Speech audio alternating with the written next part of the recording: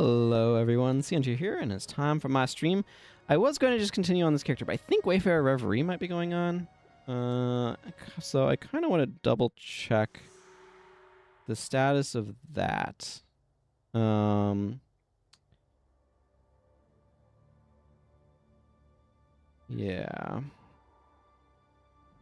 Not that one. Oh, I visited Tanaka Temple. Good for me. Ilona, the far north. Do I already have one of the things from the... Oh, there. What my gold I'm holding out on? How could I do that to myself? I forget what the rewards for the Wayfarer's Reverie are.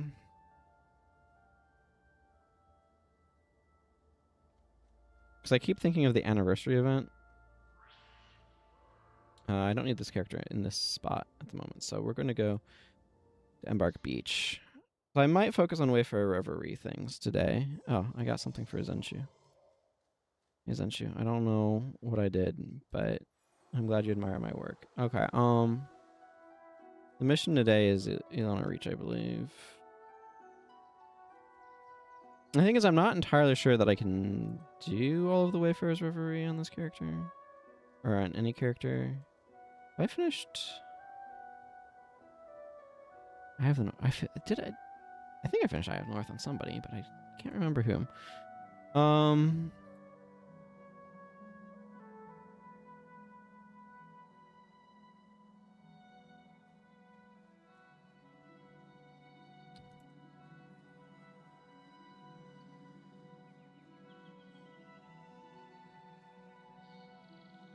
So I have the Proof of Triumph. But I think that's from the anniversary event, not the Wayfarer's Reverie.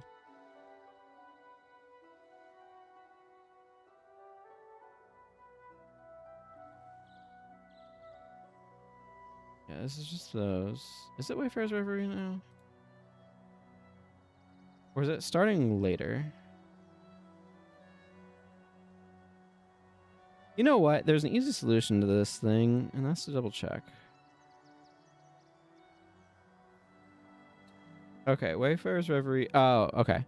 It starts on the 25th. So we'll do Wayfarer's Reverie stuff in next week.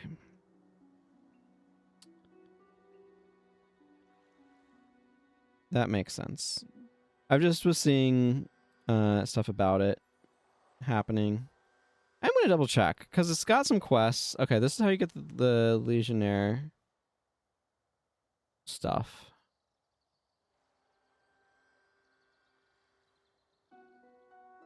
Yeah, this one's definitely less exciting.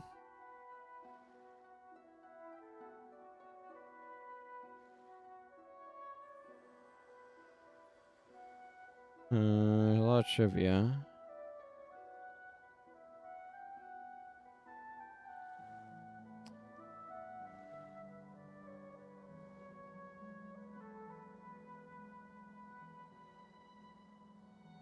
How does this Reverie gift work?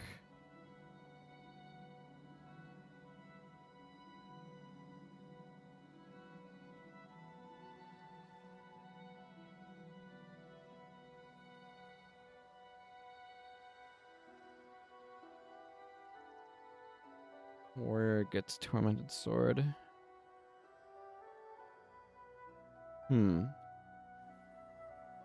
Not entirely clear how the Torment or the Reverie thing works. Okay, so with that confirmed, and also the roughly a platinum claimed from this character, let's go back to my assassin and actually advance in Nightfall. I know that's a really boring way to start the stream, but sometimes you want to double check how things work. And that was what we were just doing. Okay, so I did some skill capping and stuff and things, and now I want to see how far into Nightfall we can get.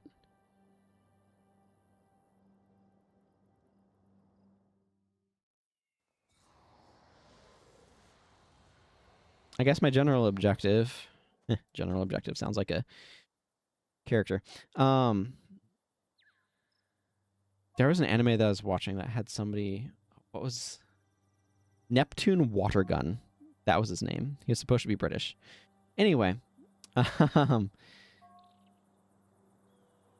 I mean, it's the same thing over and over again, right? I need to get through Nightfall so I can get elite skills from Nightfall. It's like I need, like, the quest for unlocking all skills is the quest to get characters through campaigns, as it turns out.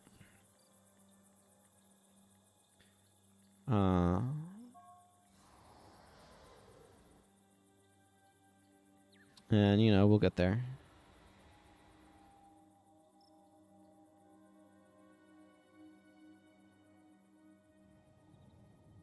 We'll get there.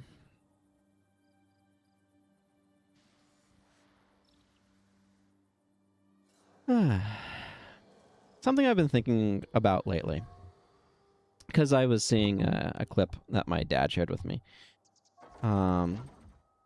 where there's basically complaints about, you know, the way that it seems like these tech companies keep making arbitrary changes to make changes, and that kind of just like keeps making things worse and whatever, which like certainly feels that way, right? But you know, something that I've been thinking about lately that's kind of connected to that is one of the... Did this guy forget to be hostile? Is like one of the weird problems that we have from an economic standpoint. This is going to be a systems level discussion, just to be clear.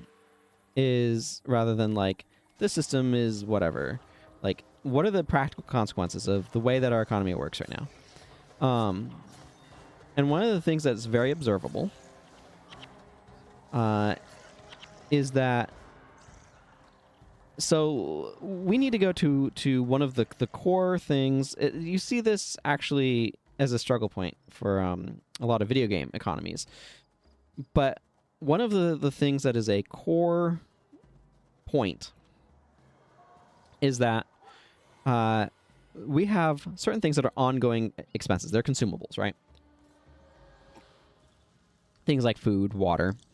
Then there's also things that need maintenance work, right? So these generate consumable expenses. This means that people need an ongoing way of gaining access to, for example, food. For obvious reasons. But we have an economy where farming is a specialized job, not a common job. It used to be like the vast majority of the population were farmers.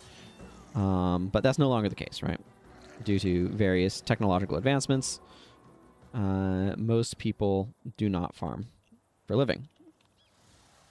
So that means what people do has to be something like they have to be able to keep doing a job. And like to some extent this sort of works out. There are plenty of things where, like, for example, you need to keep making screws to some extent because screws naturally wear out over time and have to be replaced. You need to keep making lumber. Lumber eventually breaks down, etc.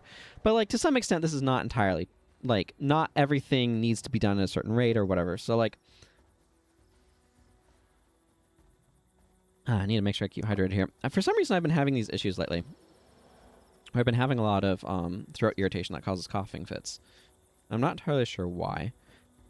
But anyway, when you look at the realm of software development, one of the challenges is you need to keep selling stuff in order to be able to make money. So that way you can pay for ongoing expenses.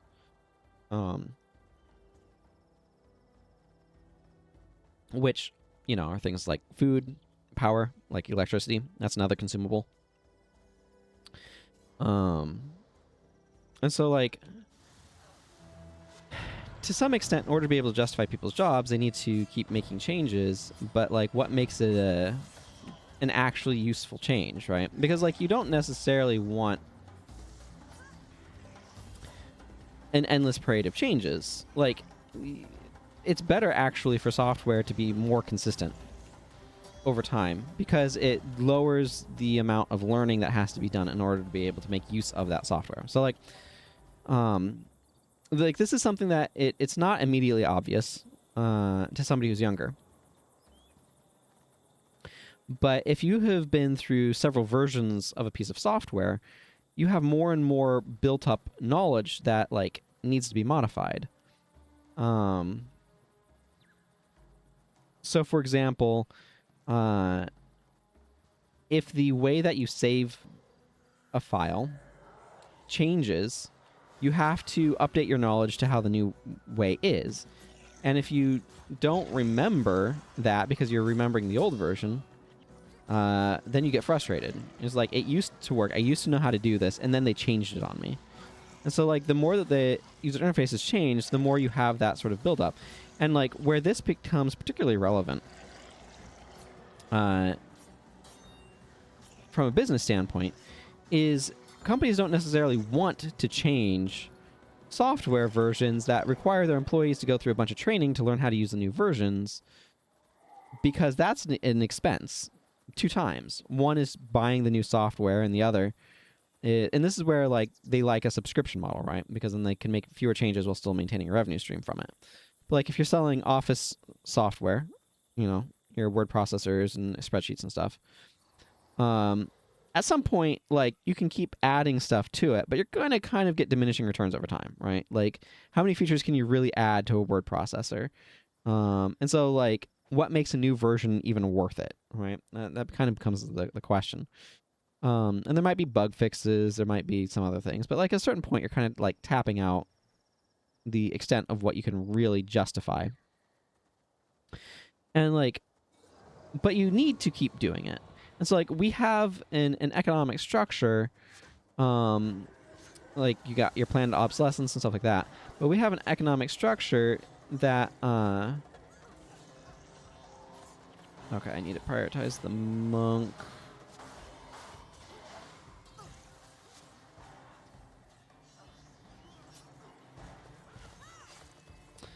But just try to finish the thought. We have an economic structure that, it wants you to be able to keep doing the thing in order to be able to keep making money. But sometimes that's not ideal. So, like, the best way of describing this is treatments are better than cures. Because you can keep treating somebody forever, but you can cure them once. Right? Like, theoretically. So, like, from a... It is counter to what is actually good for society, for humanity. Like, needing to turn somebody into a continuous income stream, right, is bad for society when it comes to, like, healthcare. It's pretty obvious when you state it that way, but there's lots of other things that work this way. So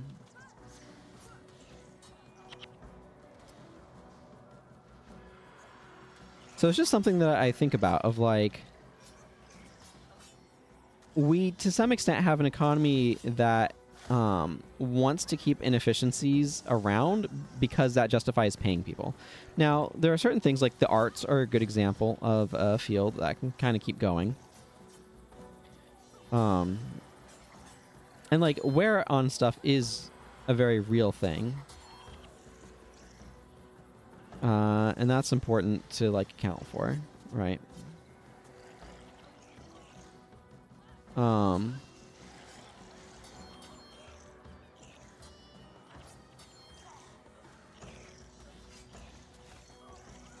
like, you do need people to, like, keep making stuff from that standpoint. But there are certain things of, like, you know, there's an incentive to make stuff that has to be replaced more frequently. There's an incentive to, like, be wasteful, so that way you can keep doing the thing and keep making money. And I don't think that's actually good. I think that's bad. But, like, it's also a hard problem to solve for when people need to keep making stuff in order to be able to live, you know, in order to be able to purchase food. Because most people are not growing the food that they need to eat. So it's, like, it's just interesting to think about, like, how do you approach this sort of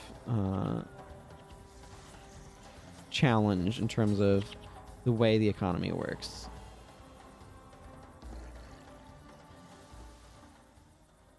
And it has to work, you know, to some extent. Like, we'd have to revision what the economy even means. Like, this is where we also kind of get to, like, what Star Trek has, right? Where they're post-resource scarcity. Because of replicators, arguably. And so, suddenly people don't have to work to live.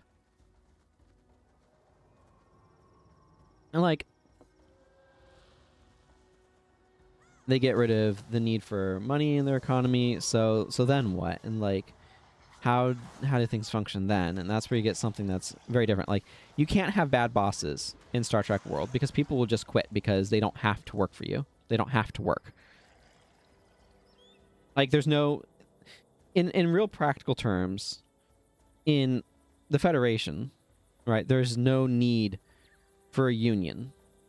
Because unions exist to be able to get better working conditions. And you need better working conditions because you have to have a job in order to be able to get the money you need to eat. Or you can own enough stock, but like, and get dividend payments, so you're profiting off of somebody else's labor. But, I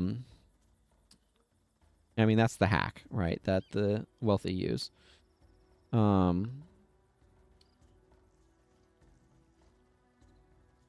Much better to make money off of somebody else's labor than to labor for the money yourself, right?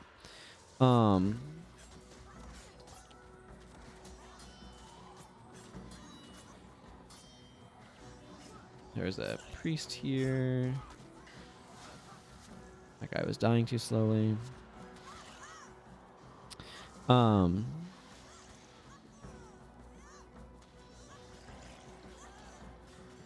But anyway, so like in the Federation, where like that's no longer the case, you don't need unions because there's no need to work for anybody. Like, work is something that you do for a sense of fulfillment and purpose, right? Not for survival. So like the very relationship with work is different. And so like the reasons why you're working are different. And they're better reasons, presumably, than what we often have now. But like... Or they can be. Like, some people can work for those reasons if they're being paid well enough that it is, like, feasible, but...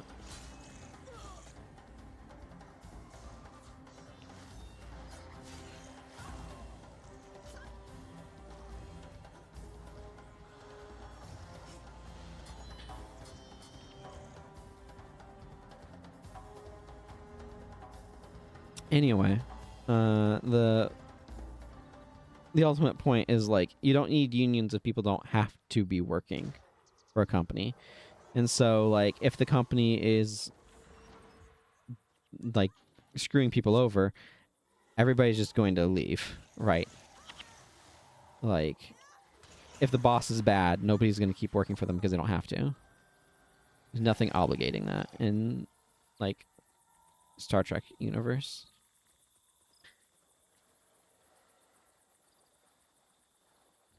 And that's part of why, like, I think a universal basic income would have a lot of very immediate effects that would seem very negative, right? Because a lot of people would quit bad jobs. And, like, what makes a job bad is most often a direct result of the behavior of the person employing you, more than the content of the work itself. You'd also have people who would be quitting for other reasons. They could, like, take care of people. Maybe they're working too many jobs now. They don't need to be working as many jobs, things like that. Like, there'd be a lot of knock-on effects. So it might look bad economically at first, but it would get society to a healthier place, I think. Because one of the most powerful tools you can have in any sort of negotiation is the ability to say no. And a lot of people do not have the ability to say no when it comes to work, and universal basic income could change that equation. So the average quality of work, of, like, jobs would go up under universal basic income, I believe. But it would make things look bad at first, I also think. As the changes that would be resulting from this redistribution of bargaining power come into play. Yeah, there's one more taskmaster.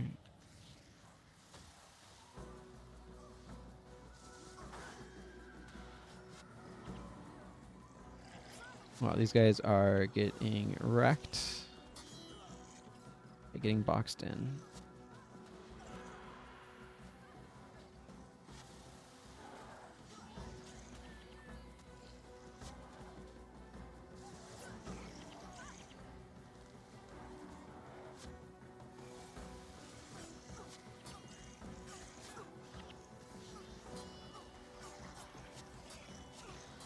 Well, these guys should not have bunched up if they didn't want to take infinite damage.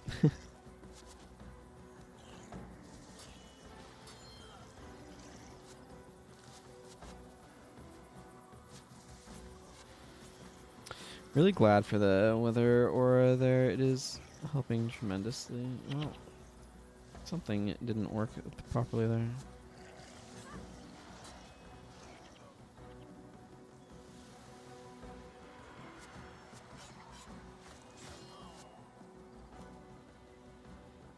Okay. Hey, Mr. Jack. If nobody had to work, initially not many people would, because not working would be an awful thing. Yeah, over time when people would want to work but not doing something. It's like retirement. Eventually you get bored and want to do something. Yeah.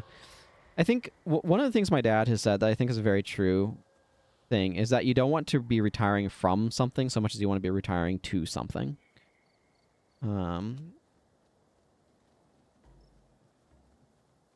So like it would be very interesting to sort of write the thought exercise of the transition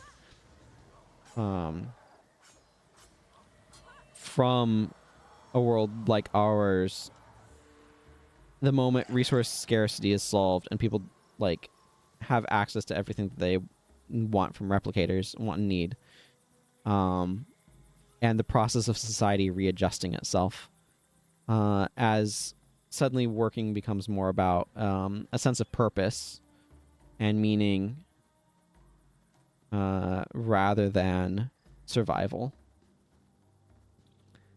And like taking pride in making society function and things like that, right? Because you need people to be doing maintenance. You need people to collect the trash and maintain the sewers and distribute food and all of these sorts of things. But like when it goes from doing that well becomes like a point of pride or a point of self-satisfaction. It's like it's an entirely different conception of how society is even like organized and such that I think would be ultimately a vast improvement, but like it's very difficult to transition. The transition has to go a very specific way, I think. Even if we don't reach real post-scarcity, I believe we already have the means so that everyone can have their basic needs provided for. Yeah, we don't have a resource quantity problem. We have a resource distribution problem. Because the way that we decide how to distribute resources is based upon income, is based upon money. Did I open the cell? I don't think I did. No, that looks open. Yeah, it is. Yeah, we have... I mean, greed is the fundamental problem, yes.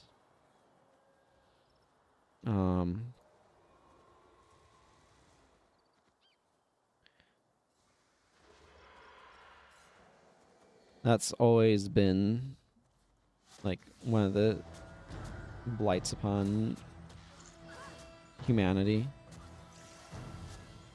or long been, perhaps is more accurate.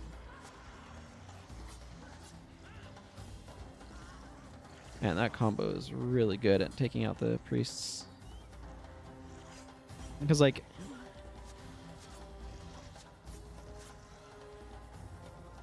And, like, a lot of it is people are looking... Short-sighted is not the... I mean, there is some short-sightedness, but, like, it's very, like, self-sightedness. Like, what is to my advantage at this moment, right? And not what would benefit society at large, right? What would make the world a better place is usually not the question people are asking. People are asking, how can I make my life more pleasant or more enjoyable? But then even then, it's the answers that people are getting are not necessarily good either.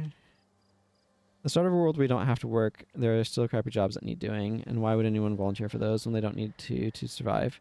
First steps are to advance robotics and AI to do those crap jobs. Yeah, there's definitely a degree of that, but like one of the things that I have consistently heard is like the quality of your employer often affects how you feel about your work.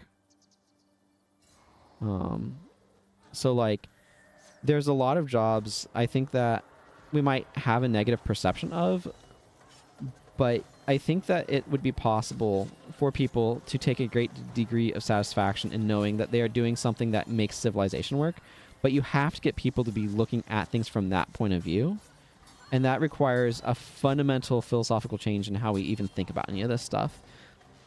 Like, it requires a much more collective view of society to kind of be a baseline rather than a self-interested view.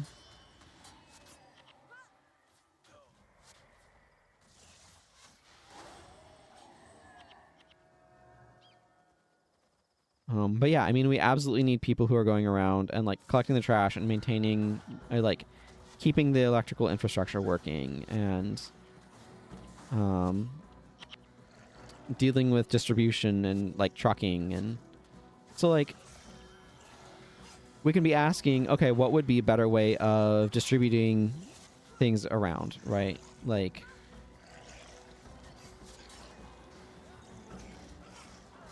because our current solution in the United States is a lot of trucks, a lot of semis, and that's arguably not the best job. There's going to be some people who like it, maybe not enough people. But like it is a question of like, how do you get, you know, your lorry drivers or whatever, how do you improve their quality of, like, the quality of that job and whatnot? But like, but it is a difficult question, and I think you're right. Things like robotics can help.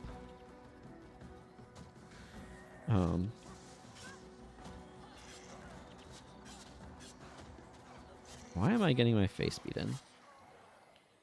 Where are my healers? What are they doing?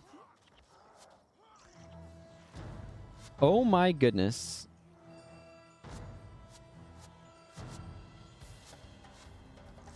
Friggin' some doofus was body blocking my healers. That was tragic.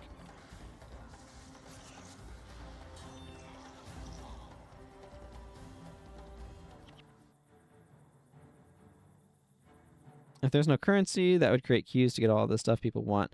After all, production can only put out a certain amount, a certain time frame. I guess maybe people who volunteer to do crap jobs get your priority on any waiting lists. I mean, that's certainly one way of approaching it. I don't necessarily think currency is a bad idea in and of itself.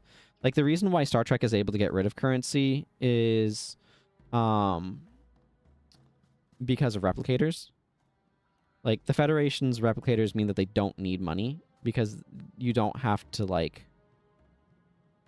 have some way of managing distribution. The problem is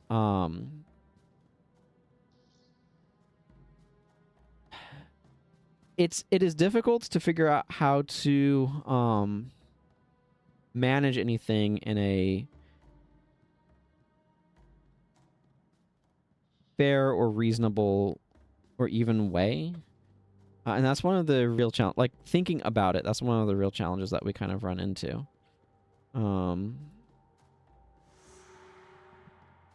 Because like you could have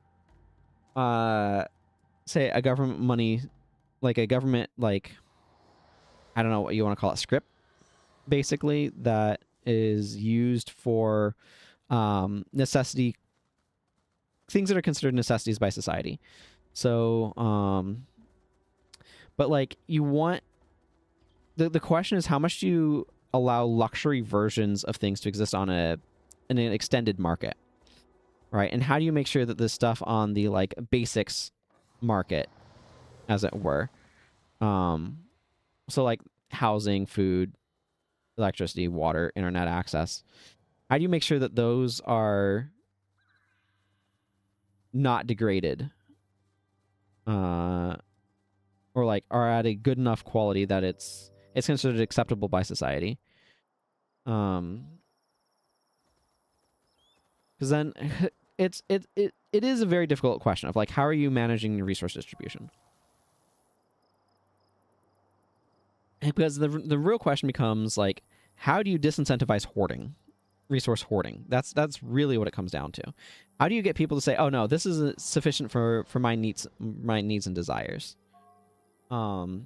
Instead of people being like, I want to hoard all of the things. Because like we see the problems of hoarding. And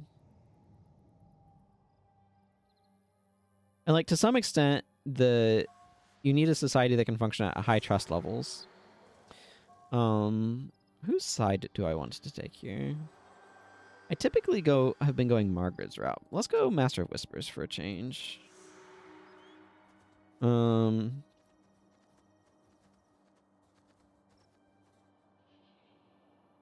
Yeah, he needs me to do the test. Because, like, you're right. Like, you either have people, like, putting themselves on wait lists or... Like, so you... Like, currency helps limit sort of the flow. Yeah, exactly. Like, any sort of, like... The mind shift, change from a resource scarce society where society believes that there's not enough to go around, right? That's resource scarcity. Resources are scarce. Not everybody can have enough. To everybody can have enough, and there's even a surplus that can go around. That like, then how do you manage that surplus, right? So like when it goes from the question of how do you fairly distribute a surplus or like reasonably distribute a surplus, to how do you manage like everybody scrambling for their piece of the pie? Because like it's a really hard problem to solve. It is a really hard problem to solve, and it does require a fundamental cultural, like a different cultural approach, is kind of required for it. Now, I think I'm still getting Master of Whispers unlocked.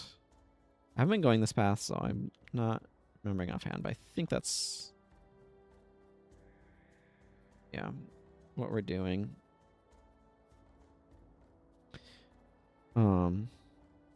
But yeah, like you said, people need to realize hoarding isn't necessary.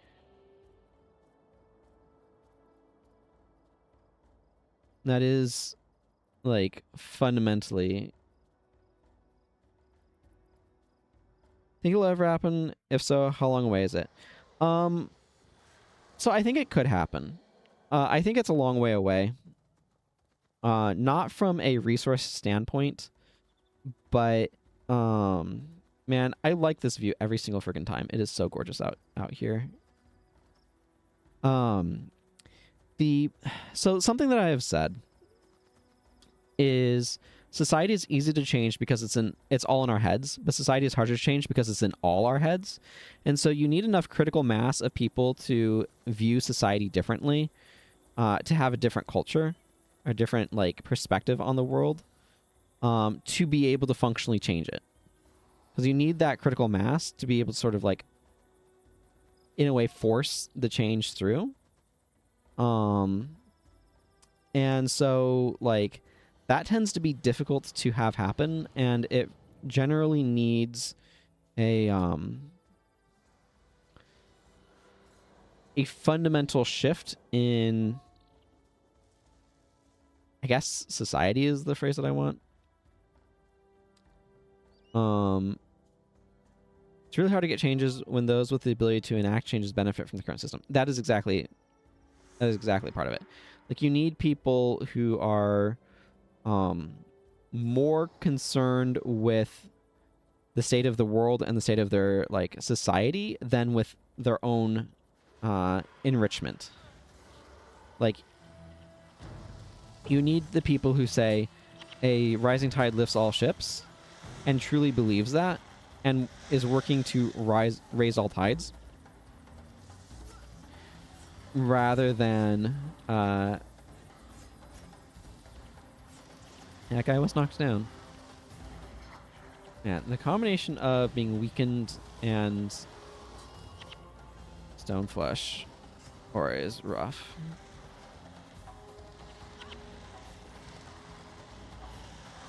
So it's really hard to change because it requires such a like change in how we approach things. At bare minimum, like I do think there are things that are pushing in that direction. Pushing the politics of care. Yeah, probably. But like you need generations who are against the idea, or like who have a different mindset about how the world works. You probably either need them to have their eyes opened to what is possible, not just what they think is like, because like one of the things that you run into is there's a real sense of this is just the way the world is. You can't change it, and you have to get people who are idealistic enough to say this doesn't have to be the way the world is. And that's a really difficult shift to cause to happen.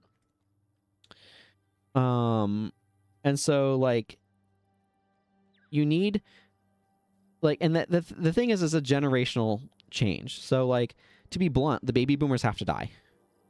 Like a sufficient number of the baby boomers have to die because they're not all of them, but from what I can tell, on average, their idea of how the world works is not one that envisions the distribution of prosperity, right? Particularly in the Western world, the democratic world that fought against communism. And this is especially true in America. So, like, Europe is probably closer than America is to the sort of thing we're talking about. I should grab this priest bounty.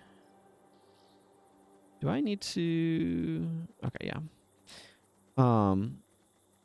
But like particularly in America, the idea of how the world works, it is very difficult to move to something that is more a more caring society when the right-wing party equates caring society to the downfall, a caring society to a society that is crumbling and dying, right? Because that's functionally what happens.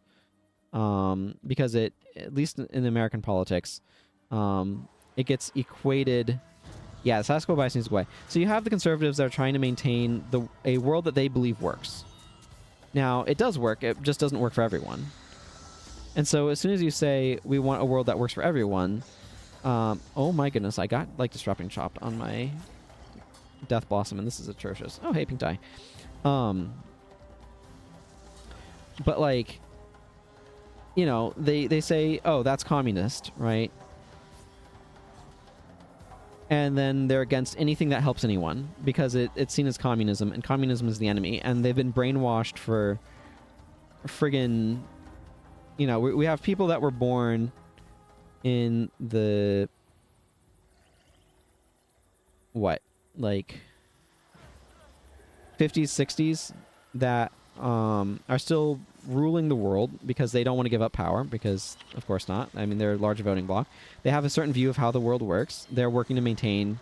They are operating the world according to that understanding of the world. It's not the only understanding of the world that can work, but it's the understanding of the world that they have. And so they maintain it because they believe that's necessary in order to ensure the survival of civilization as they know it. And it is, and to some extent. Yeah. That were born in the height of economic growth when economic policy was extremely different than what it is now. Tax rates were very different. The view of how things should function was different. Like, so much of what has destroyed the modern world came about in the 80s. And there's just a confluence of different things that are happening then. So, like, they inherited a boom that did a better job of distributing resources across a broader swath of society, and then made it into a hoarder society. Like, that's functionally what happened. And they also spent, you know, like, the Cold War ended, what, like 92? Something like that? Early 90s, late 80s. So, like, you know, I grew up in a world after the Cold War. So, like, to me, the Cold War, you know, like, it's friggin' that line in GoldenEye, a relic of the Cold War, talking about James Bond, right? And, like, I think future James Bond movies probably should be set during the Cold War, but that's a completely separate discussion. But, like, you have a fundamental thing here that's going on where,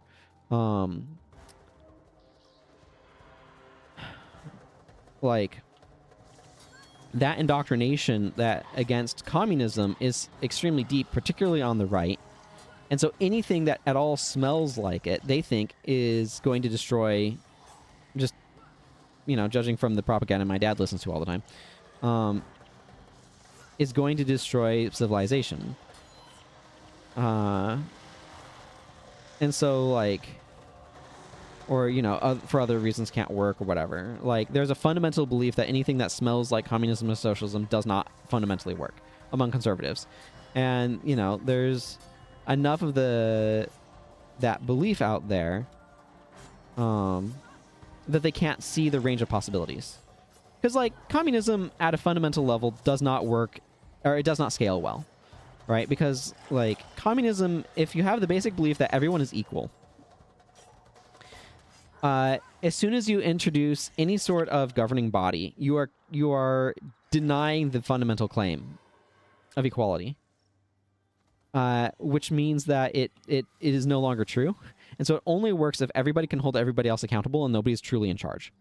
Like, if there is nobody truly at the top and everybody is equal and everybody is equally responsible for holding everyone accountable, then communism can work. But that simply does not scale to a national level. So, like, yeah, it's very challenging to solve a lot of the problems that we have. And, like, one of the frustrations that I have with the United States governmental system is that we have a disconnect in representational methods. Or, like, our representation is disconnected. Because we're being represented geographically, but the representation is in the form of political parties that are not centered geographically, right? They're kind of almost a national entity, which has its own problems. And, like, I think being represented geographically is arguably superior to being represented. But, like, the question that we have to ask ourselves is, how do we want to be represented in a representative democracy? And how are groups deciding who's representing them? And I think the method that we have for representing things, which is geographically based in the United States, I don't know how it is in other democracies. I can only comment on the one I live in. But, like, we are represented geographically, and that has consequences, right? As I suspected. And, like, I think steel daggers can salvage steel ingots. That one obviously did not.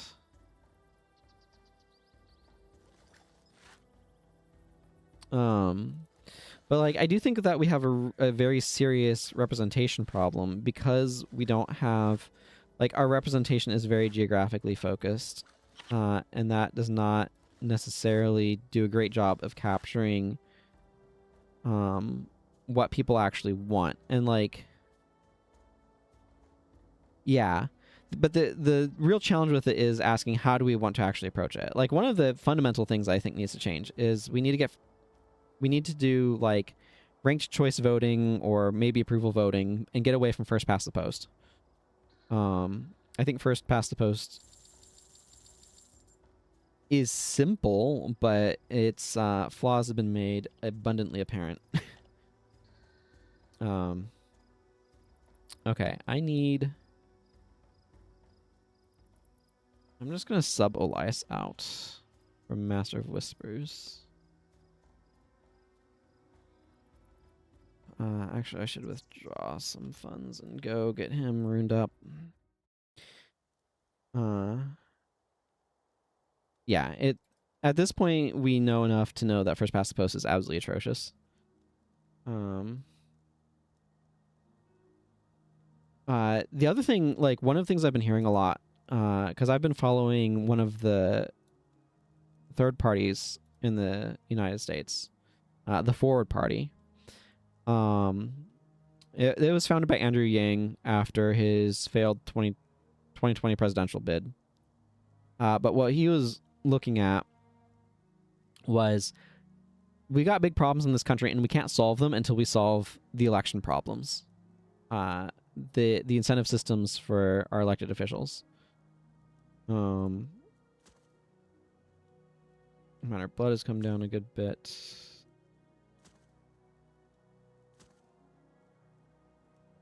I don't know why I like making Master of Whispers curses, but I do. So like the question then, or like the thing that the Forward Party wants to do is they want to improve the quality of our representation and things like that. Yeah, there's been a lot of discussion about that. I mean, it's a fairly new limit, because it was instituted after FDR, so I don't really remember exactly what the timeline is for the amendment that limited the president to 2 terms, but FDR had like died in his 4th term or something like that. So that, you know, that was middle of last century, so it's actually a fairly new thing. But yeah, Trump's not, I don't think is Franklin Delano Roosevelt, so the president of the United States of America during World War II.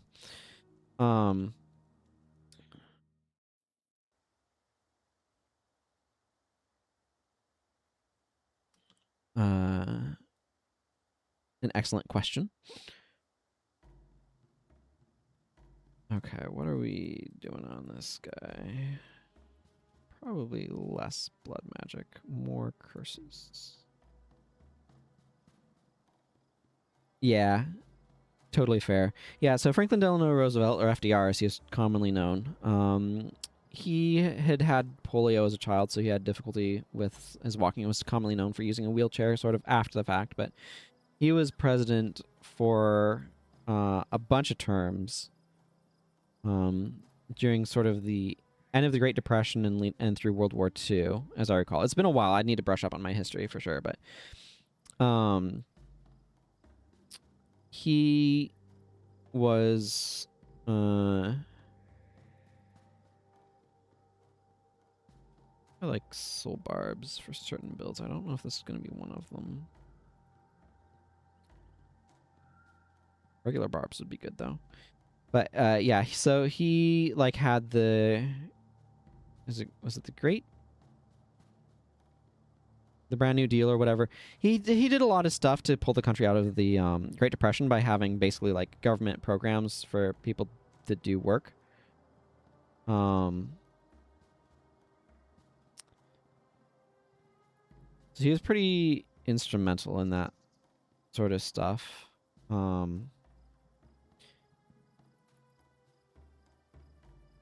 What secondary do I want on this character?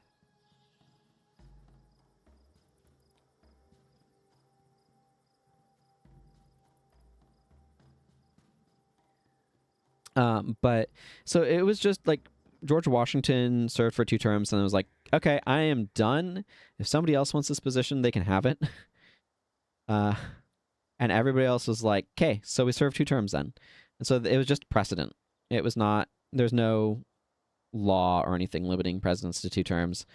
And so after FDR had served like, was on his 4th term and died in the middle of it,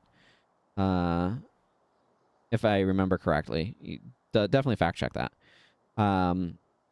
Everybody got together and was like, okay, maybe we should like make that or have that be informal. Maybe we should make that like an actual law. So it was made to be an actual law. That presidents can only serve 2 terms. So, like I said, that would have been instituted in sometime probably in the middle of last century.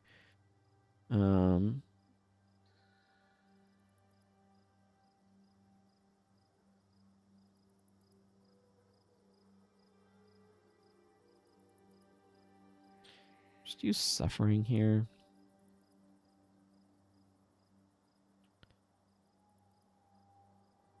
Well, Barb's isn't terrible. I think change might be closer than we think anyway. The rapid rise in AI at the moment, jobs are already being lost, and the government here literally doesn't know what to do about the inevitable rise in unemployment.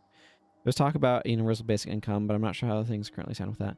Yeah, so like, again, this is something Andrew Yang was talking about in his 2020 presidential bid, is like automation is coming for jobs, and what's happening is jobs are being replaced by things that are not workers, and like the number of people you need to like maintain the robots is fewer than the number of people that would have been employed before them.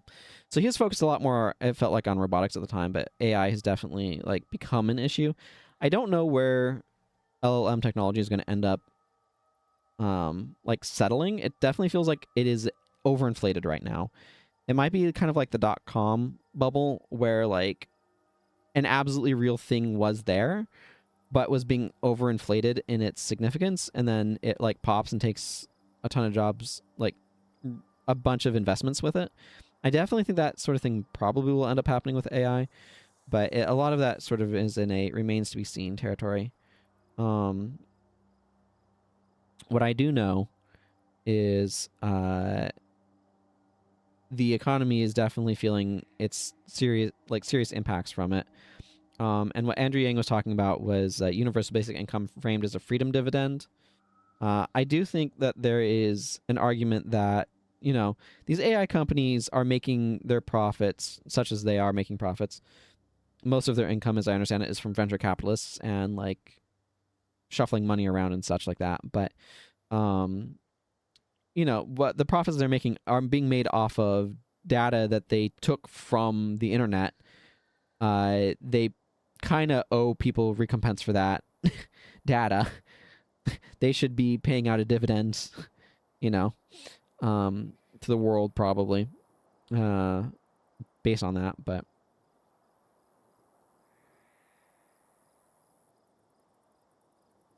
we'll see what sort of account is held. They're able to be held to, I guess.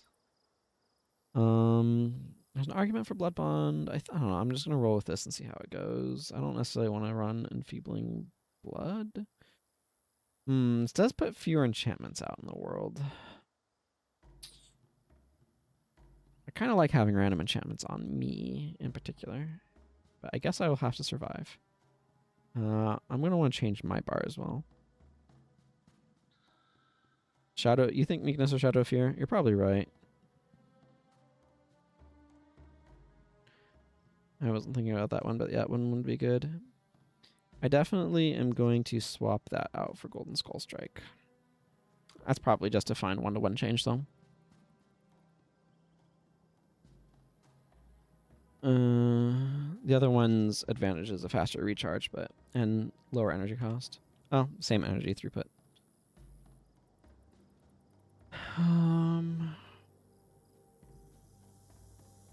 I'm not too worried because I do have Shelter Union stuff.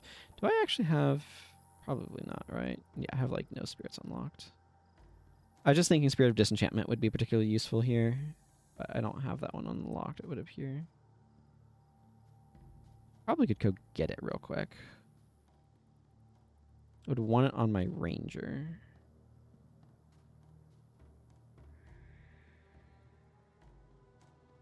Let's check that out.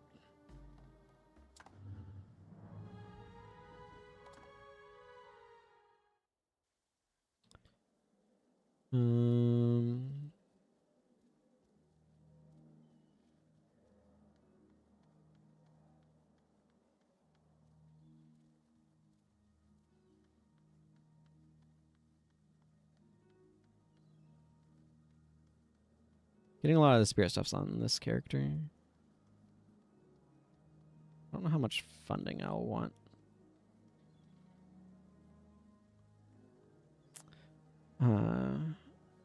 But it is difficult to like... Do I have Shattering Stall? Unfortunately, no. Also, I am wanting to use Golden Skull Strike for the days. It has like a 13-second days for me right now, which is very good. Okay. There's a few binding rituals. I'm just gonna grab like 5 plat. Disenchantment. Let's see. Can I sort this by type? Yes. Let's just grab the binding rituals available here.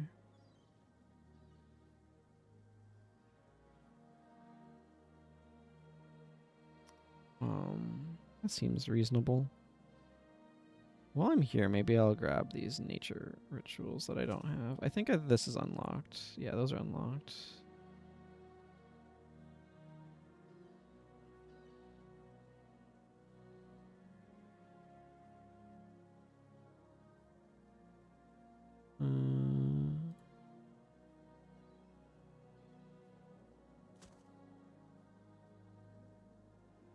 I'm just grabbing some other random skills while I'm here. Bye.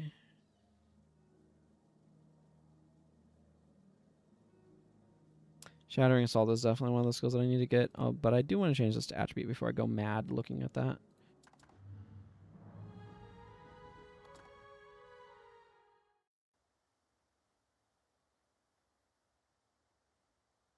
I will say that Shadow Song is extremely useful, but I think Disenchantment would probably be better here.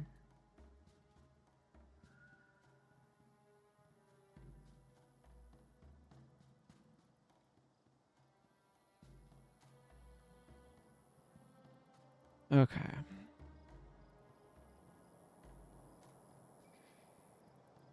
Panic will probably carry to some extent too.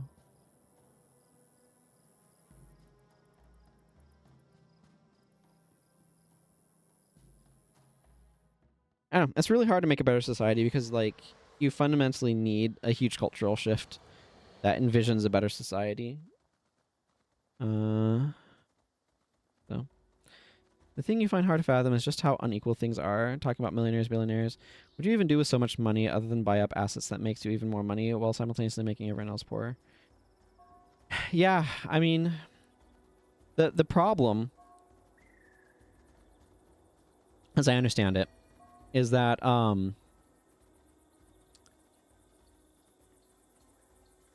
like, so some of that stuff is complicated, but my understanding is that a lot of those people at the top are looking to be at the top of the Forbes richest person list or whatever.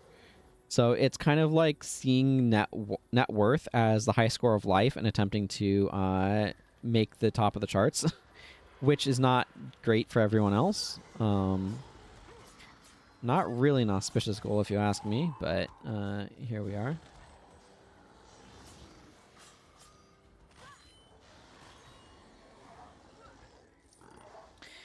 It is tricky because, like, once you're getting up to those levels, like, most people see most of their or have a hard time understanding net worth, I think, because so much of what people think of as their money is in the form of their income, right? Which is totally understandable.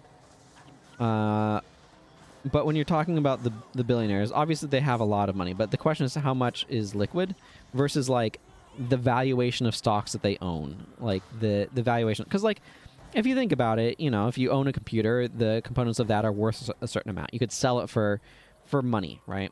And so that's part of your net worth. It's just it might be a considerable part of your net worth if you are if your bank account is, like, at zero. But you don't think of it that way because you don't intend to sell it. But it does have value. And if you had to sell it, you could. So, like, there's a lot of things that are, like, make up net worth. But if you spend all of your time not owning things and renting stuff, like, if you are paying rent on an apartment right? That you don't have any equity in that. You can't sell it for money. The owner of the apartment complex could sell it to somebody else for money. But, like, once you get up those higher levels of wealth, so much of it is caught up in asset ownage. And so it's like, you know, how much of Elon Musk's net worth evaporate overnight if Tesla suddenly went bankrupt, right? And if its shares of stock became zero. We saw in a lightning video visualizing money with pasta. One pasta piece was 10,000 pounds, so 3 bits of pasta is the average annual income in the UK. A millionaire has one entire bag of pasta. A billionaire has an entire kitchen filled with ceiling with bags of pasta. Yeah, it's absolutely absurd. But, like, it is the difference. The difference between liquid money and ownership is also significant. Now, the problem is, the people with a lot of stock are able to leverage the ownership of that stock to be able to get loans, functionally, for a lot of money. And so, like, they have weird financing games that they play in order to be able to preserve their ownership while being able to still unlock the use of the amount of money that it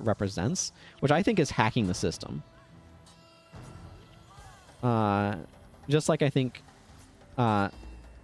shorting on stocks is hacking the system. Like there's a bunch of ways in which the stock market is used to like do financial hacks.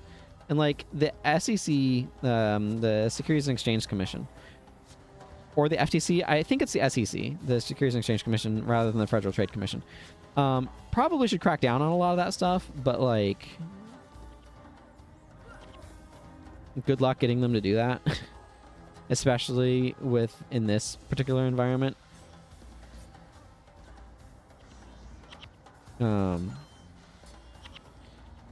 So like the financial system is absolutely rigged in the favor of people who have wealth.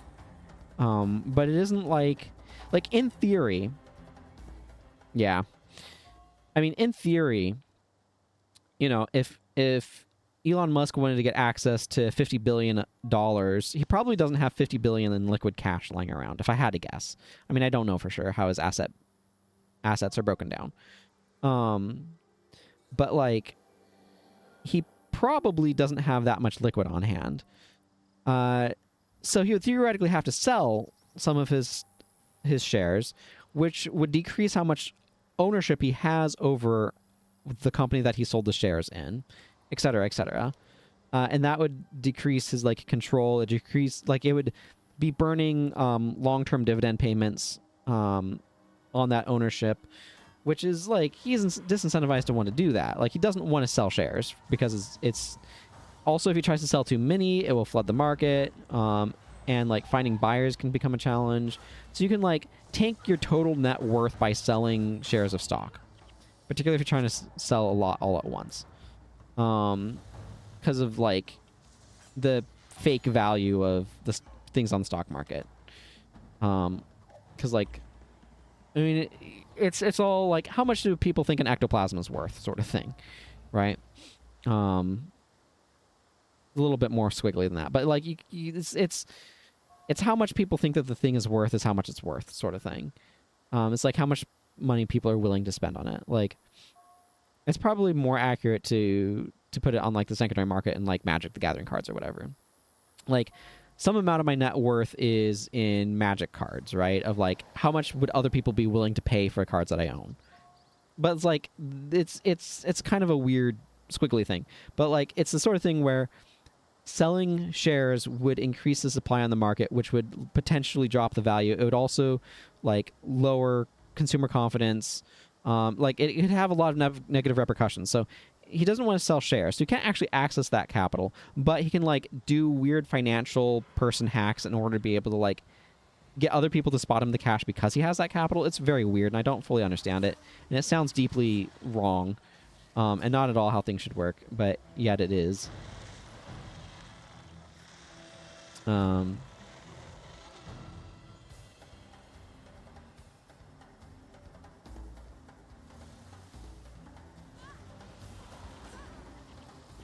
You know, I'm not sure what happened to Shelter during that, but I think I ran out of the range of it.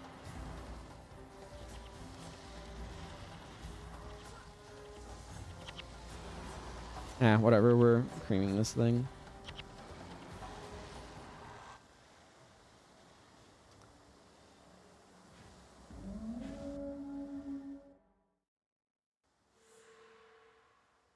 I don't know, the whole way the super wealthy work is, it's weird and complicated and seems like cheating, so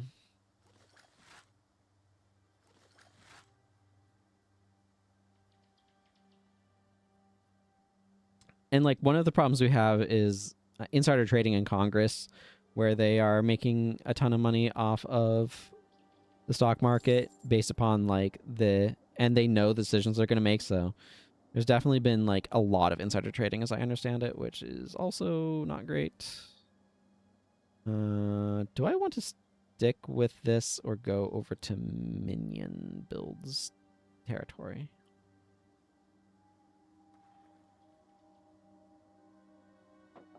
I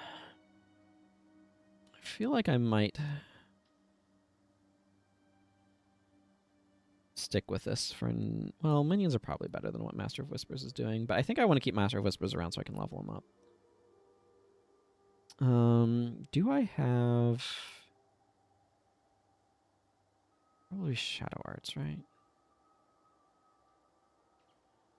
Yeah. If he moves, 50% slower. Single target, though. Yeah, corruption is pretty bad in a lot of places. I think how much of it goes on compared stuff we actually never find out about. Yeah, so like, and there's like weird multiple levels of corruption too, because it's like there's the corruption that you have in places like India or whatever that you hear about of like this government official literally will not do their job unless you bribe them to. So it's like the corruption that is causing the average person to have to like bribe officials to do their job, basically. And then there's the like corruption of the government officials are exploiting their position in order to be able to like enrich themselves. And the US is much more the latter, which is still a problem, but it's a different kind of problem.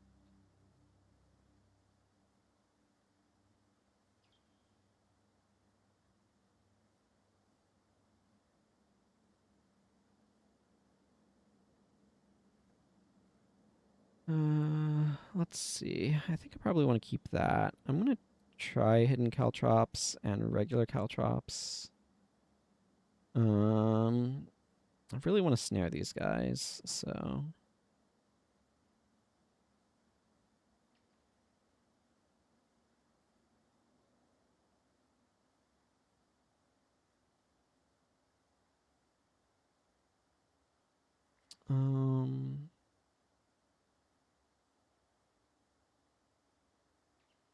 This is net neutral.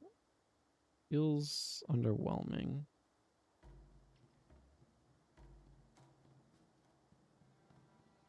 Energy will probably be okay, right?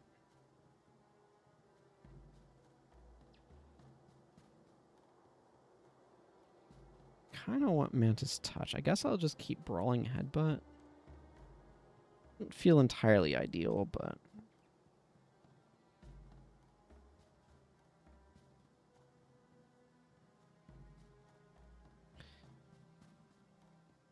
Yeah, like the corruption just looks different, right? It's I would call it grand corruption rather than petty corruption, if that makes sense.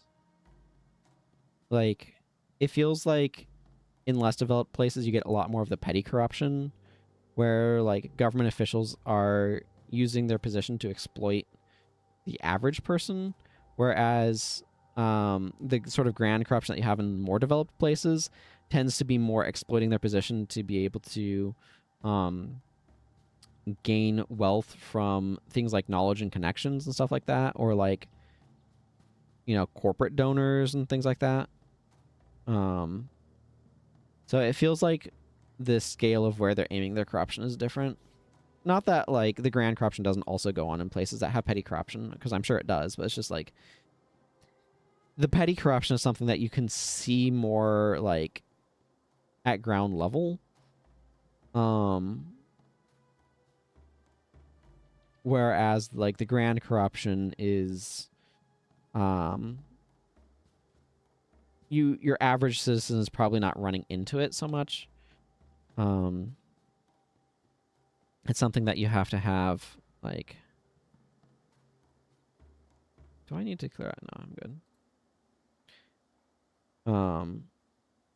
You know, the grand corruption is something you need to, like, hear about. Because you're not... excuse me. You're not encountering it directly.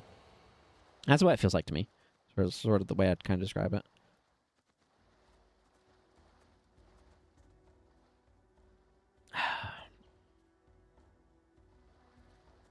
This part sucks.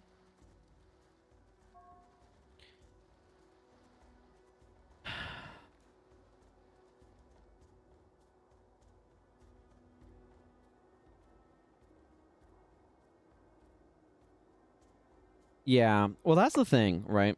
Is the sort of crime that tends to get punished is smaller level, like more direct crimes. I think we need to institute a corporate death penalty.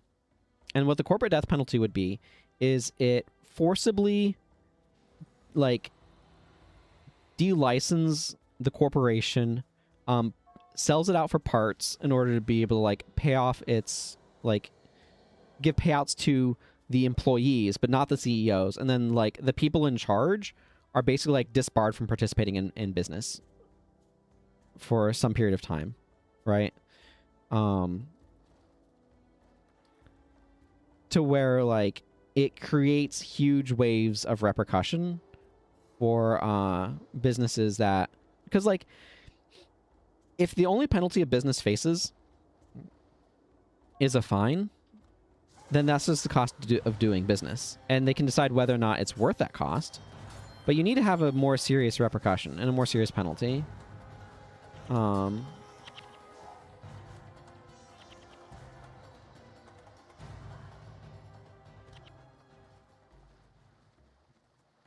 And like the same thing for like politicians and stuff. Like there just needs to be like the sort of white collar accountability, and not just like, you know, if you steal from one person, that gets you landed in prison, and if you steal from 1 million people through like wage theft or whatever, that gets you on the cover of Forbes, right? You know, that sort of concept. Like that gets you called CEO of the year. So we need stuff to kind of even that out.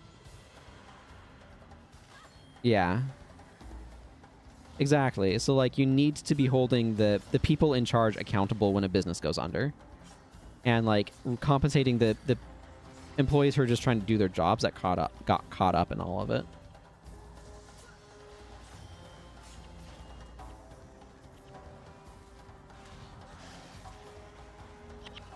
So like CEOs need to be held like criminally liable for when their companies do things that like the CEO of Boeing that like was pushing for them to cut corners so they could increase profits at the cost of safety should be in prison. Like you are responsible for making decisions that resulted in deaths. You should be facing like murder charges. Like criminal negligence sort of thing, in my opinion. Like you need to be holding people like you need to be holding businessmen legally accountable, potentially criminally accountable for their decisions. And like wage theft type things, like that needs to be something that can be charged as a sort of robbery that can land the people who are engaging in the practice in jail. Or otherwise, like, actually consequenced.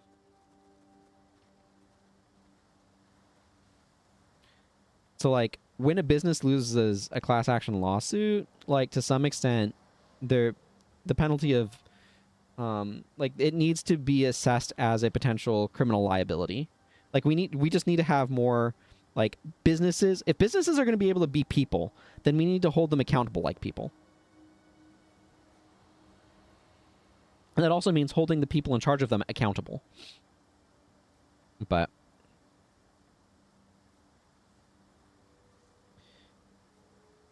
it feels like the entire point of being a business is to be able to shield yourself from accountability, and I don't think that should be true. But, like, at the same time, you do need to make sure that there is, like, a degree of room for, this is unavoidable sort of things. Like, malpractice charges and stuff against physicians. Like, you absolutely need to be able to hold the physicians accountable who screwed up, but there are just some situations that are irrecoverable. And, like, you don't want to be holding people, like, responsible for things beyond themselves, you know? But anyway.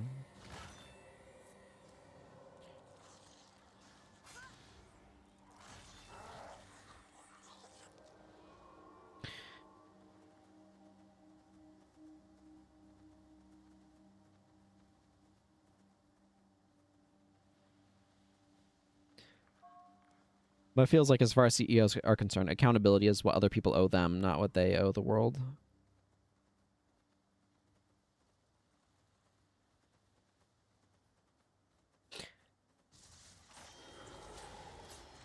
Kind of related, but not really. You also find it crazy how in the U.S. employers don't have to pay minimum wage if tips bring in earnings up to that level. Okay, so it's stupid.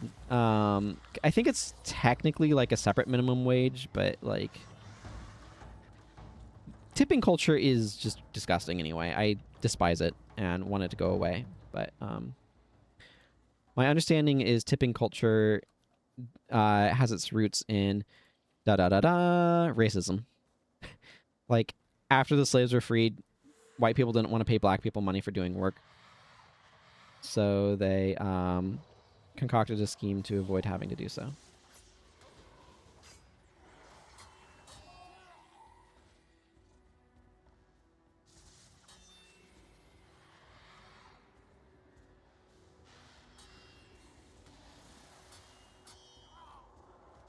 Well, hopefully I got that. I don't really know what the range on those are, but I think I got it. Hooray! That one's always tricky. But yeah, like, tipping is nonsense. I despise tipping. Part of the reason why I hate tipping is because it's, like, this unspoken rule of, like, when are you supposed to tip and all that sort of stuff. Like...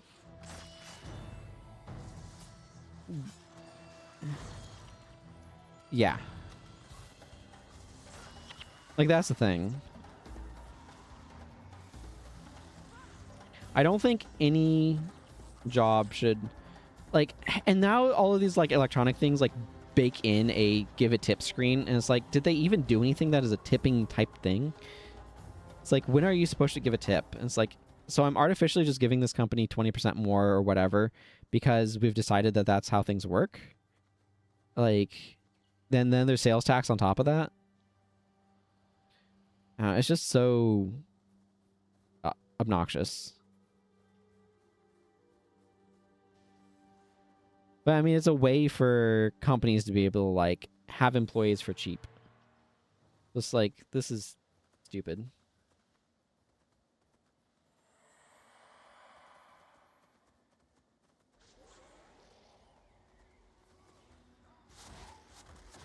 Yeah, there it is. I knew that should be coming. Everyone get underneath here. Well, underneath here better than that, please.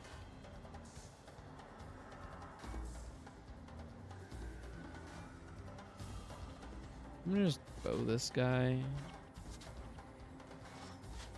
Will I get any crits off of this? Probably not. Oh, whatever.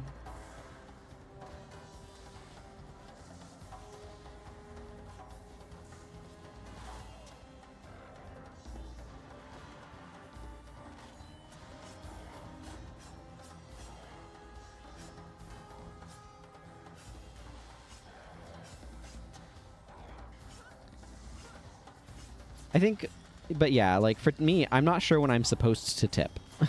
I guess is what it kind of comes down to. And like, it kind of feels awkward to not tip if it's like being presented to you on a screen. So it's like, I think we should, I don't, I feel like tipping isn't something that needs to straight up be illegal, but I feel like you need to have it be illegal for a period of time just to reset how it's understood. Does that even make sense? Like, good work, everyone. It was probably an easier way. I think you're right, Dunkoro. This secret passage was hardly a secret. I intend to press on to Vabbi.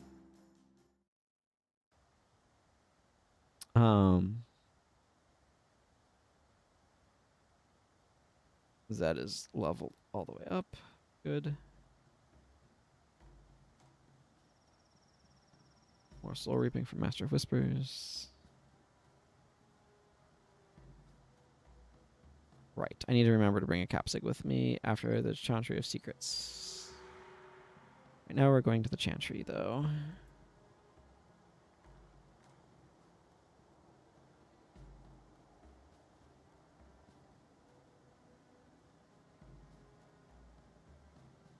What do I want to use for an elite? I like having the dash for getting around. I want to slash warrior because I kind of want to run whirlwind slash. But then I'd run like Falling Lotus, and I don't really have an elite to stick on the bar at this point. I don't have an elite dash. Assassins need a better selection of elite skills, is all I'm saying.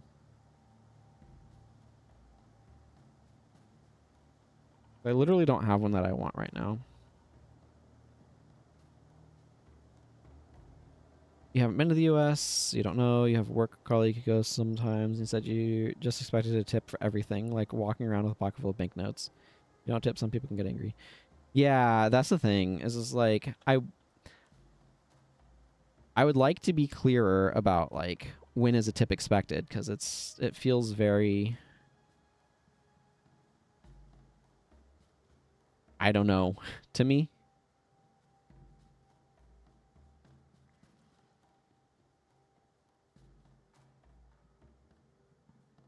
Again, I don't like tipping because it's like this weird unwritten social contract that's not well explained, and it just feels deeply arbitrary.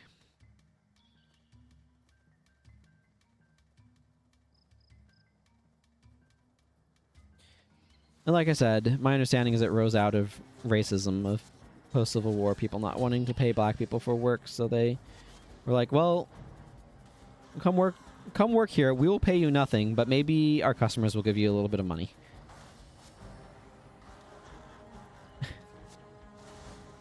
And like that's where tips originated, is my understanding.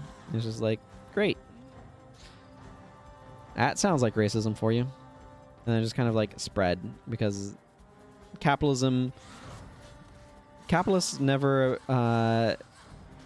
looked askance at any method they had for paying workers less.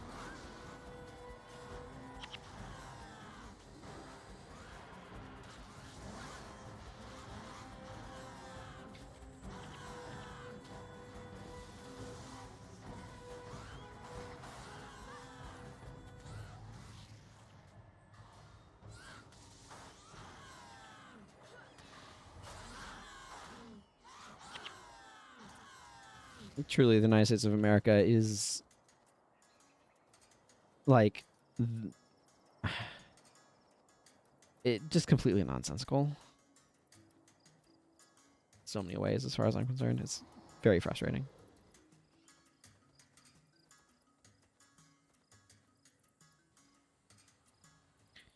But like every culture has its problems once you understand it. Some restaurants here have a gratuity charge that is presented as part of your bill. If you want to not pay the tip, you have to specifically say so. Yeah, there's some restaurants that'll be like, a gratuity is automatically added for parties above a certain size and things like that.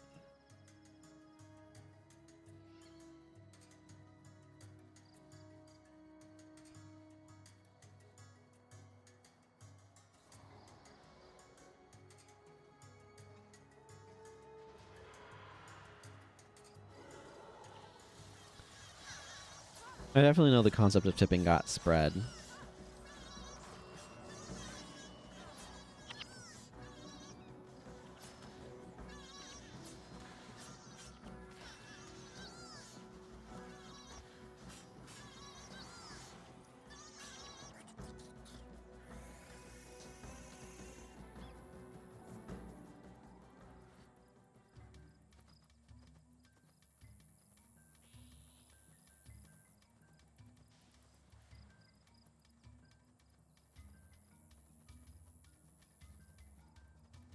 I wonder if we will get another Guild Wars 1 expansion.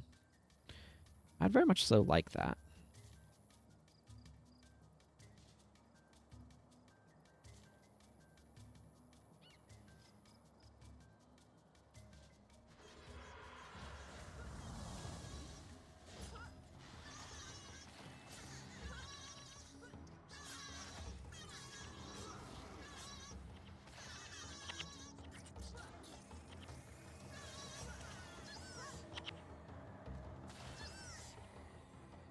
It's like, you know, are you supposed to tax or like tip your Uber/taxi drivers? Are you supposed to I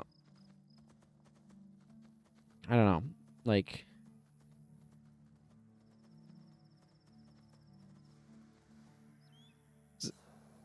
it's just companies should pay employees for the work that they are doing appropriately, sufficiently, and then tips should not be expected.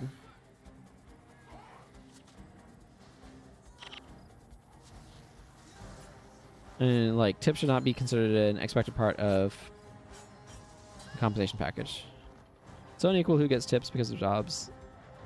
People do. Like most jobs I've ever had aren't customer facing. Only once did I ever get any tip. A satisfied customer left a bottle of wine at the reception desk to be given to the people who actually did the work. Huh. Neat. But yeah, definitely. And like, you know, I hear about women who have experimented around with like, how do they like style their hair, and how does that affect how many tips they get and things like that, where it's like, it's such an arbitrary thing of like, I think a decent amount of people just do some sort of like blanket consistent tipping thing. That person not get knocked down.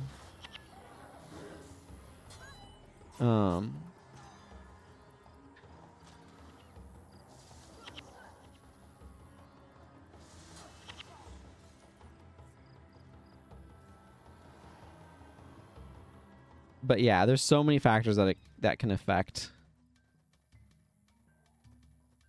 tips, including attractiveness to the tipper, or the person who's getting the tip or whatever.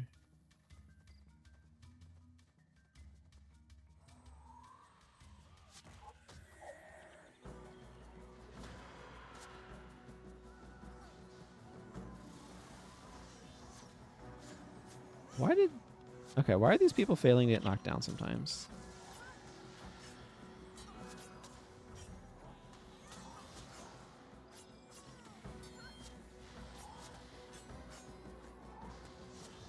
Oh, brace yourself.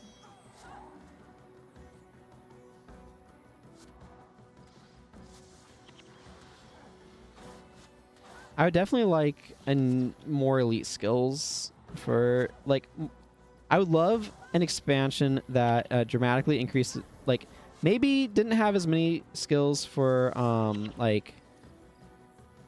the core professions, but like had more skills to really expand Paragon and Dervish especially, but then also Assassin and Ritualist some.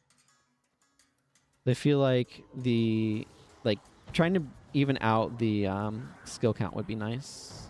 Is I guess what I'm getting at. I'm gonna have to spend some time on my Necromancer going through this stuff too, and my Elementalist. I feel like this channel has become the Guild Wars Nightfall channel of late.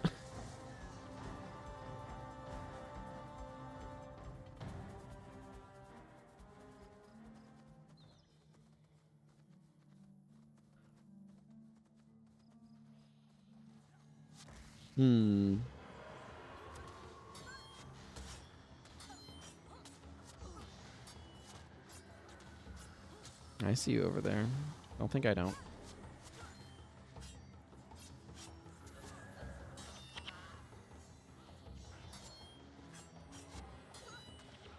It'd be good at adding skills. But I also think as your skill review project's highlighted, there are already plenty of skills. We have buffed reworked. Oh yeah, absolutely. Like there's plenty of room for balance changes in the existing skill base. I just think it would feel bad to promote existing assassin skills, for example, up to elite status.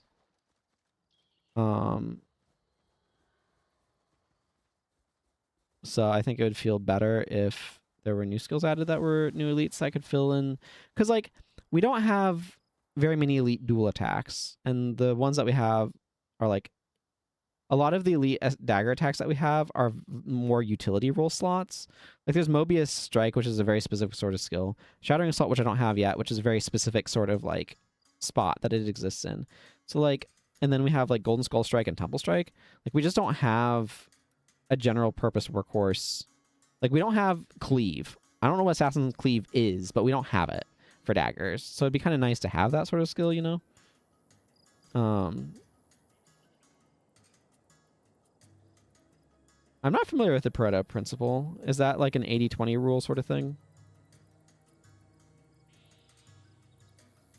I'm not familiar with the term anyway.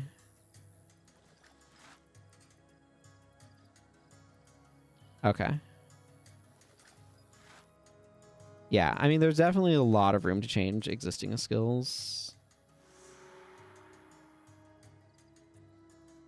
Hero skills person, do you have any? Yeah, disrupting dagger. I will take it.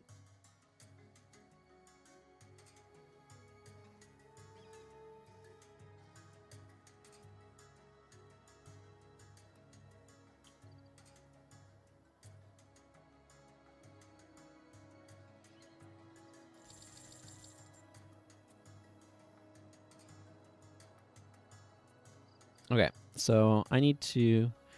I'm going to just drop these. Keep whirlwind attack. Slot on palm strike. And then add a capsig. Excuse me.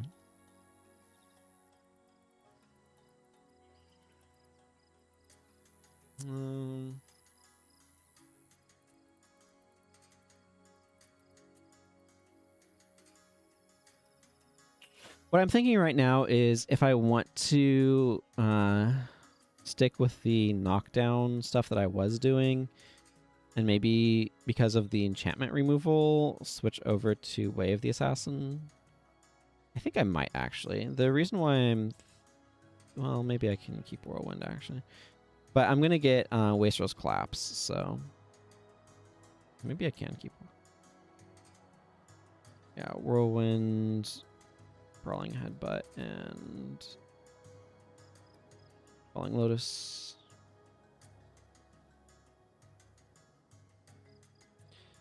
Yeah, I mean, there's so many skills I could stand to be modified. I think Elementalist also, though, could... Like, Elementalist needs not only... I feel like each Elementalist element needs more spells to kind of, like, flesh out different potential paths to take with them. I am going to miss having my movement skill.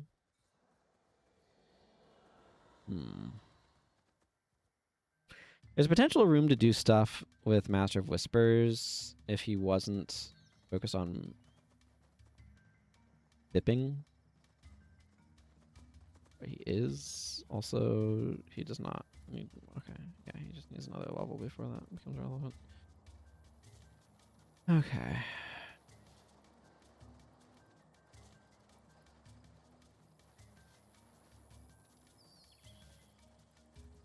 Ritualist also needs a lot of help to kind of flesh out some of its synergies and options.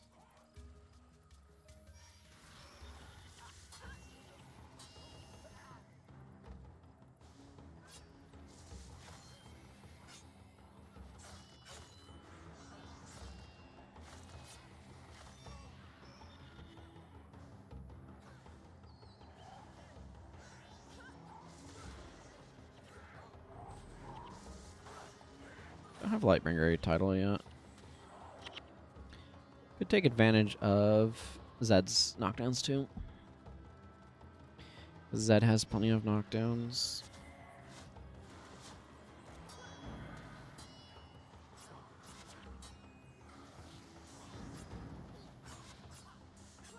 I like how flexible Necros are. You can have an MM with a little in for blood versus BIP and a little increase for blood. Yeah. Necros are pretty flexible.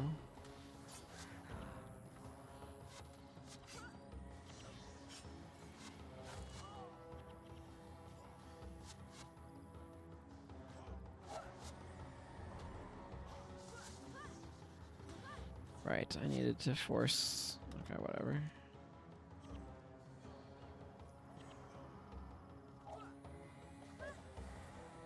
Lack of a self-enchantment is definitely a downside at the moment.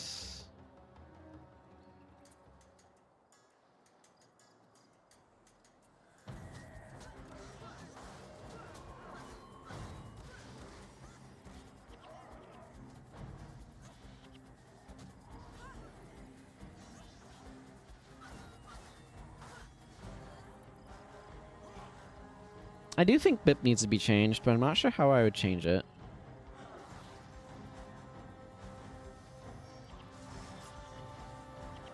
Actually, you know what would be an interesting change?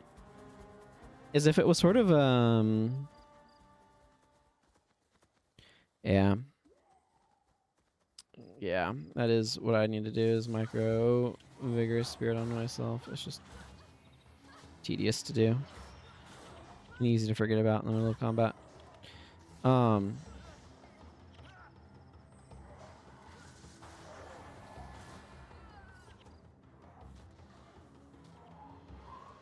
But yeah, if BIP wasn't an enchantment, but like gave amount of health, it could scale a lot more with the spec, the blood spec, which would make it powerful, but require you to actually like make sure you're investing enough in blood magic to really make it good. Which would limit how much you want to use it. That might have its own set of problems, but I don't know. It's a difficult question.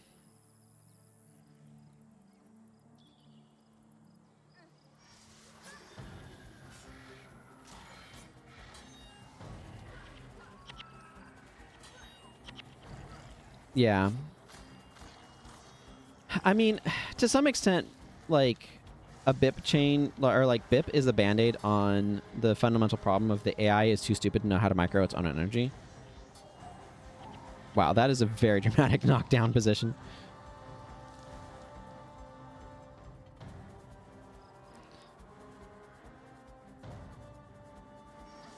Because like BIP just like simplifies builds. Wow, that was a good whirlwind. Simplifies build stuff, but arguably it does so too much. Oh my goodness. I get it. You make minions. That's what I get for not having a friggin' dude to compete with it. Because BIP is arguably like way too strong.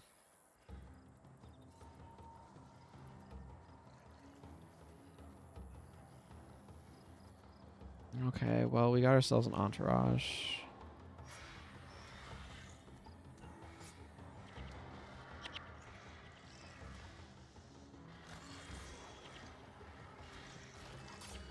Yeah. Maximum flop factor.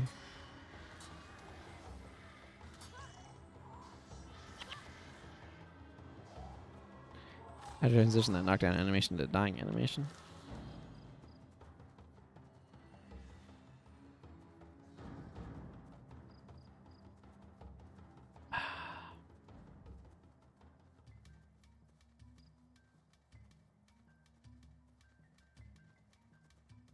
Okay.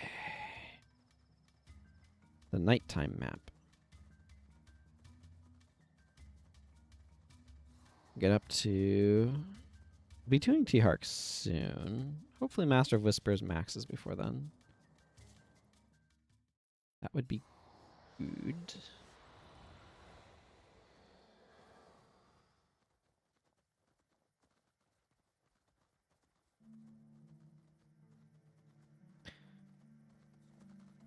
How is my sun spirit? I thought I told my character to start moving, but apparently I not in a way that wasn't body blocked.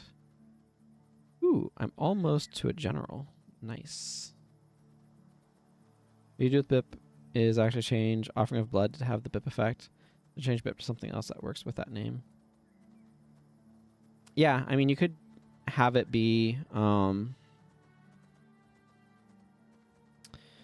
enchantment that enchanted allies' attributes are increased by N amount, but they lose health whenever they use a skill.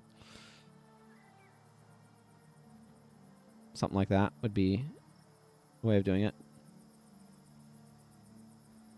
Well, Offering of Blood isn't great because it takes up your elite slot for energy management when you might as well just use BIP.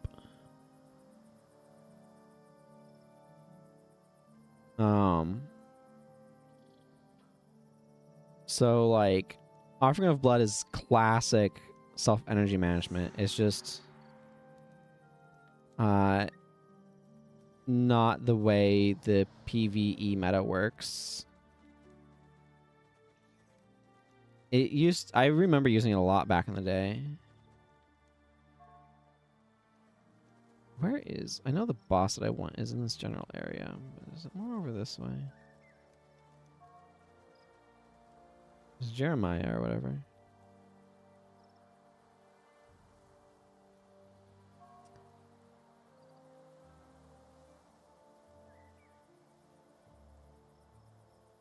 I mean, they've added more energy management over time, but I'm not sure specifically what skill you're referring to.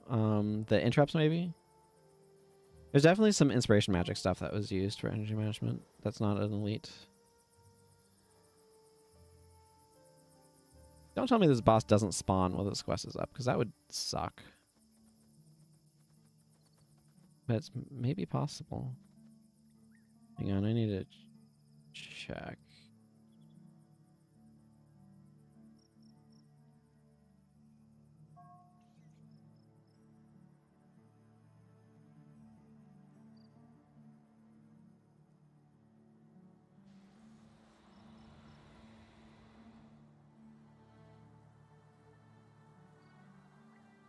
Ah.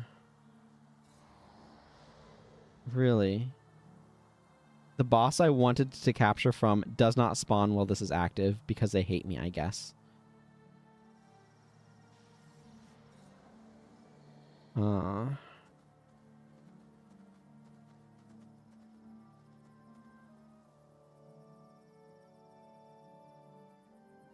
that's an interesting sort of like runaway effect. I'm not sure how implementable that would be or not, but man, that's a bummer. I was really wanting to be able to partner these things up, but they just decided, nope, that boss doesn't spawn with this quest active. So I can't. Have to come back for it later. I'm actually kind of annoyed by that. I guess it makes this area a bit less threatening, but they friggin' let the warrior boss spawn, so not the assassin or the ritualist ones, though.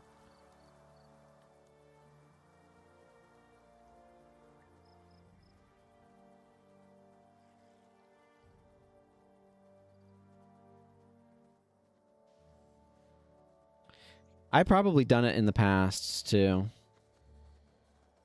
It just seems like an obvious thing to do, but... I mean, I can just wait until I come into this area with the, quest with Norgu, but probably we'll get it earlier.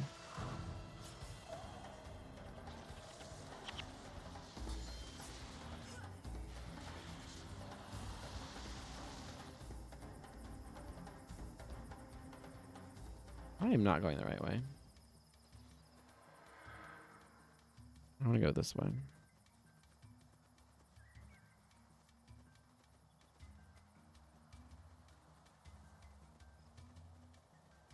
I'm sure lots of people have done the exact same thing I just did. That I failed because I tried to knock them down while they were already knocked down, so I missed the window.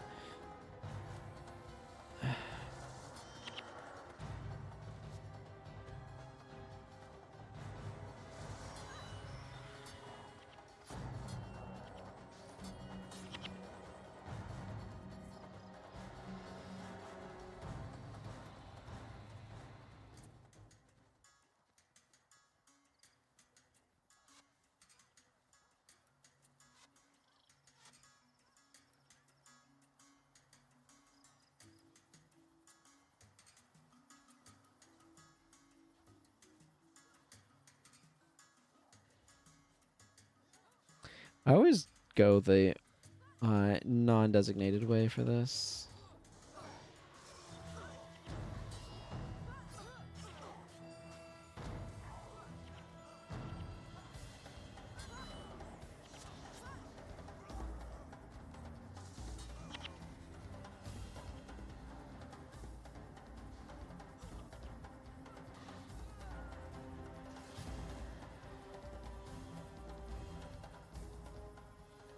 I have Assassin's Remedy. I could start using that, actually.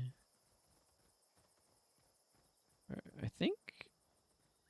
Or maybe I just saw that's available. I'll be getting it from a hero skill trainer at some point.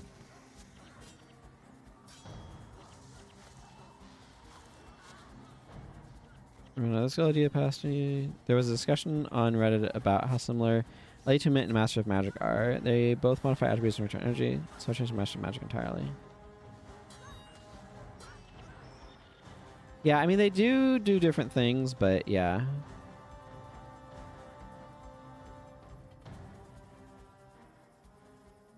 Oh, that's an interesting idea. I'm not sure how many glyphs I'd want to stack.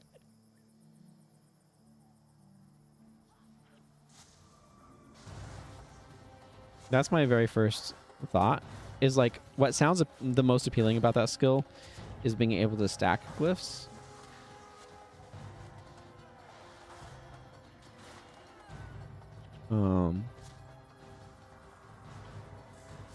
It definitely gets more uses out of like Glyph of Lesser Energy as well.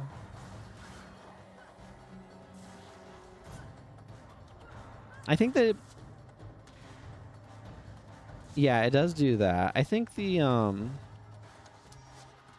thing is, Master of Magic like occupies a very odd role in that it's trying to enable a style of gameplay that is not well supported by the Elementalist's design.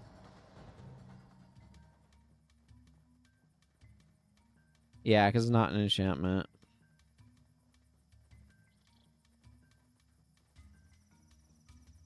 Because, like, it would be really interesting to be able to combine Glyph of Renewal with Glyph of Sacrifice. Instant cast, instant recharge.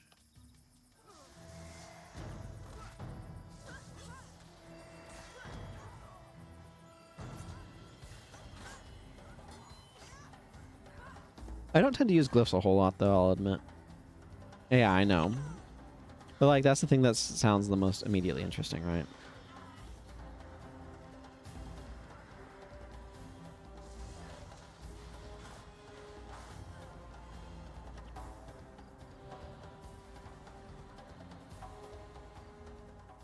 If you wanted something really interesting, instead of being glyphs focused, you could have it be replacing gaining overcast with recovering that much energy instead.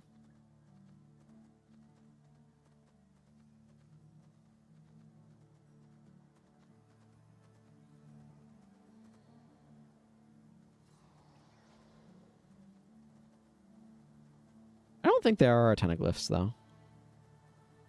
I'd have to check how many there are.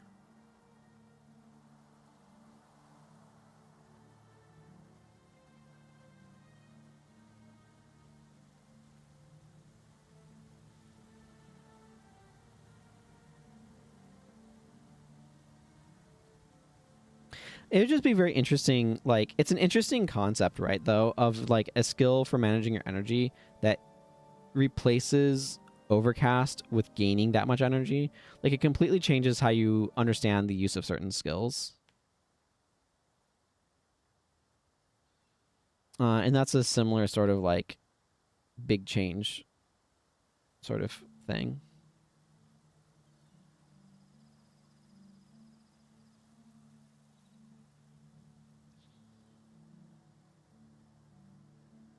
Ugh. What assassin skills can you give me? Shadow Walk, and then Assassin's Remedy, which is a skill that I was just talking about wanting. Yeah. Like, it would make... It would be especially good with Obsidian Flame, because it'd make Obsidian Flame cost functionally zero energy. It'd cost 5 energy and give you 5 energy back. Like, that would be so strong with that. You know, Earthquake would refund 10 energy under something like that. Chain Lightning would refund 5 of its energy. Gale, is it Gale? The air magic knockdown. Yeah, right here it would refund all of the energy from that, which would be crazy. Like it's the sort of skill that would like be very paradigm shifting, right, to use. Yeah. It would go nutso with Equinox.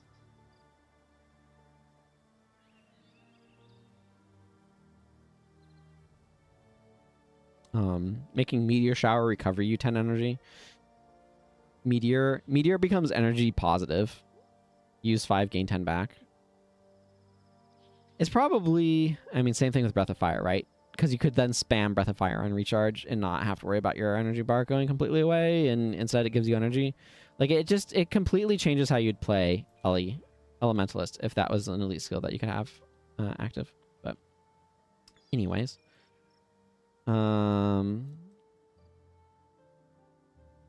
Let's finish rallying some princes, and then I'm going to need to make a bar that works solo.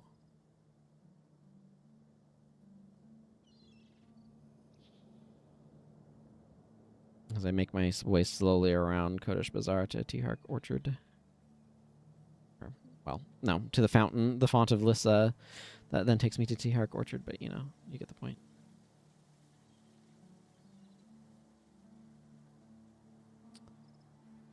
I don't think I need to clear these out just yet. Is this anything interesting? Blessed Minor Curses. We'll see if it has any value or not. Yeah. Like, the problem with Master of Magic is it doesn't, there's not a reason to use it. Like, what it does is unique and powerful of like, oh, you max out, because I think you can get up to like 14 attributes and everything, right? And that's just off of energy storage, so it leaves your remaining attributes open, but if you're doing that, then like you're functionally spreading your bar across a lot of things, and are you actually getting enough value from it? I think that's the real problem, is it's hard to get enough value from mixing and matching as many attributes as possible to justify using Master of Magic.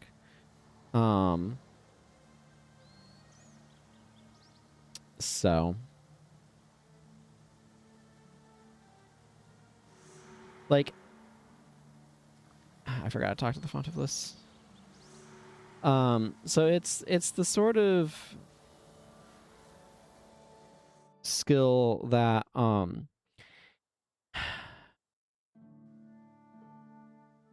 like ArenaNet has just historically had an obsession with trying to make I was just looking at my assassin saying assassin, trying to make Elementalist want to use multiple elements. It has been their obsession. And you see them do that with Guild Wars 2, where they design it to use all of the elements with the elemental attunement swapping mechanic that they gave to the Elementalist. And like, they have had such an obsession over combo the elements. And it's like, every other design decision they have made around Elementalist encourages you to go deep into one element and neglect the others. Like, you're a pyromancer or a geomancer. You do not mix them.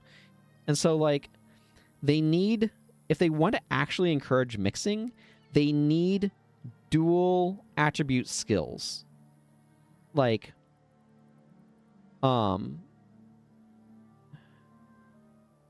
sure. Yeah. Because, like, you need power, because the problem is when you're spreading across more attributes, you're diluting what you're doing, and so you need increased power from that spread in order to be able to justify it. So, like, for example, if Ash Blast had burning duration based upon your fire attunement, right? So if you don't have any, or your fire element. So if you don't have any fire attributes spec'd, it doesn't set anything on fire. But if you do start to spec into fire, it sets things on fire. Like, that would suddenly make it way better, right? But you kind of almost need these, like, it's kind of like the Weaver, right? Within Guild Wars 2, where you can mix and match attributes, and you have that middle weapon skill that changes based upon what your previous attunement was and what your current attunement is, right? Where, like, you need those things that actually give you a reason to go multiple attunements in a very powerful way that justify spreading your attributes thinner, because you can get enough power out of them that it's worth it. Yes. cultist fervor. It scales with both. So like, unless you have those sorts of skills in Elementalist, these like casual synergy skills just encourage you to bring multiple things, right? They don't encourage you to put multiple attributes into one Elementalist. They encourage you to bring like, I forget, like the something that cares about your foe being under water magic hex, encourages you to bring that with like two different elementalists of multiple elements rather than mixing and matching elements on one character. And like there's a few skills. Elemental Flame really wants to work with ice like water magic, because you know it cares about, it sets foes on fire when you hex them with an elementalist hex, right? And things like that like are single character sort of things, but like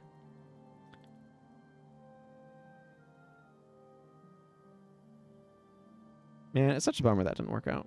I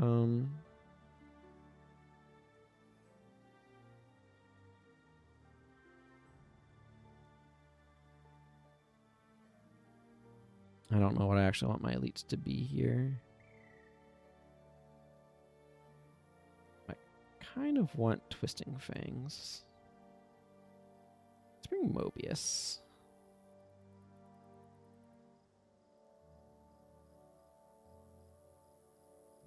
I want to make sure I have enough defensive stuff that I can survive the Harpies. Or you can just use Glyph of Immolation that burns from any spell, not just hexes like Elemental Flame. Yeah, it's true.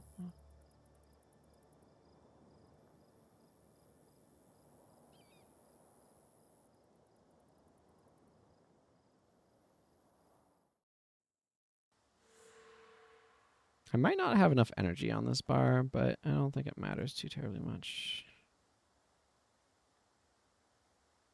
So it's like,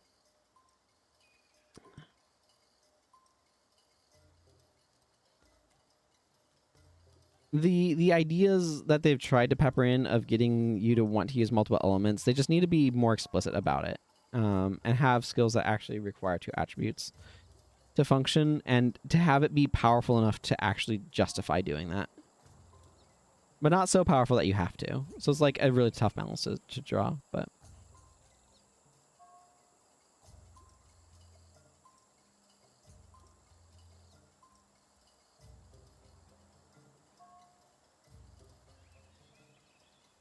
we'll see how this goes.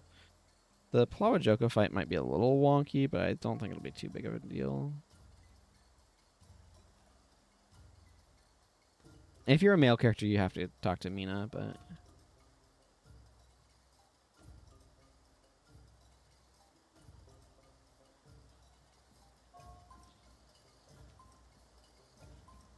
and it's like stuff like that I feel like the people balancing this game historically have not understood the sort of game that they are attempting to balance. That's what it's felt like to me, just evaluatively.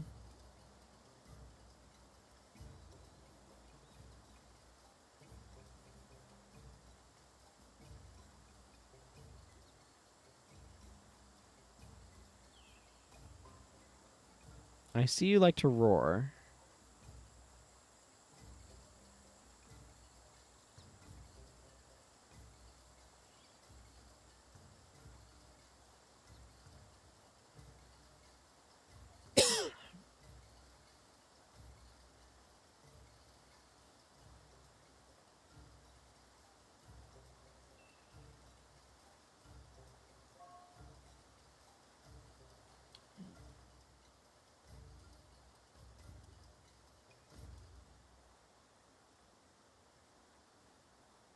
Yeah, I think they've still been kind of working on developing their understanding of the systems that they're working with, in order to be able to, like...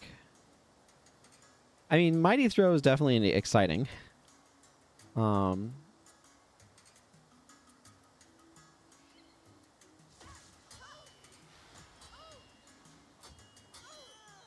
that was quick.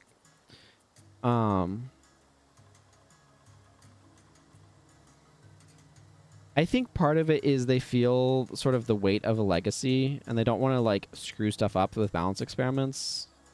It's tough. It's really tough. Like, it's not a sympathetic position because there's going to be people who are going to complain about every change you make. And like, I do think that they need to experiment with stuff, but like experimenting with stuff has a lot of consequences, and I think they are still trying to figure out like some of the back end and things too. So, but it's been exciting to have any balance changes, you know.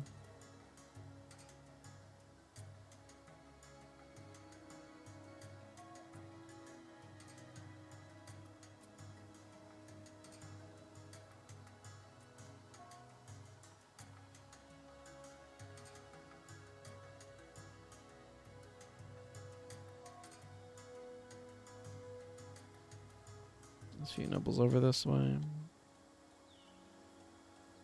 Yeah, I know what you mean. Reforged mode doing greater skill experiments would be interesting, but it's apparently not what they're doing.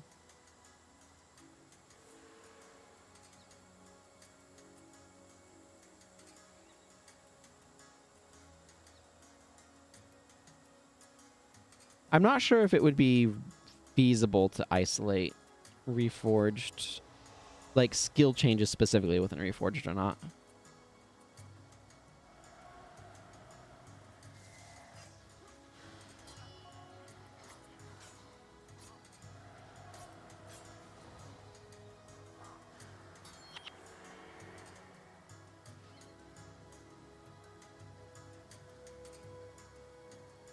Whatever, that's not going to be able to conquer a shroud.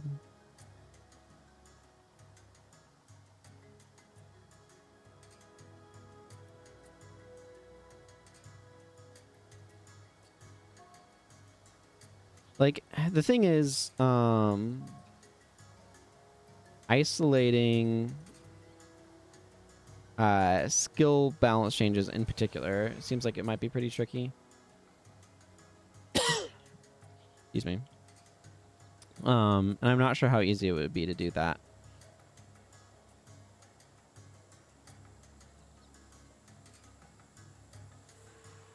As some of the issues with Mighty Throw being split into PvP and PvE have shown.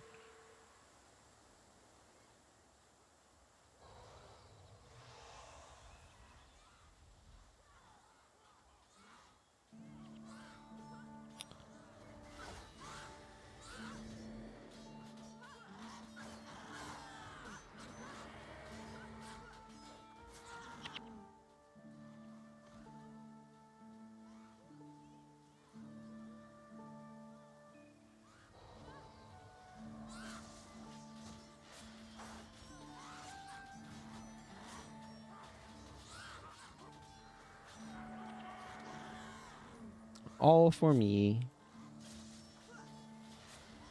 Oh, is that... No, that is another harpy.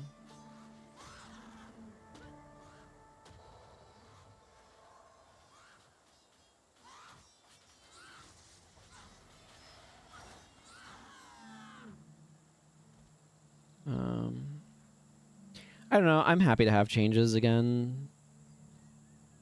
I do think their initial goal of focusing on underused skills is good, and I think that I would like to see more balance updates with that target in mind happen.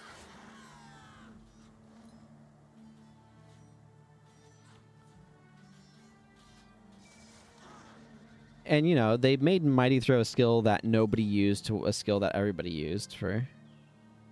Or at least tried around, experimented with. I think that's neat. They made Cleave a heck of a lot better, too. Yeah, these guys having Disrupting Shot is tremendously rude.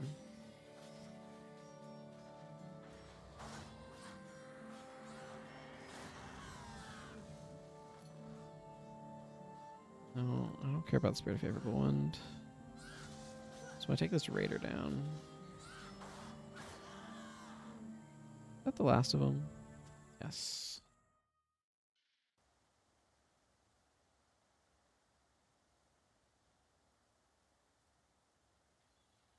But there's just room for more breadth of skills too. Like some skills, part of it that's really tricky. As well when it comes to this sort of thing, is what's his face? Yes, okay. Go back to Elias. I do have Livia that I could be specking up.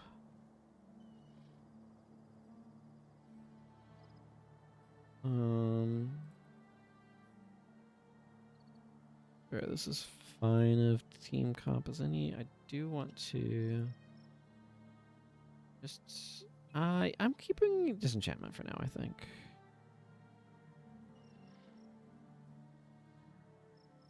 Yeah, especially going back over to Elias.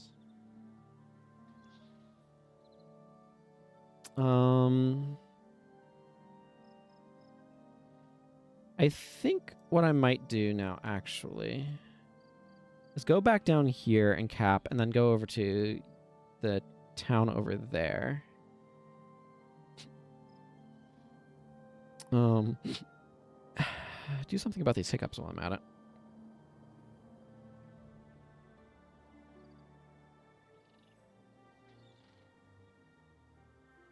Yeah, I have one very good enchantment, but...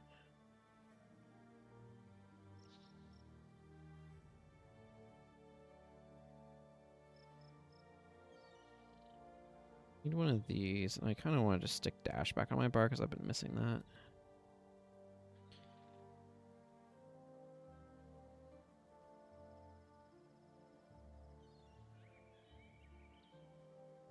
That's not the place I want to go. I want to go, whoops. I don't know what that movement was.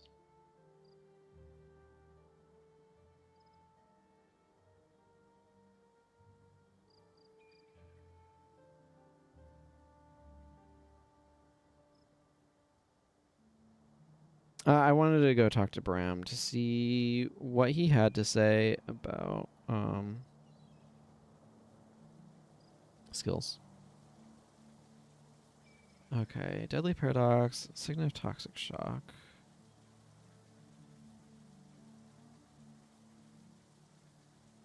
And swaps. There aren't very many left. It looks like, but there might be some more once we get to the Floppermer Watch It place, but I know that was an extremely enlightening description.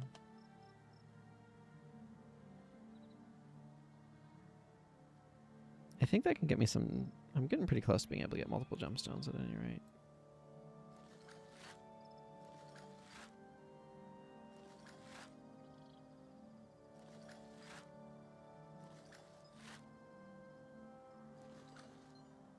The other thing that actually, just to change gears somewhat, that I'd really like to see is introduction of greens that have impossible impossible attributes.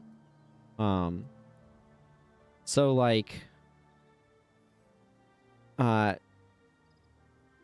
if there's a weapon that had increased damage by 15% while above 50 health, increased damage by 20% while below 50% health?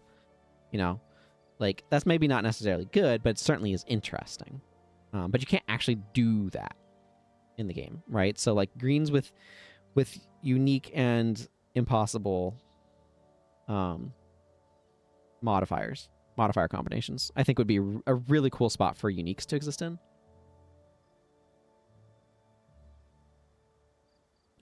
And I think that that's something that I would like to see. Okay. I forget if there's a guy early on to talk to out here or not. You know what this map lacks? Is stars.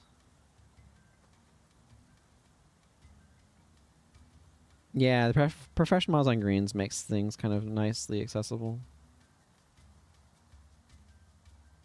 No, we have a Sun Spear scouting ahead. Neat.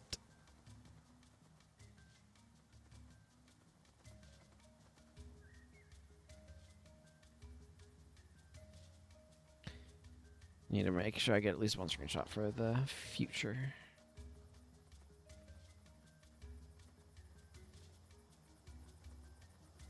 Yeah, like these daggers having expertise on them is nice.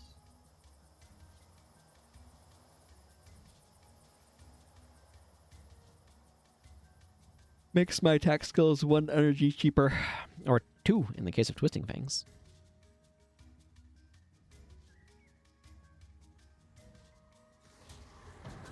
I'll admit, part of me wants Twisting Fangs back in Dagger Mastery. It used to be.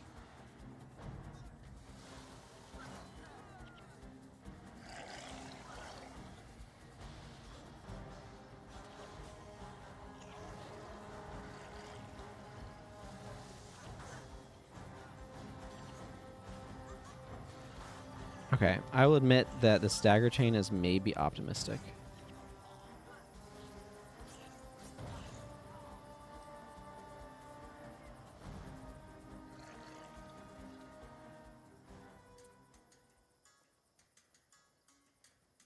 Need to get back down into that plains area. It's not too bad though.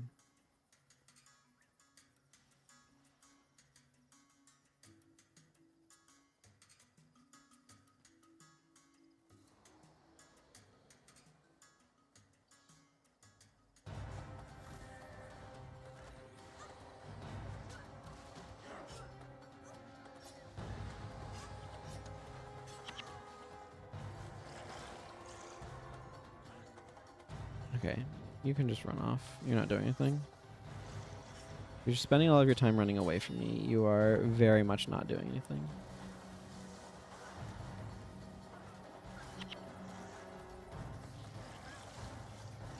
You know what I would do as a balance change? I'd have the default recharge on dagger attacks be 4 seconds.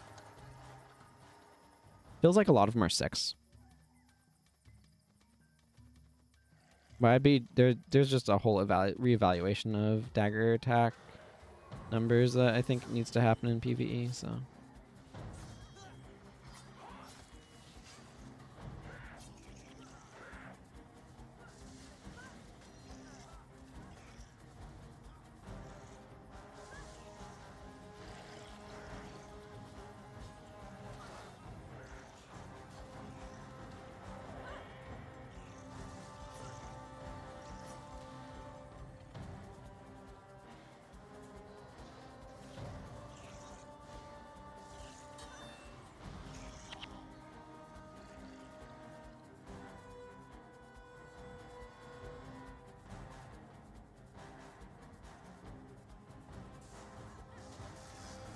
Do I like the Guild Wars 2 version of it where the dagger attacks have no recharge but cost initiative?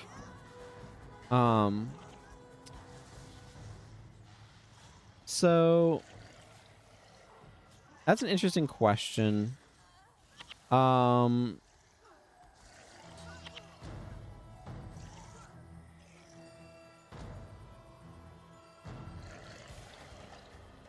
not entirely sure. That's something that feels like intuitively to me, it feels like that would be too powerful in terms of like weapons. But I would have to actually experience that, I guess.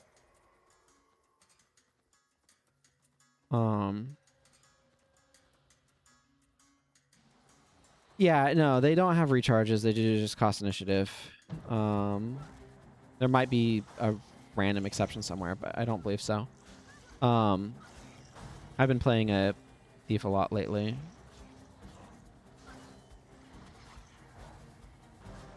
For no particular reason. I've had a thief that I've been parking in Jantier Sentry to farm Leviathans and Urson Obliges so I can get a really cool looking spear.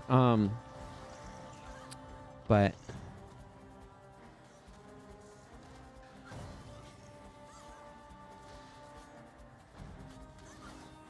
okay, I really should be going after this priest.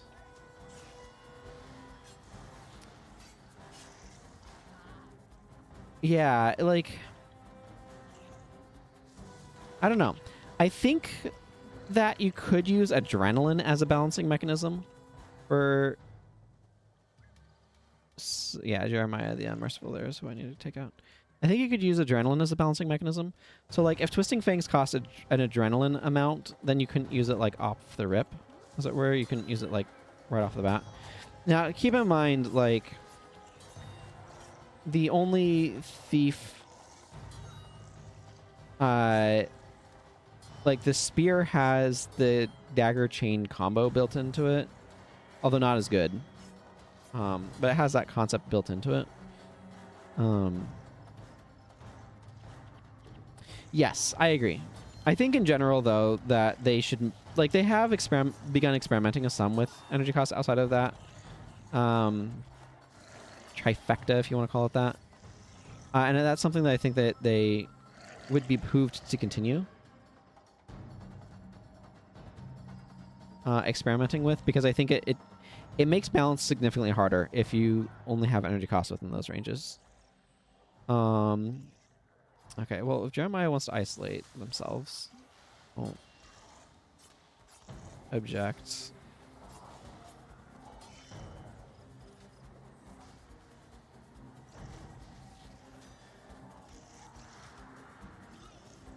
Always collapse is a skill that I'm very happy to have.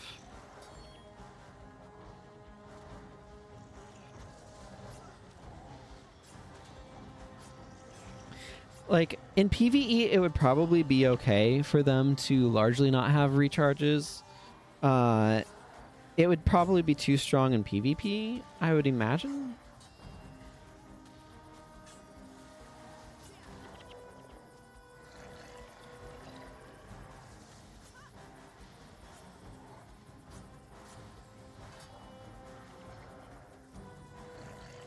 Because, like, to some extent, the balancing mechanism is being like a dual attack or an offhand attack that you have to get through your other attacks to be able to use. So there might be some room to play around with that concept space, as it were.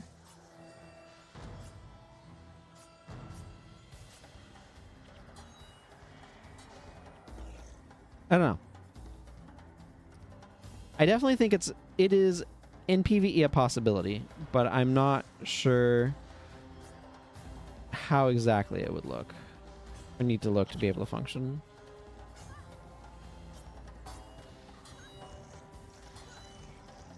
Yeah. Like, recharges are part of the balancing mechanism, as are energy costs. So it like, I think it's because I don't have all dagger attacks unlocked, but I have many of them. So like the difference between a 5-second recharging dagger attack and a 4-second one is pretty substantial, and like part of the reason why the traditional dagger spam combo has been Jagged Strike as your lead. Like, Jagged Strike is a 3 energy skill, not a 5 energy skill, but is because it had the shortest recharge. So, well, I mean, Unsuspecting Strike was another one, but the 10 energy cost was too high to want to use that as your lead attack in a dagger spam combo. You just end all of your energy forever. And then Fox Fangs, because that was the quickest recharging, or is the quickest recharging offhand attack. The goal has always been to use Death Blossom as much as possible, because Death Blossom is an overpowered skill.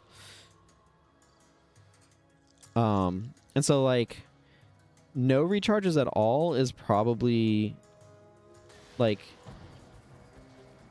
yeah, it would definitely do something. I don't think it would result, like, I think it's good to have there be reasons to use other skills because of recharges, but I think it's a difficult one. I would have to play with it to know how it actually functions, is really what it comes down to.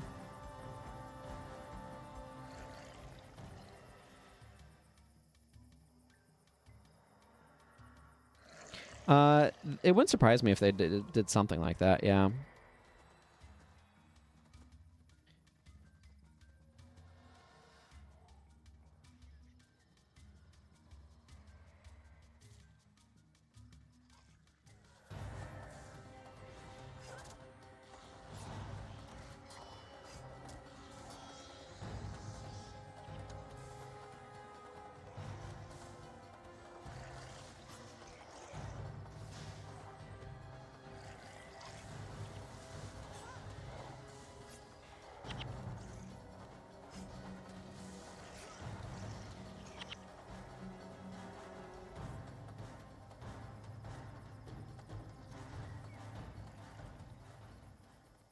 Exactly.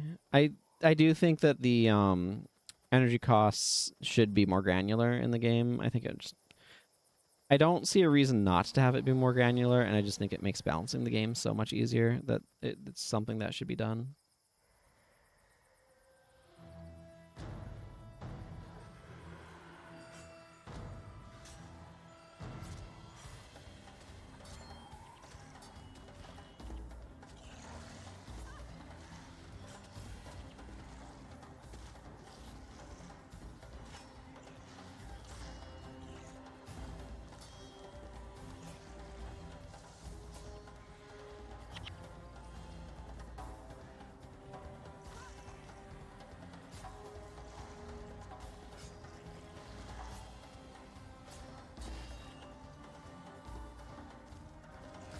Yeah, it definitely can feel a bit wonky to change something that's been a certain way for a long time, but that's how we keep ourselves stuck in bad systems, so...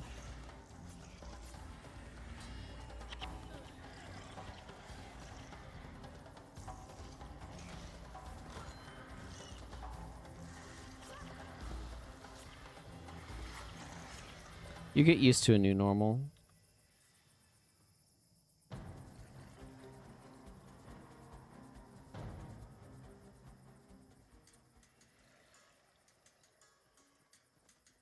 Like, 1 energy cost didn't used to exist either. Like, BIP was 5 energy, Offering of Blood was 5 energy. They changed those to be 1 energy later. And that was like an initial change that people had to adjust to. I felt for quite a while now that they should break the mold of the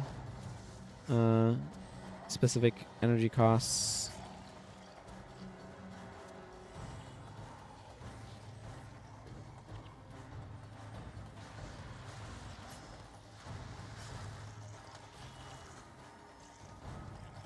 Did they buff shield as deflection recently?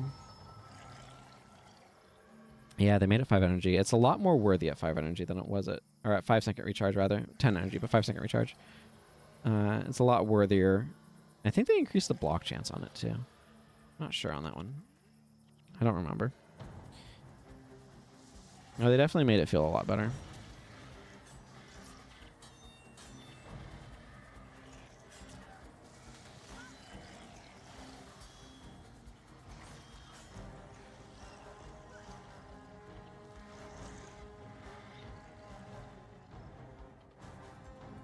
What did they call that?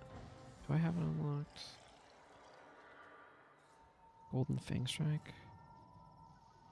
They should have a Falling Fang Strike that deals a deep wound to a knocked down target. That would be a neat new skill. The 1 energy always comes with sacrifice, though. Yeah. Like, that's the thing, is, like, life sacrifice costs can be all over the place. Adrenaline costs are a lot more varied as well.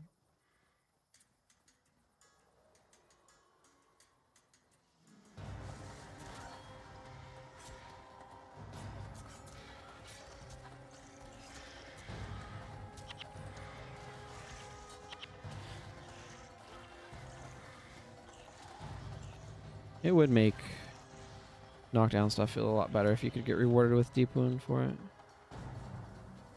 Honestly, if they made a skill that was like Falling Spider Fang and it was an elite offhand attack that inflicted poison and deep wounds on target knockdown foe, like, that would be amazing. That would be an amazing elite skill.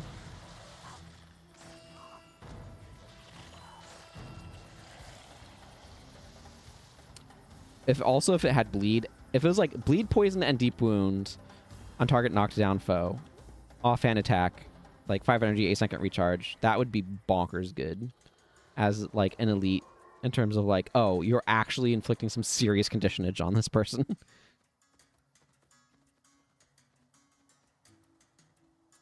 And Falling Spider Fang just sounds so rad as a move too, doesn't it?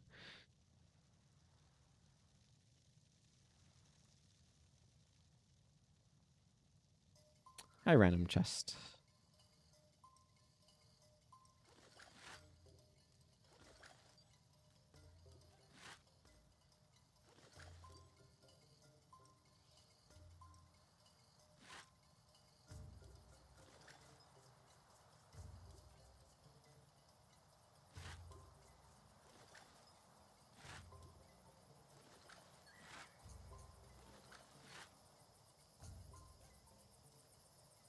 Okay.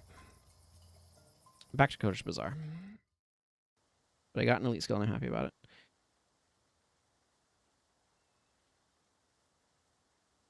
I don't know. There's definitely a lot of room for stuff.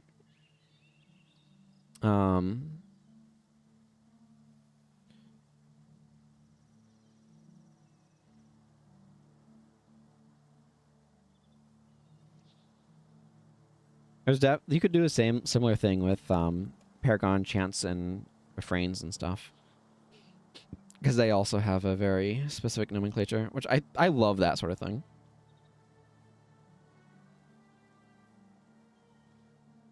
Makes it easy to remember skill names and stuff and what they do too.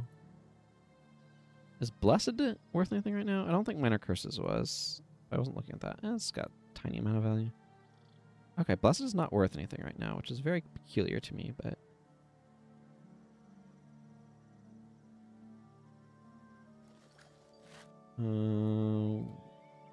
well, that's just rolling in value.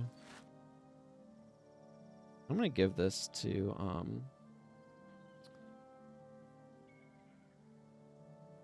Elias. Just make him a little tankier. Have this minor rune. Okay. It's definitely not really worth salvaging out, but it's okay.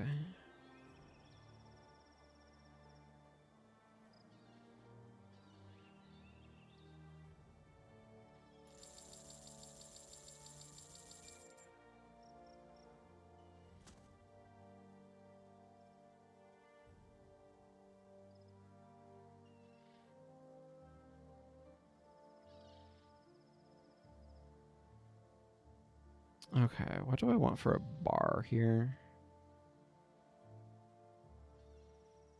I think I'm going to keep Wastrel's Collapse. I think I'm going to drop Shadow Refuge.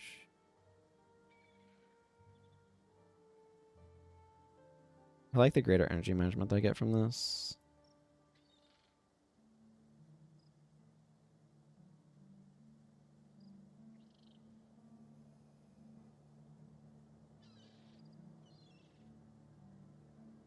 Wastrel's Collapse plays in the Falling Lotus as well. And I'm going to bring Assassin's Remedy, because that is a self-applying enchantment that also can clear up nonsense. That's double worth.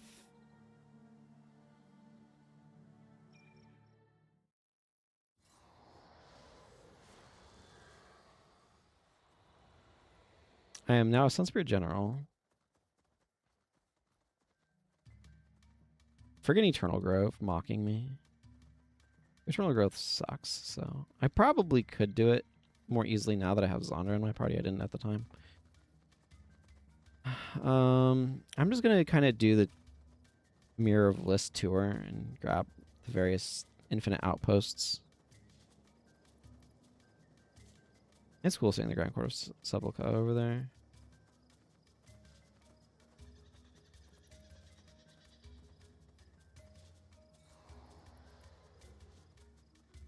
Anyway, I'm gonna go to this treasure over this way.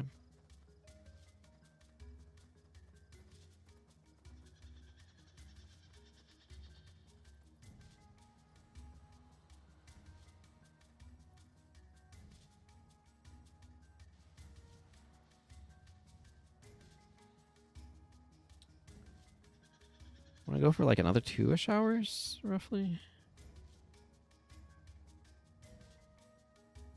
Yeah, we're definitely farther away from the end of Nightfall than that, I think, but... especially since getting map progress is kind of important to me.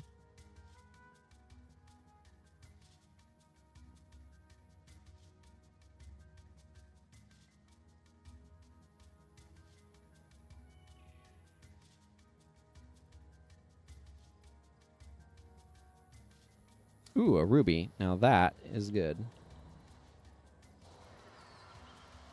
I think we're going to be fighting this boss now, though.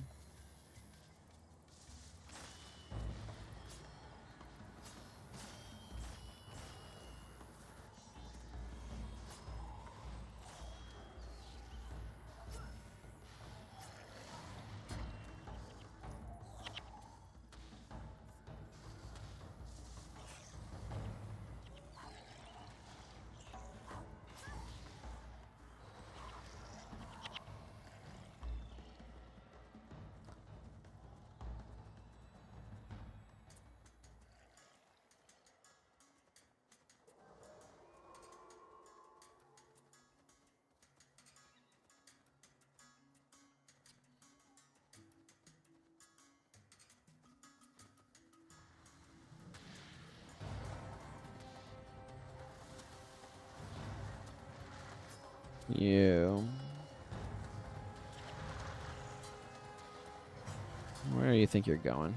Random bug. By bug, I mean plant. Bunch of wood planks. What am I supposed to do with a bunch of wood planks?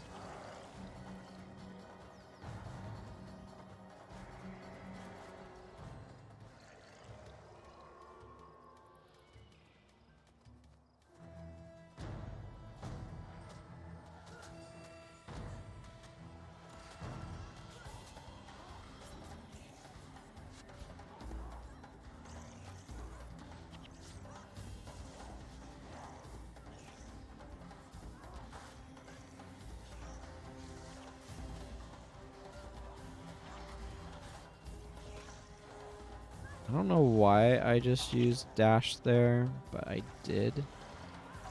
Doesn't really make sense.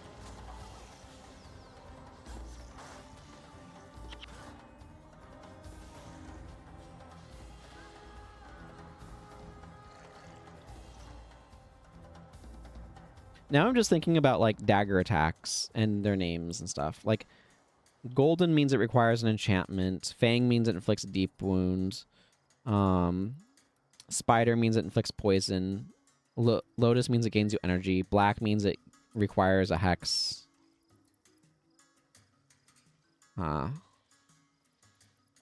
Just a few of the notable. Or that's most of the notable ones. Fox means it's unblockable. Okay, I guess we're fighting this group after all. I was trying to avoid it, but... So, like, Golden Fox Strike is an unblockable attack, but only if you're enchanted, right? So you see the golden part and the fox part. And there's some liberties taken with some of that nomenclature, but...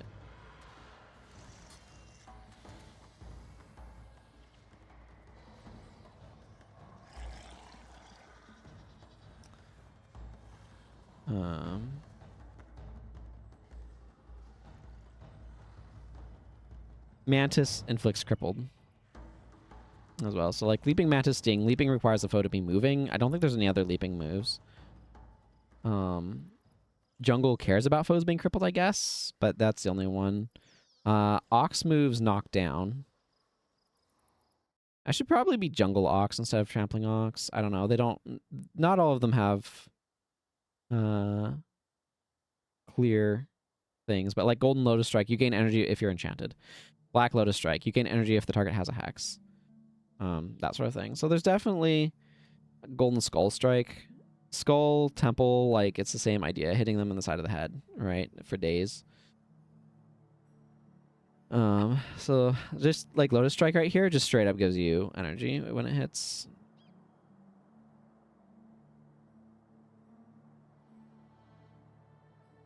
So there's definitely like room. You could have more Desperate. Like you could have a Desperate Fang Strike that deals, like inflicts a deep wound if you have less than a certain amount of health. Kind of a wonky one. Desperate Lotus Strike. If you have below a certain amount of health, you gain energy when this hits.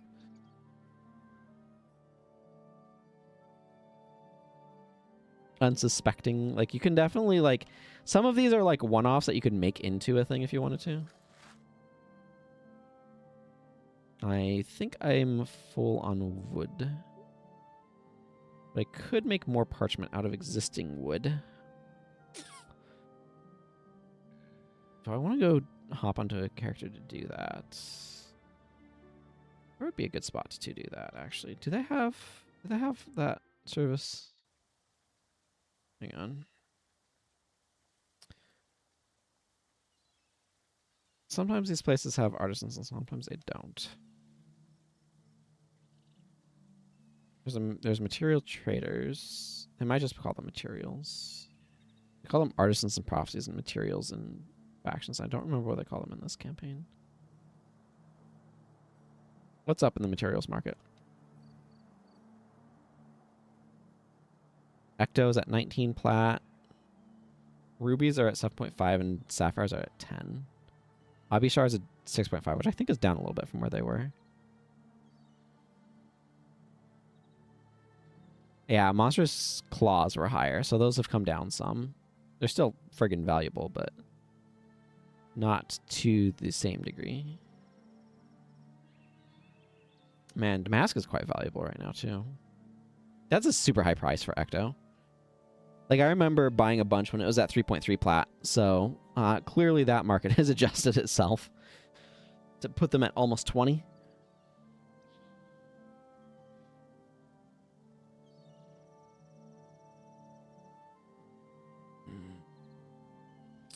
Granite seems to be up a little bit, actually, which is interesting. I don't have spare granite, though. Bones are still maintaining some value. I'd sell off these feathers for a good bit, too, if I really wanted to. I've already sold off enough mats for the time being to satisfy me. I might convert a thing of wood to parchment, though. I don't know. I'm just going to hang on to the... Well, it's 80 gold. You know what? It just doesn't matter. For right now, I'm just going to merch this stuff. Well, I'm at the material trader, so I might as well. It's an even amount, or an even 10, so... It's going to give me the same amount that I'd get from the merchant, so it doesn't matter. Okay, let's go back here and head north.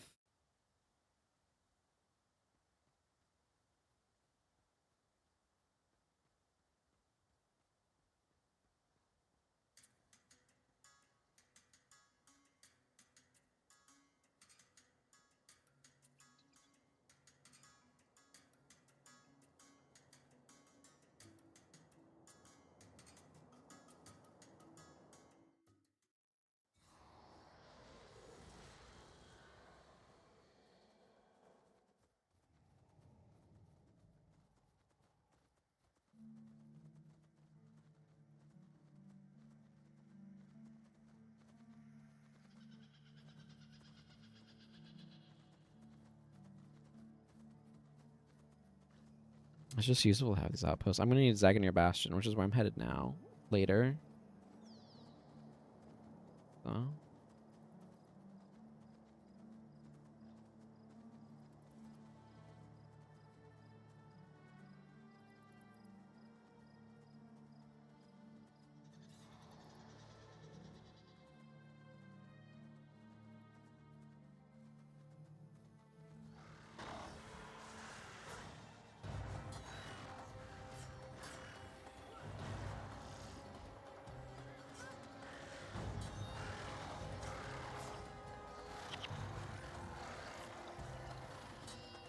I just killed that.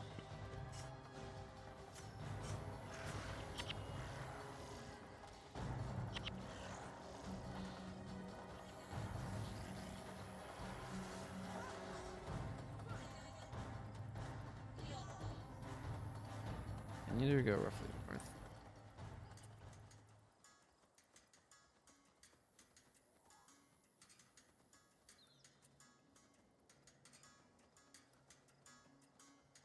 It's just over there. I don't think I'm going to need to worry about another random bounty between here and there.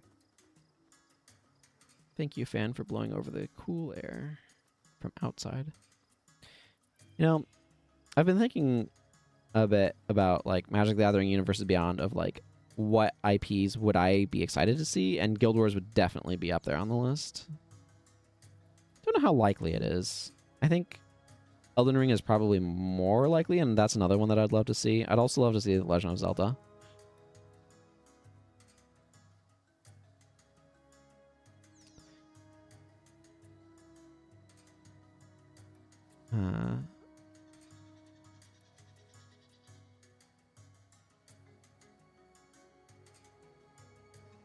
Yeah, would NCSoft, do you think, be unlikely to authorize a...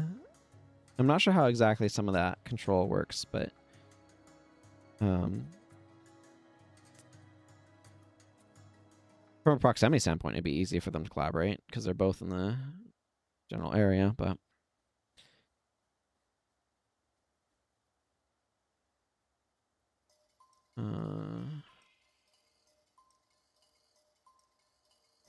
I think I'm going to go over here and then head north.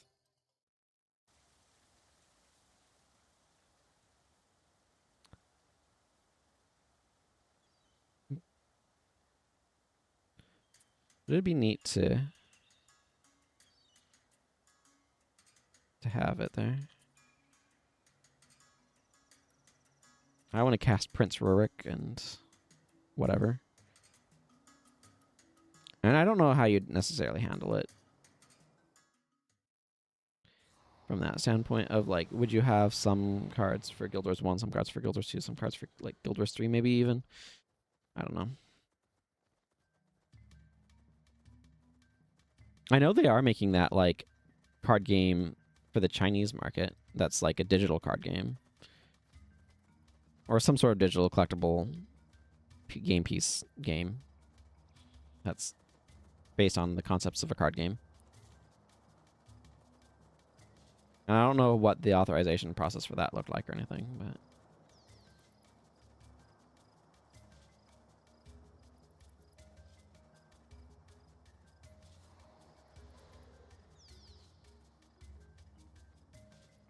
Beetles. No escape.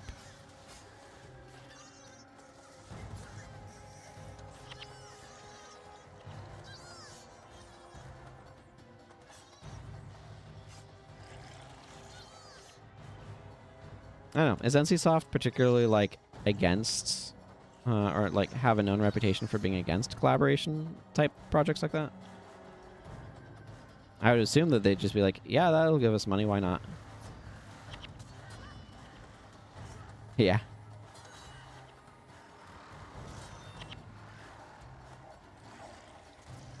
Oh, I see. We have a friggin' boss here.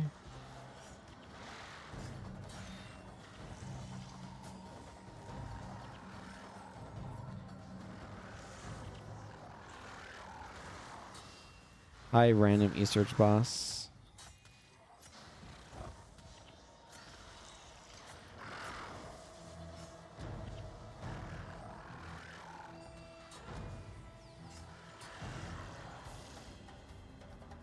Well, that didn't want to go down easy. What we got there?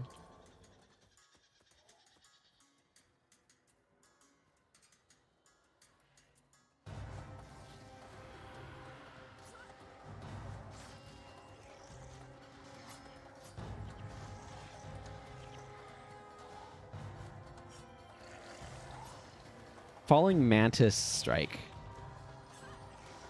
Deals cripple to target knockdown foe.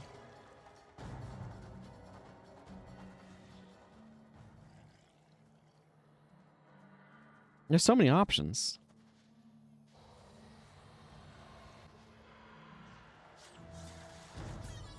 Using a skill, I was thwarted. My skill usage.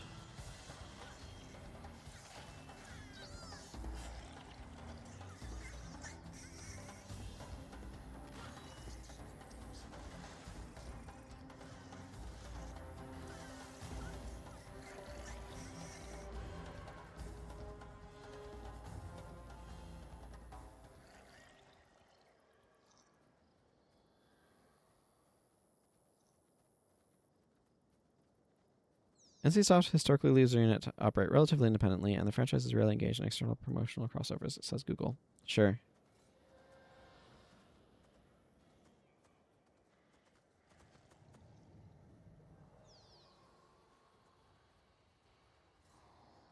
That's fair. So, like, maybe if Arena didn't want to, but I don't know. I still think it would be really cool if we did get, because like they did do that other thing. So I don't know. I would like to see Universes Beyond Guild Wars, and like another Universes Beyond that I think would be hilarious would be Universes Beyond James Bond.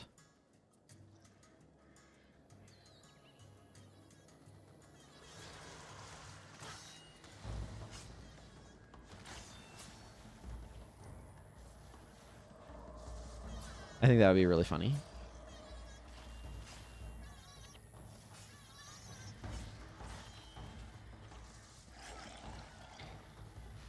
Might be a bit tricky to do, but did we really have to aggro everything? I was trying to walk between two groups of enemies, and that was my hubris, because it ended up us fighting both sets. Oh man, Universes Beyond, like, id Software would be amazing. I think Doom might probably get the nod before Quake, but both would be cool.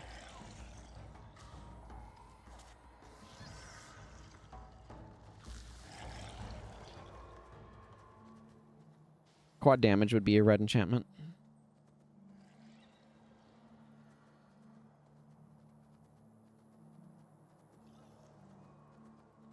Whenever source you control would deal damage, it deals 4 times as much damage.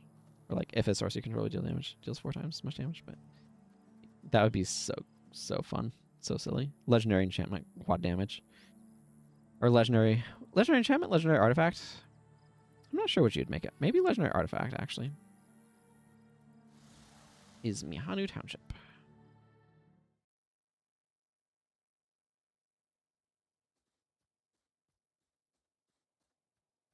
I wonder what recharge you could get away with if you had an elite skill that was just Shadow Step, no other effects. Yeah. It's a good way to blow yourself up.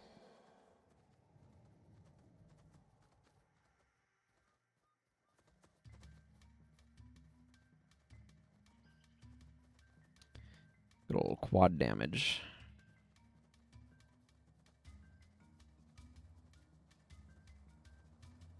I feel like it might not have, like, because of the Doom 2016 and like Doom Eternal and stuff, like that sort of reboot, I guess, is the phrase that I want to call it. It's a little murky exactly what to call it, but because of that, I feel like you have more like depth of stuff to work with for Doom specifically. But I feel like Universes Beyond id Software would be pretty cool.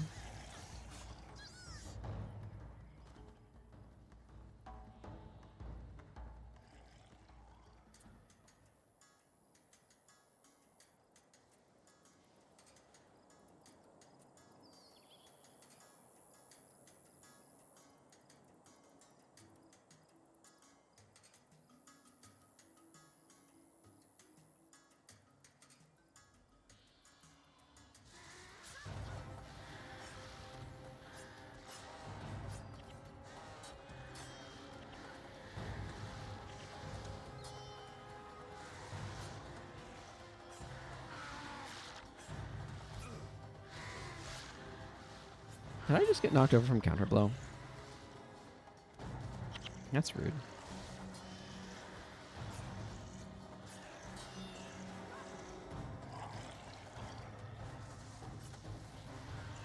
Elite that only Shadow Step should be instant activation like a shout and could have only 5-second or less recharge. A non-elite would be 1 second and 10-second recharge or something. Yeah, I just... Because I think of Ride the Lightning, right? Which is an elite Shadow Step to anything. But it's kind of clunky and it has overcharge. But it has like a 5-second recharge. So I definitely feel like you could get away with a low one. I would like that skill, honestly. That's just... Let me Shadow Step to a target foe with as like minimal fuss as possible. So I can have like maximized battlefield presence. But like the thing about Ride the Lightning is you can target your allies with it. So, kind of do want to go get it on this character. Yeah, I feel like, because we don't have just a basic shadow step to target foe, do we?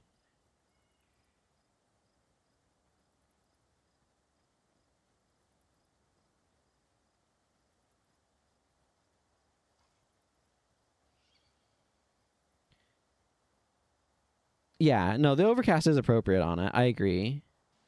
Like, it has a lot of effects. Its cast time feels a little bit clunky to me.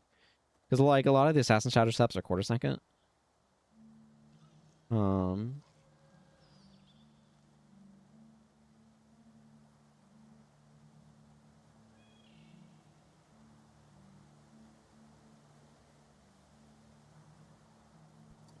This is like, but you can target allies with it, and it won't damage them. It'll just, like, do the AoE blind or whatever, but...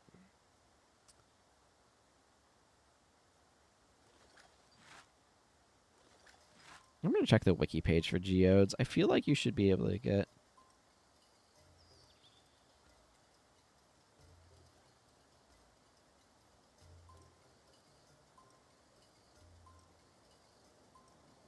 Geode.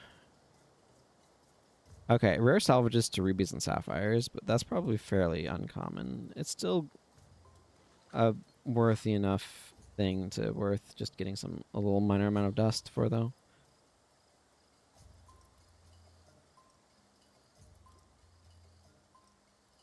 Zojin?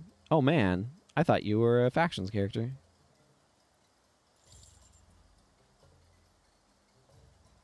Pioneering ranger that you are. Obviously, people can have the same name in different places.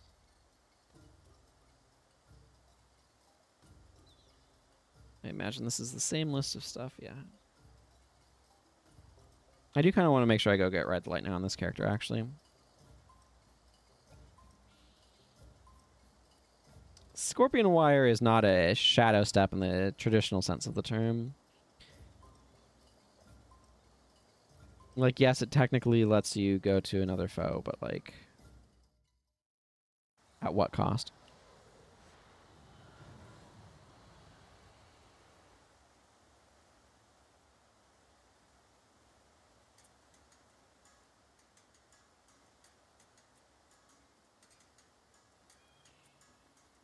Why am I walking here?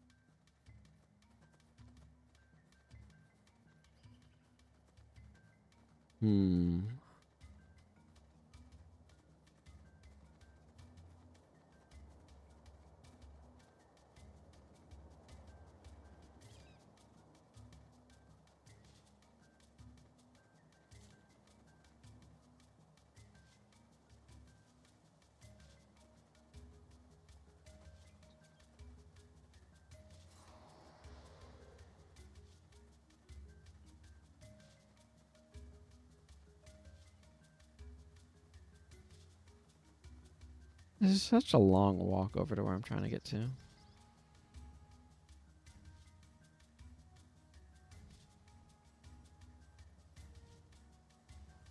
Margrid of Death is also another super clunky shadow step.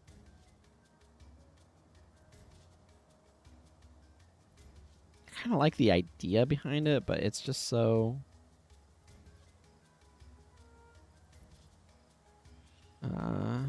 unruly to work with, I guess.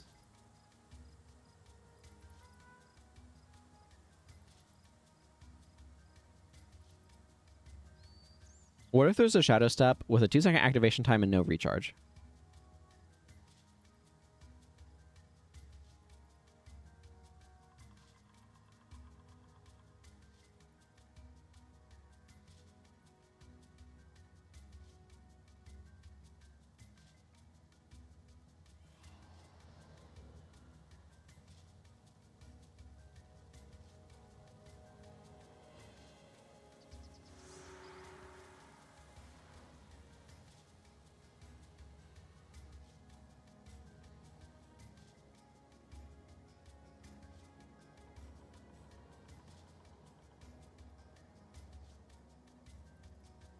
Wonder how often that would be worth it.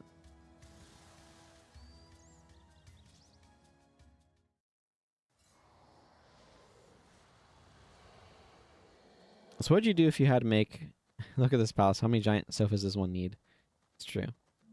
How would you handle the task of make me an elite dash?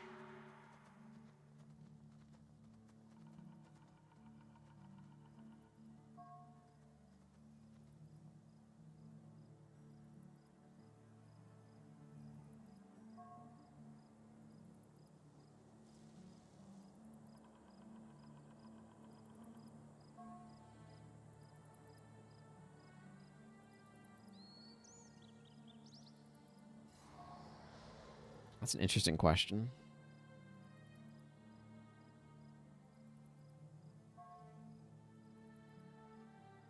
I feel like I just have it be you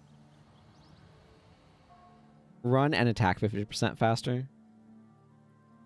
And otherwise is more or less the same. Just like get that combo out now, and they're not getting away from you while you're doing it.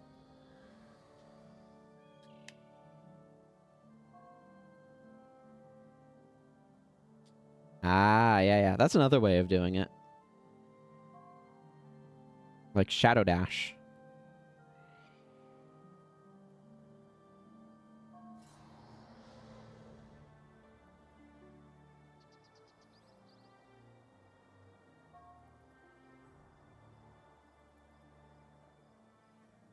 It would also be interesting if it was like when you activate it, if you have a foe targeted, you shadow step to that foe and then you run faster. So it's like you're at them and then they can't run away from you very easily for a little bit.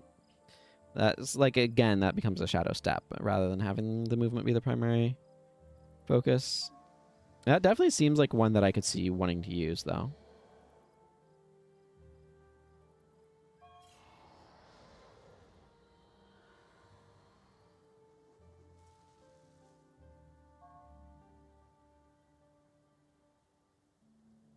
If Assassins had, like, an attack version of Dash, that's for 3 seconds you attack 50% faster. At 5 energy with an 8-second recharge.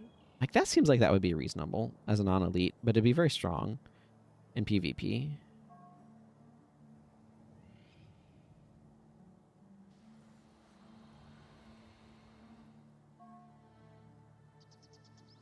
We're almost done with their play.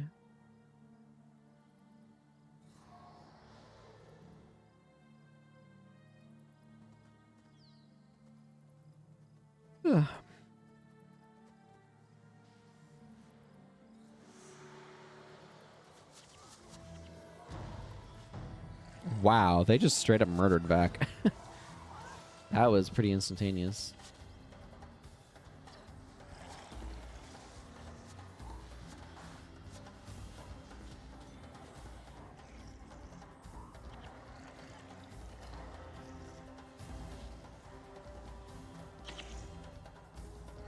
Yeah.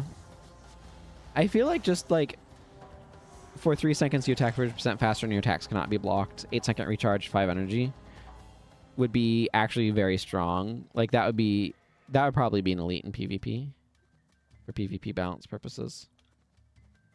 Just because of how much that could reliably pump out damage.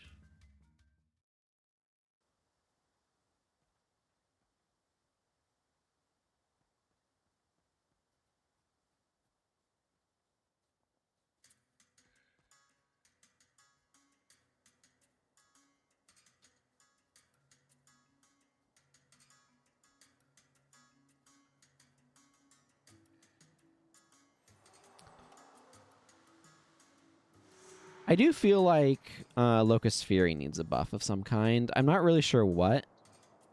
But I feel like it needs something that also benefits attack skills, not just auto attacks. Or if it does benefit just auto attacks, I don't know. I feel like it needs to do a little bit better somehow. I don't know, it is good for auto attacks, but it is a fun skill. It's like it's fun to like use it with a conjure and just go like crazy, just auto attacking things like mad. But I do find myself wishing it felt a bit more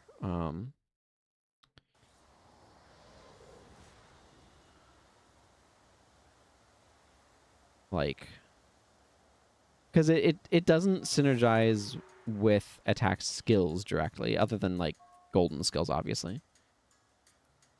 So it'd just be nice if it, yeah, if it was a skill that like, ow, ow, ow, ow, ow, ow.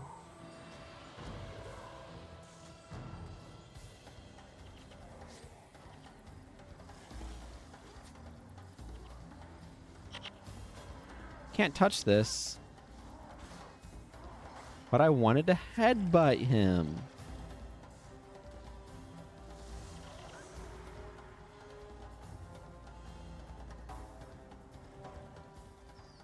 Yeah.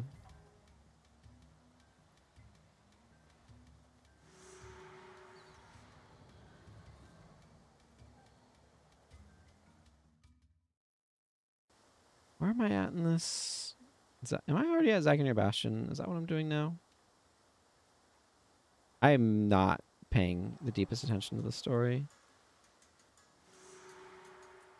Oh, dang. I need to bring... Okay, let's actually boot Zed for Master of Whispers. And he doesn't need that elite, so...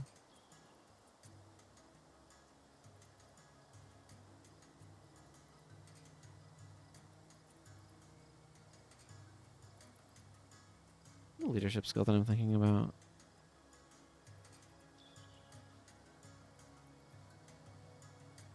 Yeah, if you had a leadership thing, that would be pretty rad, actually.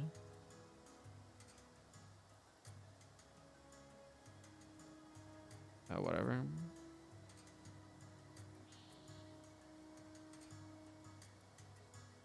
You don't need blood magic here, my friend. I'm gonna give him chill blains is what I'm gonna do.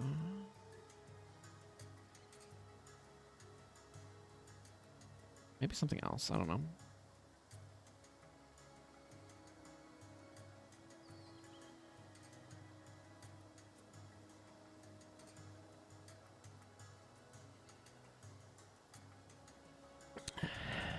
Yeah, I feel like I want it to do something. More than just make... No, it's not. But I also don't have a great body of elites, and I really like Spiteful Spirit. What am I doing with my life? I have an MM as well.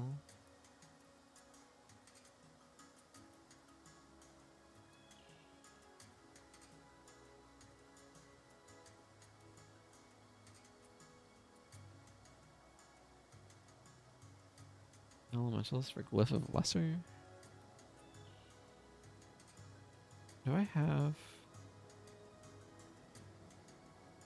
No, but it'd be really funny if I did.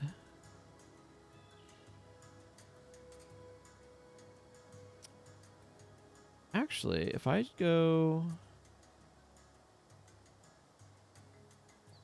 like that... 7 seconds of blurred vision worth it? 8. Where's the breakpoint on that? 8. So it's at 9.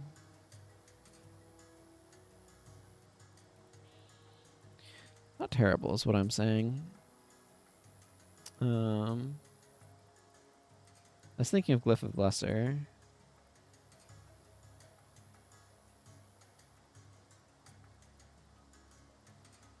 But that's maybe redundant with Reckless Haste. Yeah. I think the Soul Reaping is probably just better. Yeah, but I already have weakness on Thunderclap, and Elias is using Withering Aura, so it's a little redundant. I wanted Chill Blains. This is part of why I wanted Glyph of Lesser. It's like, this bar is an energy hog, even for a Necro. I like soul barbs better when there's yeah, Signal of Lost Souls might be what I go with. I like soul barbs better when there's an illusion mesmer in my party. Let's see, what am I doing here? All the Order of Whispers. Okay, I need to go to the Chantry of Secrets.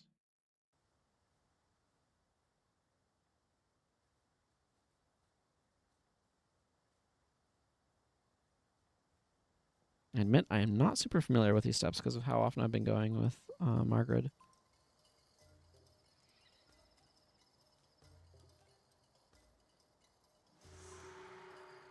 Versus Blessed Force with Abaddon's prayers. The Hecate to the north have been tainted with her vile touch as well. Margrites have been spilling through Jahai. We don't know if this is just distraction or if Vabbi is our ultimate goal. We will help you in whatever way we can. Right now, however, we need your help slaying some Margrites that have surrounded the Chantry of Secrets. Oh, okay. Yep.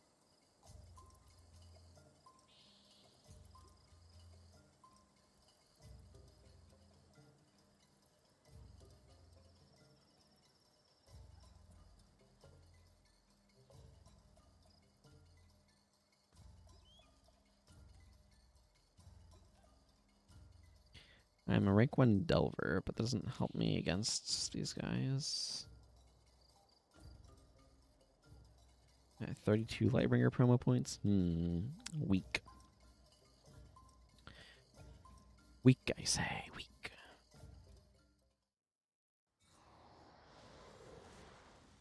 This is probably not super useful. Oh, right. That's the thing all the way up there. Now I remember. Okay. Thank you, Mr. Jack. It's been fun having you hang out. You take care.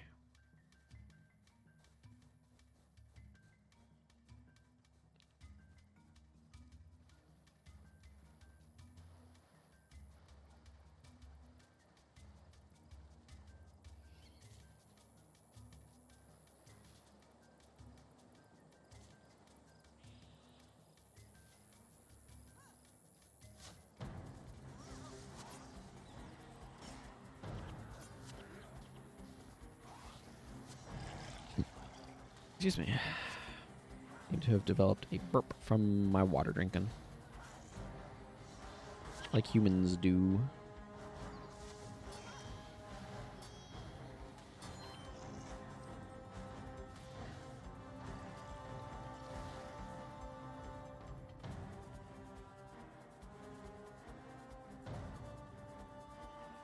I'm gonna see how far I can push into, wow, that was painful.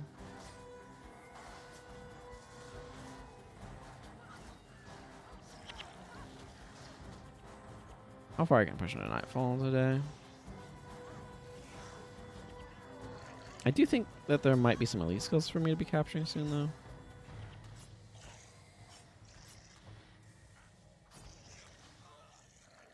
So that's something for me to be looking into at some point here.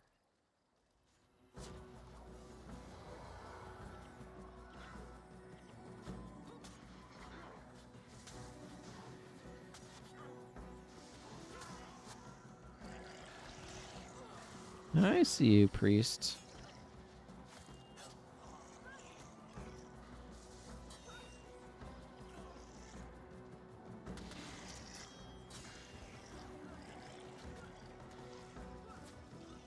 Yeah, I was knocked down, so by the time I tried to use that, it was too late, etc.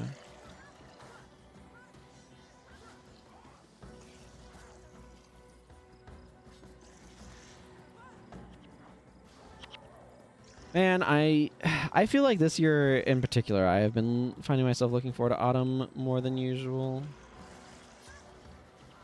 I kind of emphasize that point, but like it is true. Just it feels like it's been overly warm in here, like just in general. I mean, I'm gonna look up some Nightfall elite skill locations.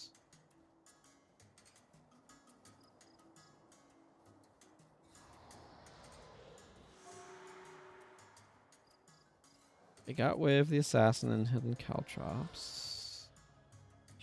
Shadow Meld.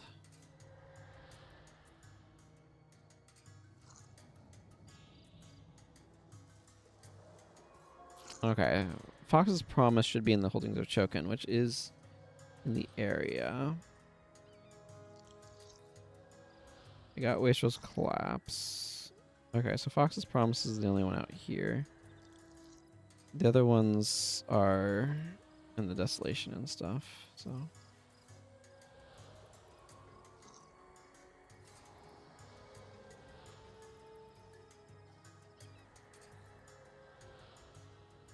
Kind of the freaking middle of nowhere, but...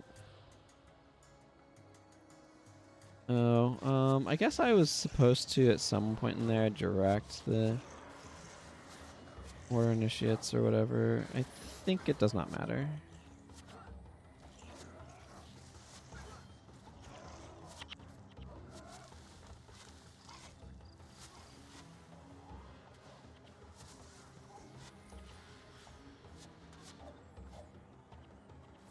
Sorry, I was too busy looking up elite skill locations.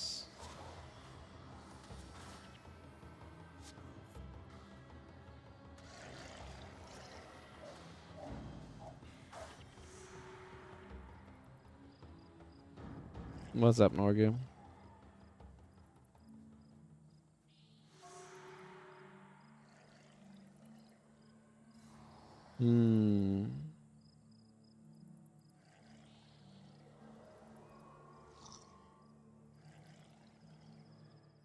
Is he outside Zaganir Bastion?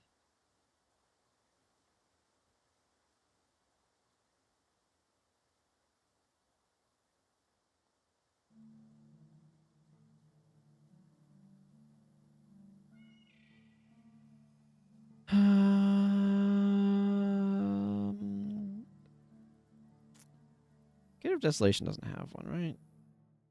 Yeah, I definitely want to go after this guy sooner rather than later. I might as well get this unlocked at least.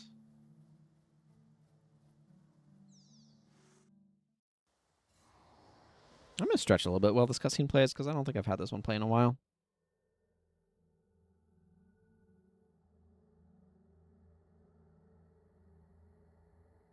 Barish, we have located the Sun Spears. The Sun Spears are completely irrelevant.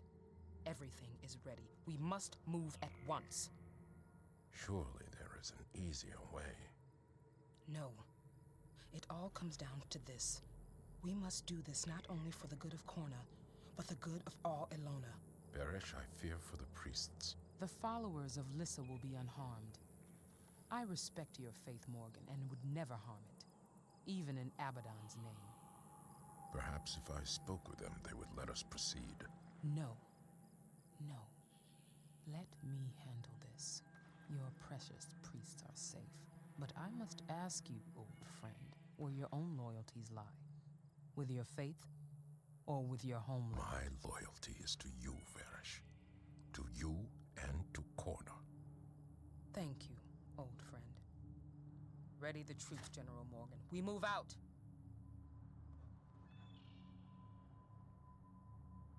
Ah, Morgan, your heart is good. It is a pity there would be no place for it in our new world.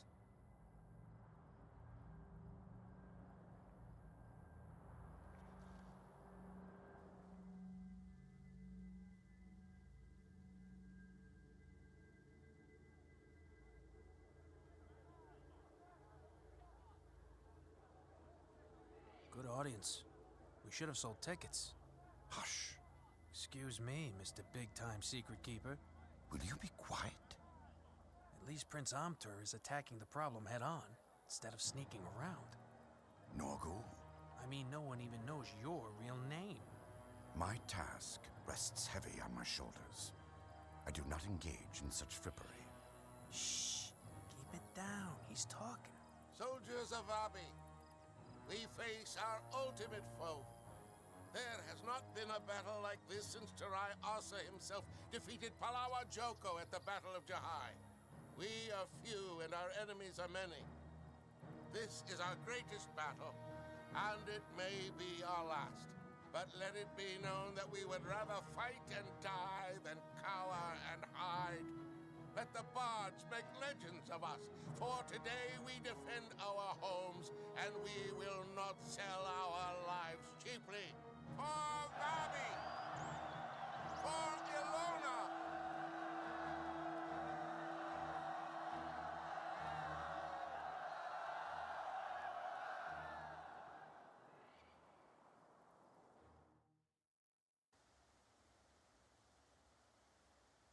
Cheers. Abound, I guess. Okay, Lieutenant Miranda. I wish to speak with you about this quest. Thank you. Okay. This is off of Mihanu Township. Not like excited by Fox's Promise, but I do want to have acquired it. So, on account of it is a skill to acquire in my quest for unlocking all skills. Might as well get it now.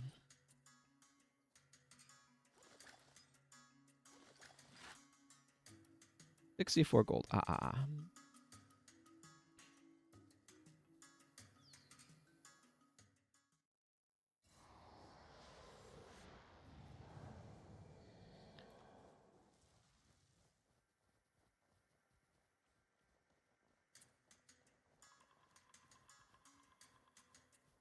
I wonder how many assassin skills I have left. I think I got all the ones from factions, if I remember correctly. I got all of the Eye of the North ones, I'm pretty sure. So I think it's just Nightfall ones. I might check in my guild hall after taking this elite. Just to get a sense of things, you know? It's nice to have that perspective every now and then.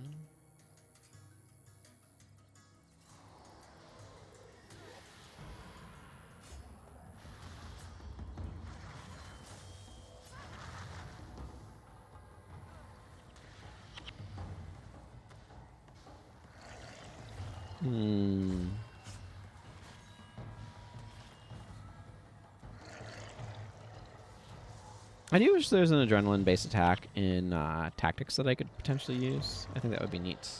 I guess I could use the symbolic strike on an assassin, but it'd be an interesting bar that made good use of that. I'm gonna pull up the wiki again. I kind of follow this curve up, and then it looks like there's gonna be a rock formation over here or something that I curve around a little bit. It's to my destination.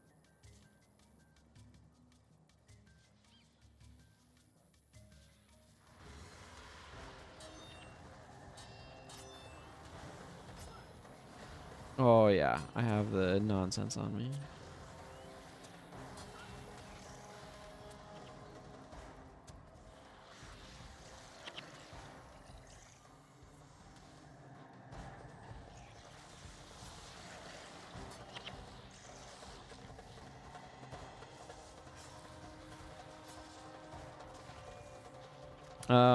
Yeah, I can't get adrenaline right now.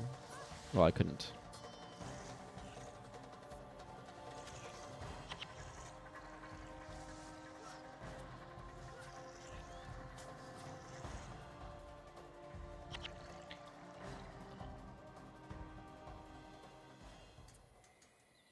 Yeah, so it looks like I need to go around this rock formation here.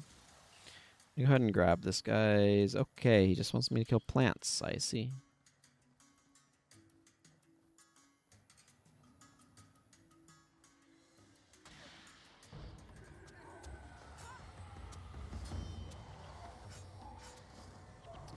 Wonder if I'd.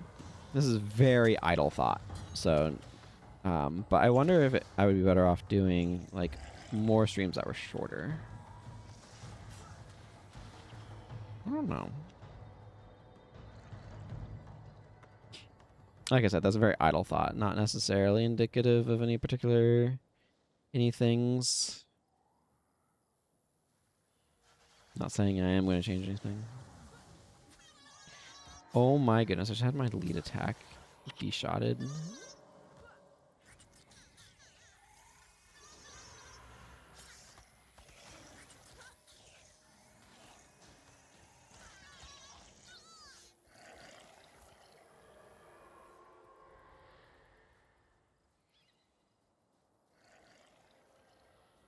Okay, I need to go down here, fight these beetles, I suppose.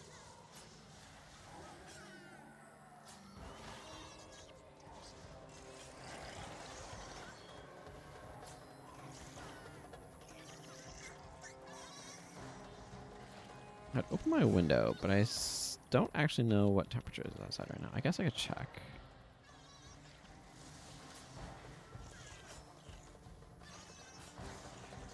It's just like, I want to get this. If I can get this quest done this year, I would be very happy. I've been doing it for way too long. Granted, a lot of that was because I took a big hiatus, but I'm streaming. But still. What does my phone say outside is doing?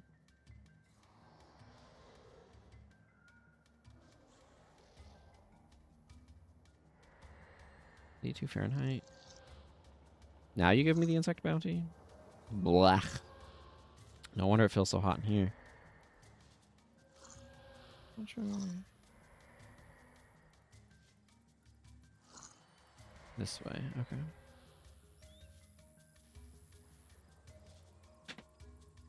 It's overcast and hot, which is like such a gross combination of things.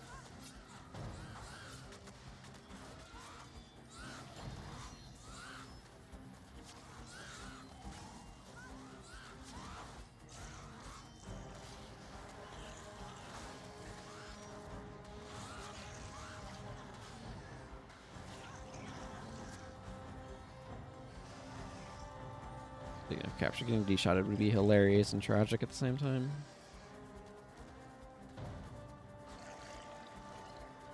It's like an interesting enchantment, right? Where you can't be blocked, but you can miss. I don't know why I'm still killing these harpies. Force of habit, I guess. So many games prevent you from fast traveling these days while you are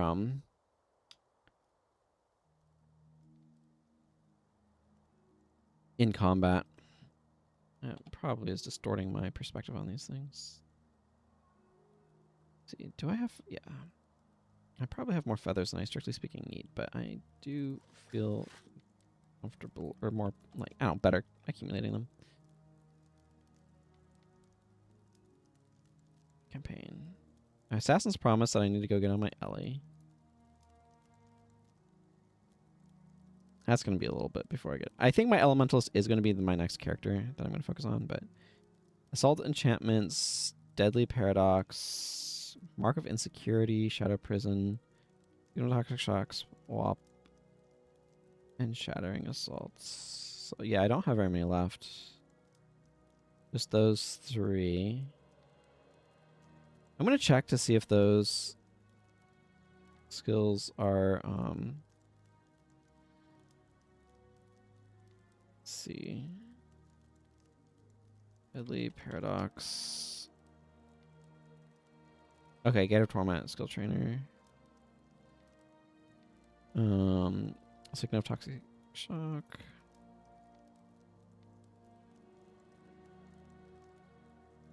Lair of the Forgotten. And Swap. Lair of the Forgotten. Okay, so Lair of the Forgotten will be able to get me 2 of those. The rest are elite skills.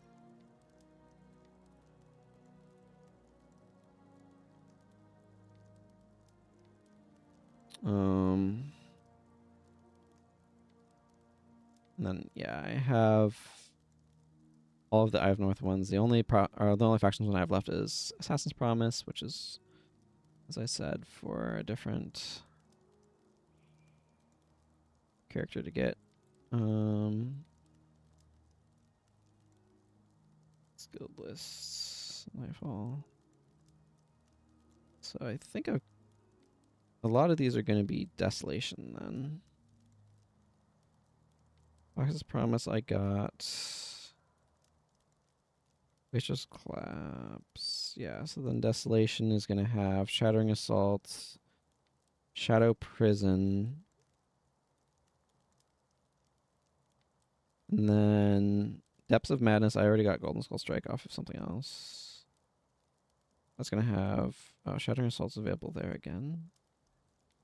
Okay, Assault Enchantments and Mark of Insecurity are both in Nightfall and Jahai, so I'm going to just I have to grab a couple of things there when we get there. Okay, yeah. So, I mean, I'm getting really close, right?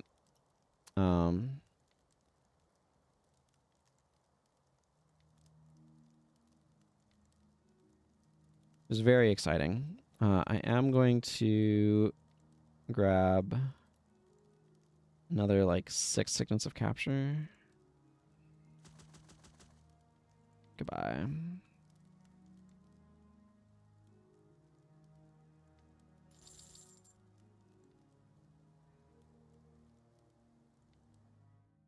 That must have taken me over a platinum. Right. Secondary Bastion. I do like having minions here. That helps quite a bit. I would like a move speed buff, though.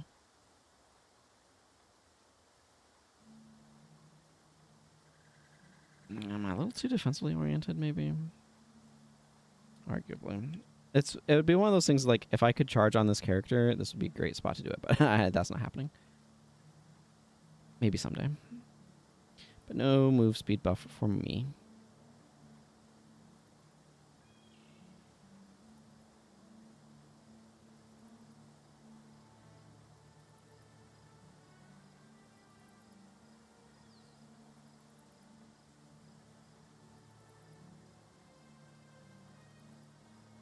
I don't know that I want to run Wastrel's Collapse right now, though. I might do Palm Strike, Twisting Fangs. My remaining skills, that sounds nice. I feel like I'm getting more reliably, like, Withering Aura is more reliably put on me as an enchantment, so.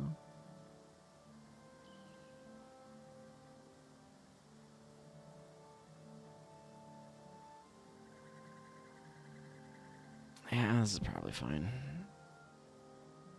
Okay, where's the... There's the Lieutenant Miranda.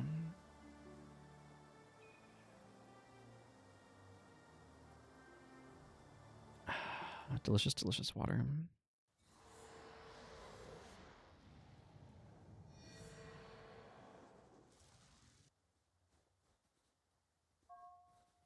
East. East. I need all of you the same direction so you can guard each other.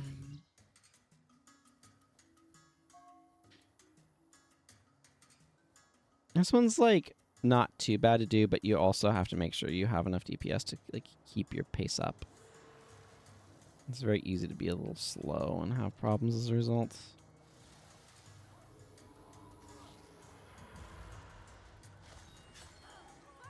Well, that evaporated her.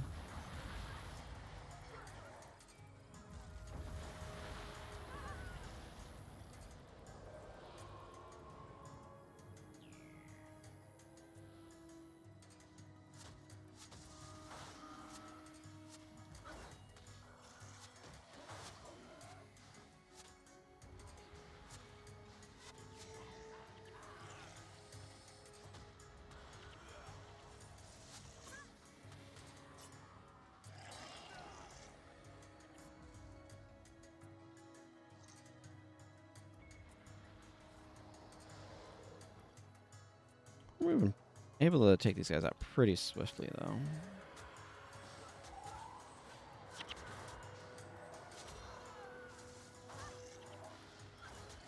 So,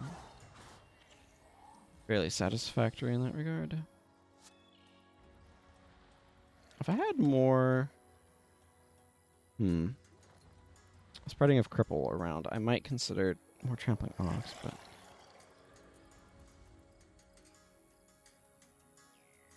Those spirits will help delay anyone, which is nice.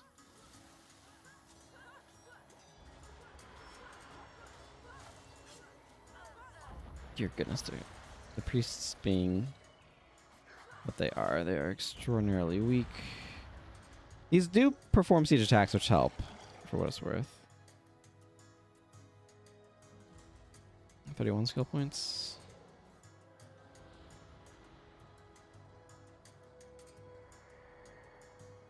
At this point, we're in the like preliminary phase where we're just waiting for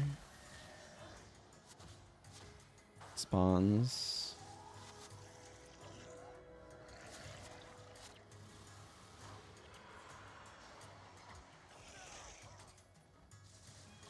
Boss spawns. Okay, I guess we're taking this one out first. I don't entirely object to that.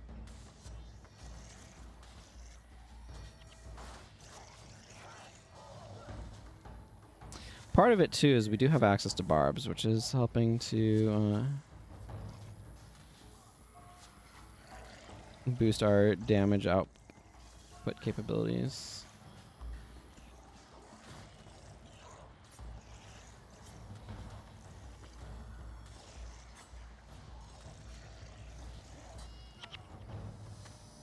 Okay.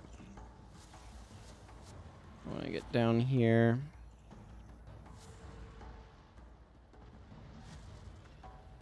The minions can clean up, but we need to begin cleaning these guys up.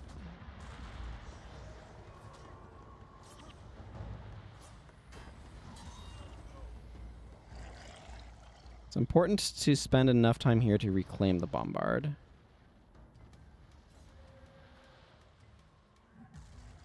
So there's that meter up there, you know. It's important to fill that back up.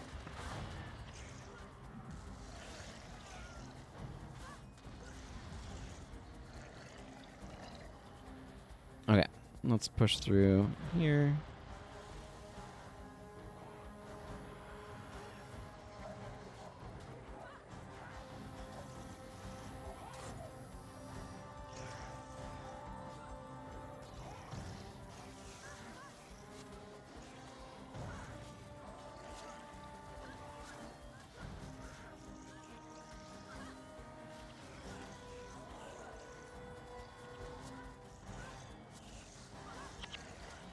Okay. Again, minions, I'm happy to have them take that out.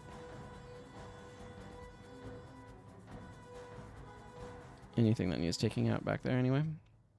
One guy by itself is not really a threat, so...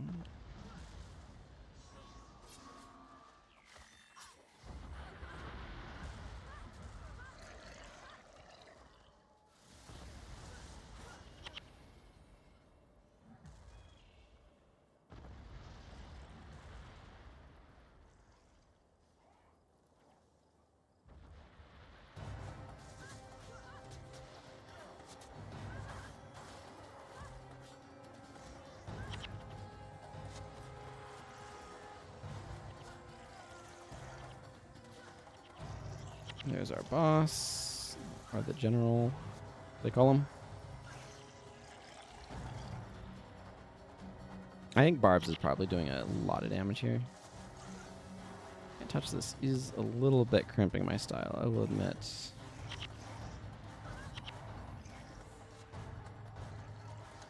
Okay, I need to go see what bombard they're at. Yeah, that's what I thought. It might just be that one guy, in which case I don't know how much of a threat he poses, but it's not none.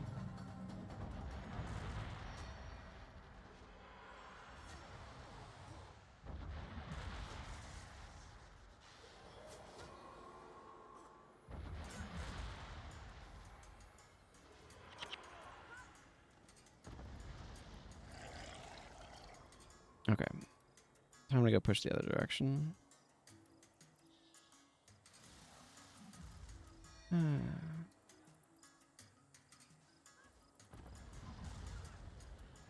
It's definitely like their numbers have fallen over here enough that I do need to be pushing this area. I mean, they managed to hold this off long enough for me to be able to comfortably get over here, so that's the important thing.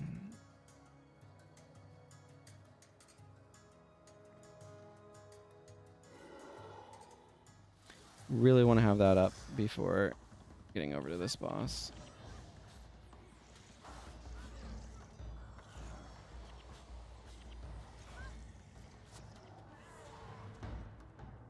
Success. It's interesting how, like, sometimes they include the boss's group and sometimes they don't. It's very, like, scattered in terms of how they want to approach that.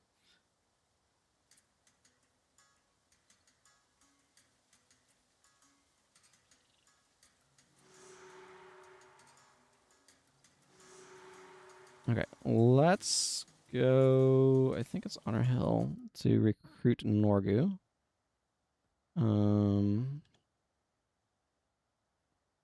This way.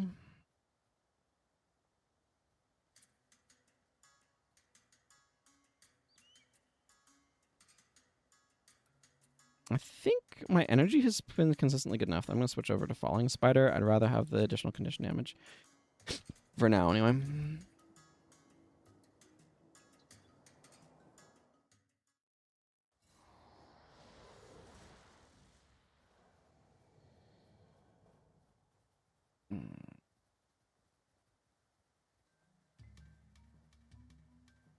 Should not be relevant, but you never know.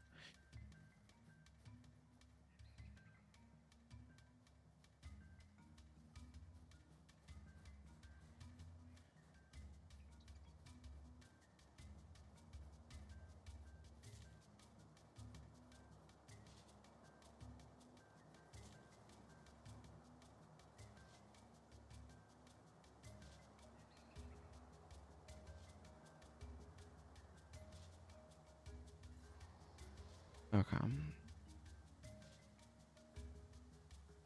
This one is nice and tricksy.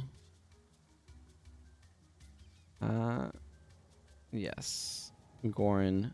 You want to pick Gorin there, so that way Norgu is the one that is out of a job and comes with you. Which, speaking of... No, Lightbringer is still working its way up. 52. Okay. I guess you could continue down there or whatever. I don't know. Just go back ways from Kodesh Bazaar and down and then back up, and nice, simple pathing choice.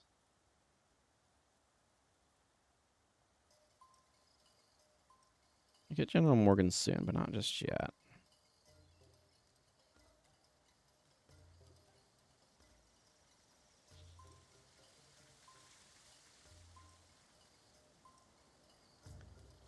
Wait, that's just a balcony. Nice little balcony, but... This is an exercise program installed by the Vabbian government, I assume? Pointless set of stairs. That's why I call it an exercise program.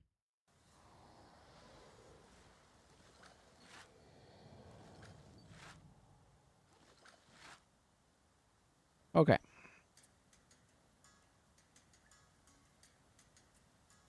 It would be nice to have an incoming fallback right now. But it's okay.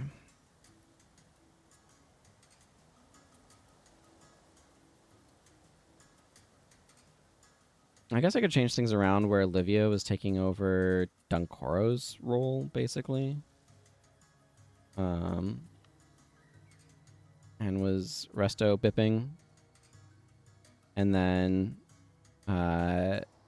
I could switch Elias over from Blood Magic to Command and give him runs fast stuff. That would absolutely be a build direction that I could go.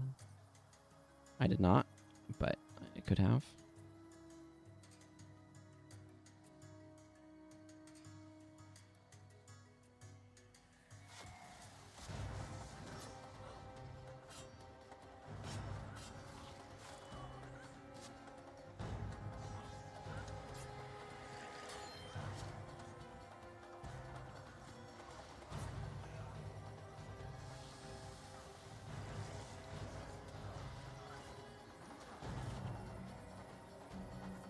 I think I'm just getting enough crits and everything that I'm getting my energy back well enough.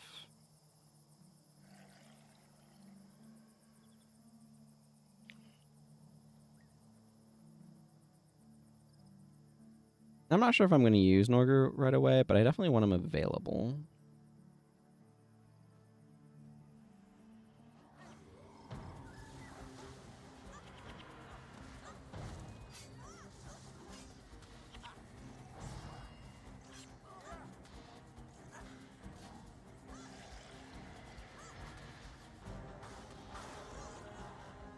I wonder if my fan... I probably should spend some time cleaning my fan. My fan's been sort of blowing in my general direction. but only do so much, you know. I feel like I was smelling a brief moment of a kind of a burnt rubbery smell. I'm like, is that my fan having issues?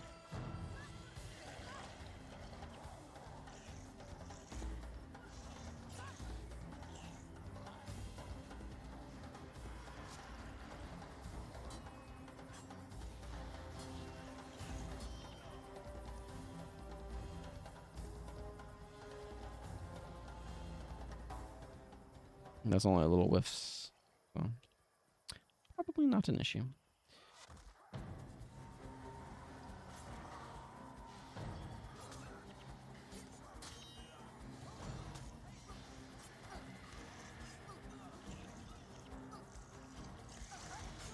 I think I have a lot of cloth accumulated, don't I? I think so.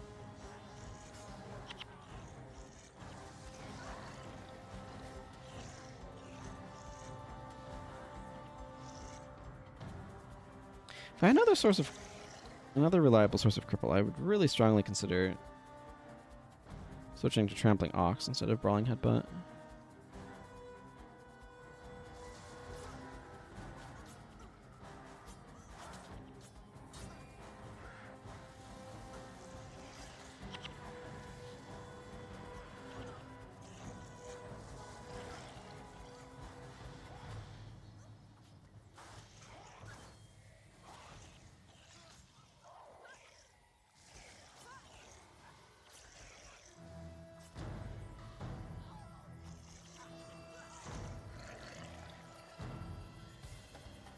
Part of the problem is I don't want to get away from this particular combo because I want to be able to deal with the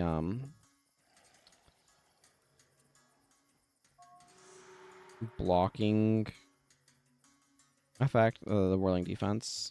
So as a hero, I'm the hero. I forgot. A disgruntled pie master. You're welcome. It's gonna be terrible. It always is.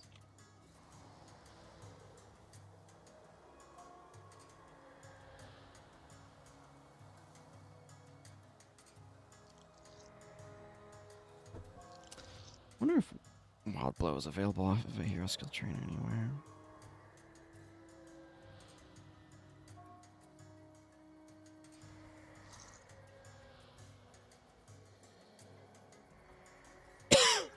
Excuse me.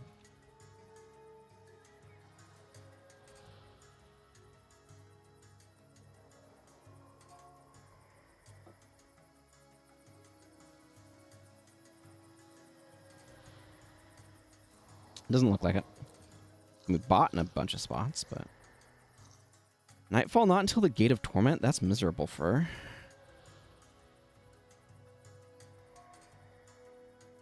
Yeah, factions you can get from Ichigo. Hacker Warrior is supposed to do about all of the whirling defense until then. My goodness, I have no idea.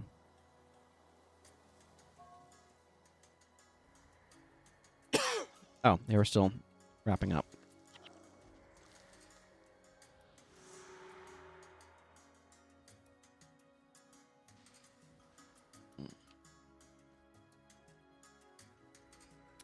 I would really like to figure out, because like the throat irritation feels like it's kind of like the back of my throat being a little dry or something, a little scratchy.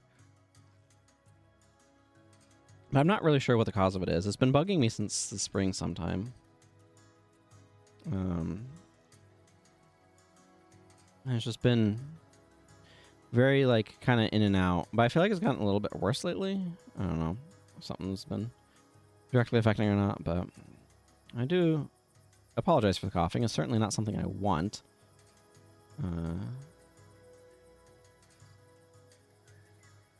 For multiple reasons, but there's not a whole lot I can do to make it not recur as far as I know at the moment, just because I don't know what's causing it or what mitigating factors I could do or whatever, so.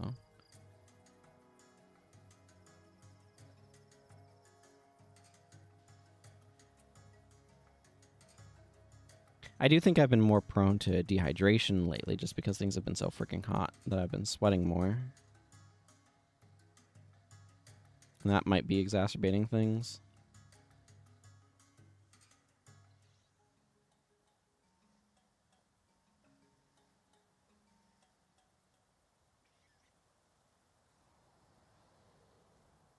So few people actually see Gorin's route with this. Norga's just such a clearly superior hero.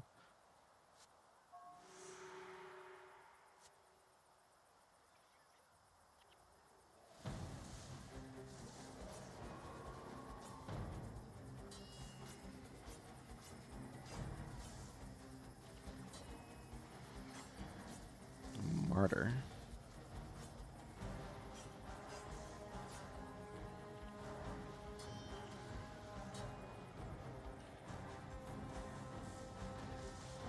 Oh, there's two of them too. This one would have taken a bunch of nonsense from the other, so not in great shape for it.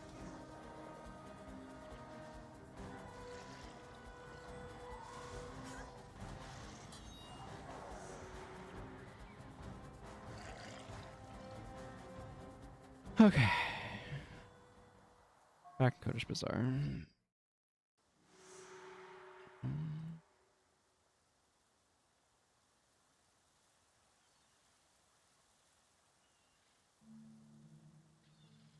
Thank you.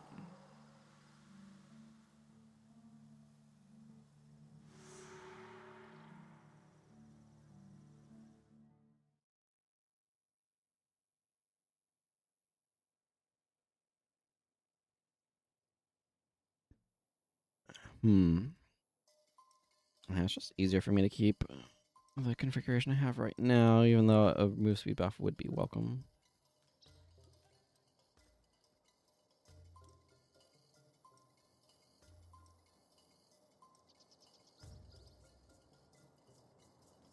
I really like having the panic Mesmer too. Been shutting down a lot of nonsense, I think.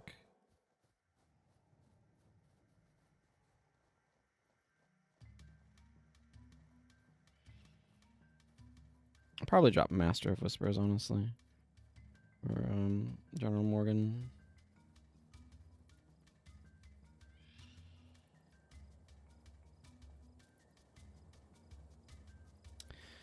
Spot's a little tighter than I'd like with just the number of plants that are there. Looks like some sort of polygon there is weirdly angled. I don't think I've noticed that before, so I don't know what's going on.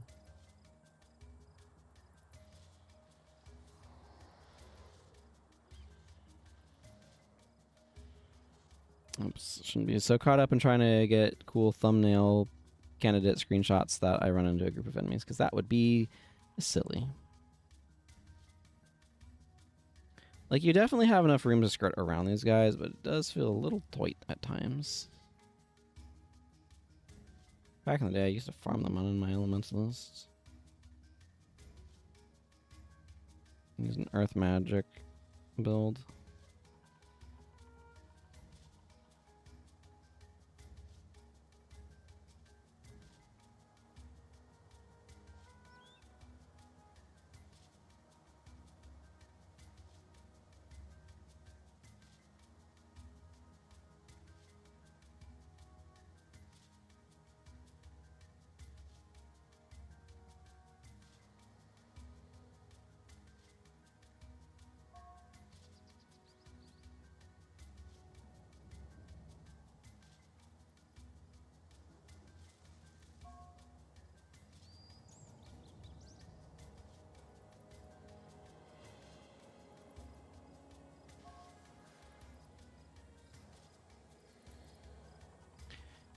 The three of us pledge our fortunes on our forces of the Sun Spears. Varish must be defeated. Whatever good that actually does. Messenger of Lyssa comes running up.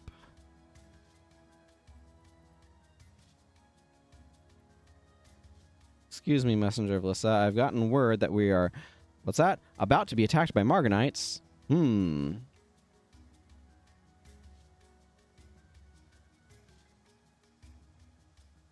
I don't know if I actually have to talk to her. No.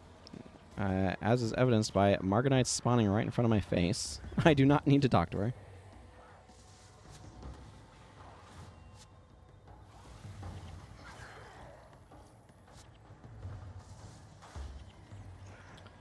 I might change my build up more once we're done fighting Cornins so much to...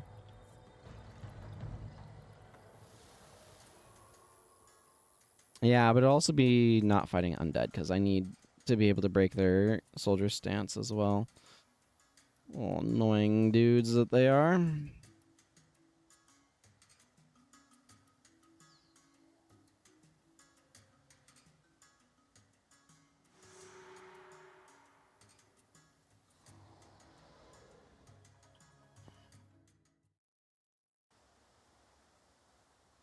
And this time we go out this way. We're charging through things actually pretty well. Get General Morgan here. Or, well, talk to General Morgan. We get him after Grand Court of Sebulka mission. And then it'll be time to do the Palawa Joko stuff.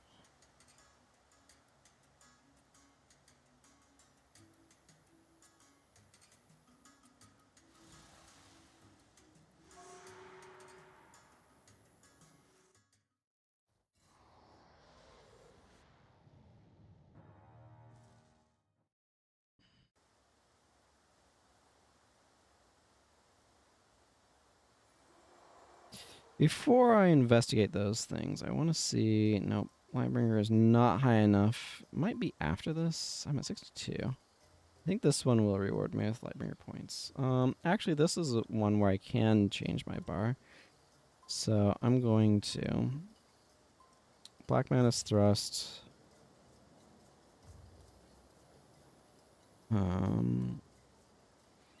Where's Trampling Ox? Trampling Ox there. I could go with a different offhand at this point, since it doesn't matter too much.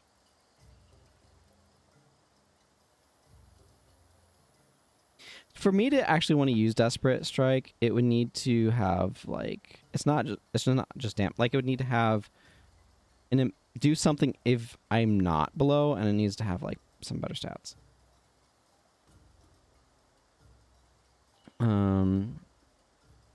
Yeah, Jungle Strike is perfectly fine instead. So let's roll with this and see how that feels. I think Wild Strike has more raw damage, but this has some nice potential attached to it. So, and this party is applying a lot of hexes, relatively speaking, so it works nicely. Okay, before I go, I also want to remember to swap out Gwen's... I kind of think Drain Enchantment is maybe not super necessary here, so I'm going to go with Inspired Hex.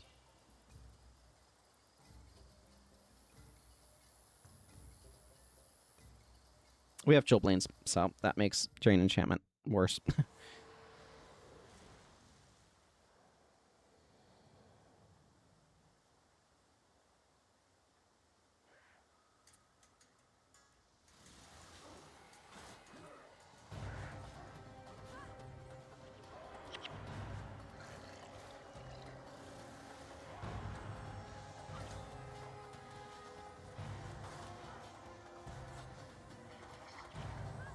That is an insanely long, like, potential combo I can do. Wow. That's long enough that it ate up my energy. Oh, I see what's going on. Their Mesmers are also eating up my energy.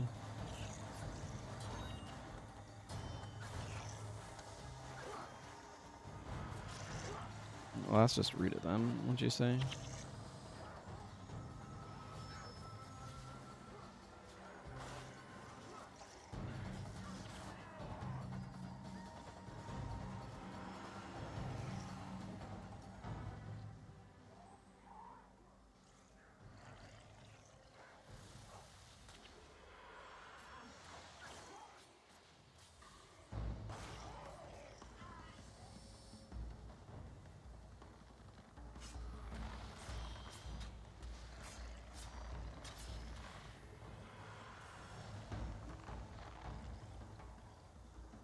We do need to make sure we don't lose the Altar of Lissa.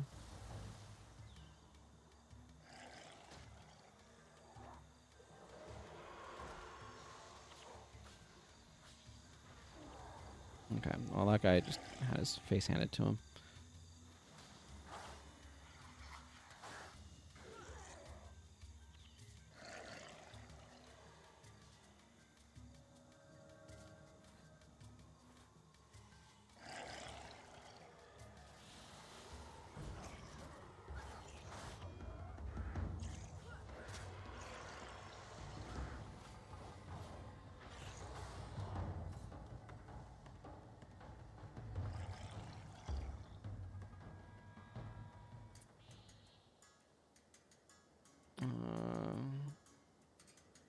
We'll leave those two over there.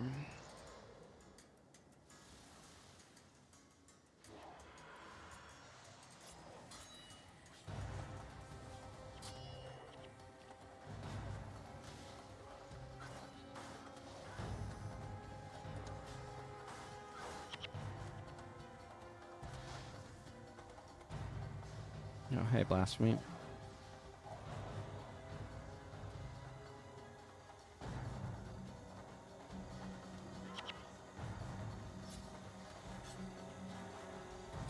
Yeah, Jungle Strike also being more AoE damage is nice. Elias and Gwen will do a good job of holding Blasphemy at bay while I clear out the sides. Although the minions will slowly decrease in number, so that's not the longest of term solutions.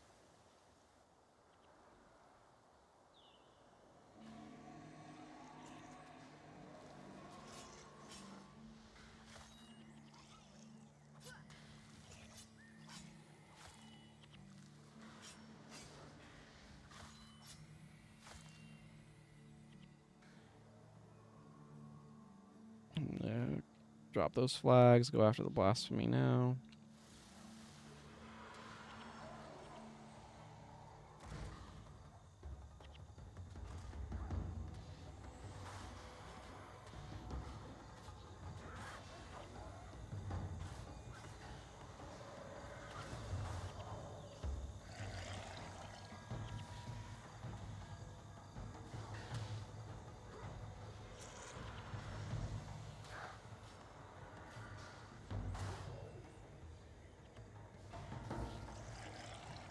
Alright, to the middle.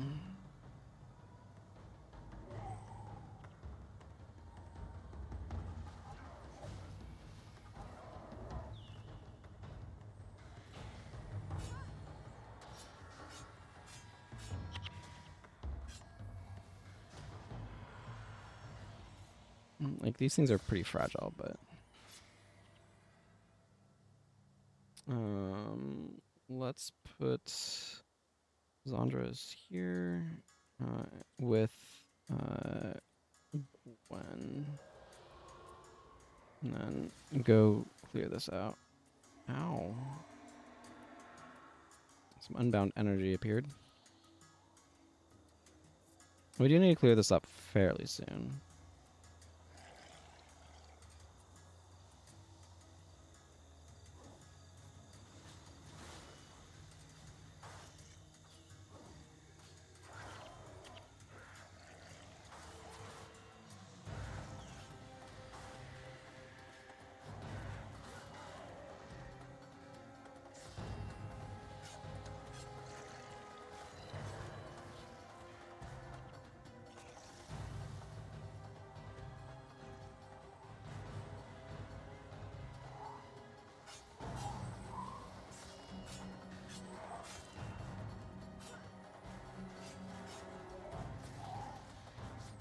Oops, I am. This guy is being a real pain in my face.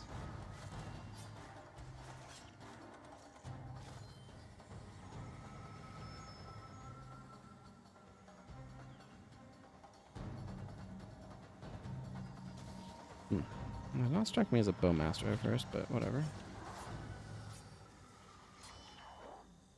Looks a lot like a cleric.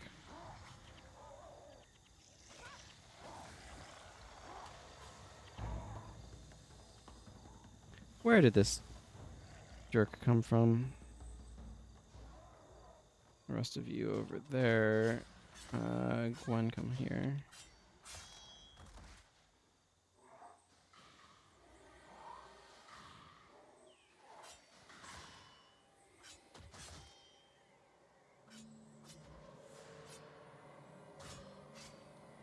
There should...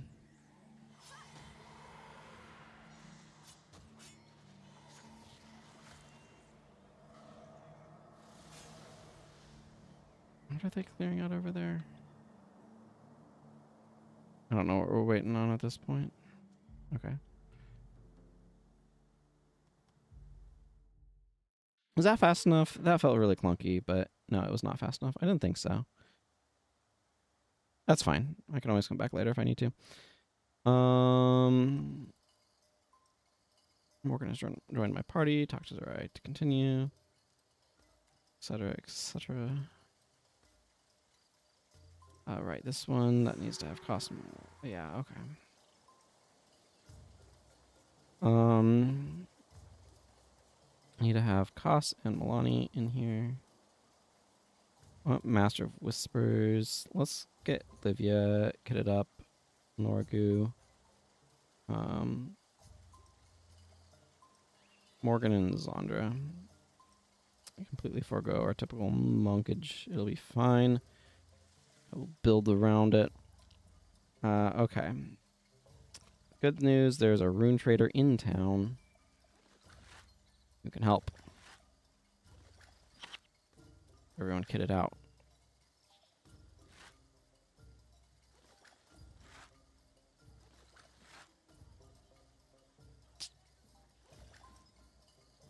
That's not max. That's also not max.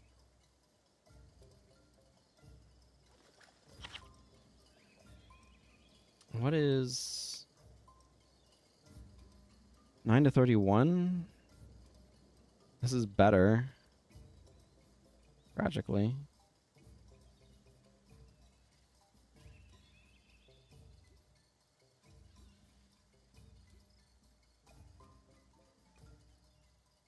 There's weapons.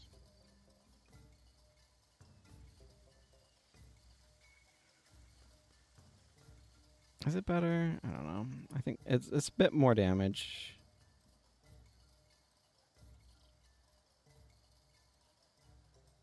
This piece of garbage is still less garbage than this piece of garbage, so I don't know. We're playing minor optimization game here. Okay.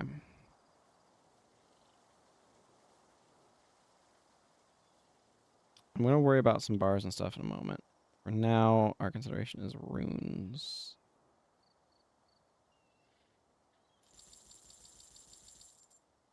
Did I rune Livia up? No. Okay. Rune trader. Let's start with Livia. I want a bloodstained insignia, please. I'm actually going to grab her a pair of Undertakers. Minor Death. Curses. I guess I sold one earlier that I could have used. Soul Reaping, which is now a little bit more expensive. Sorry, everyone else. And Superior Blood Magic.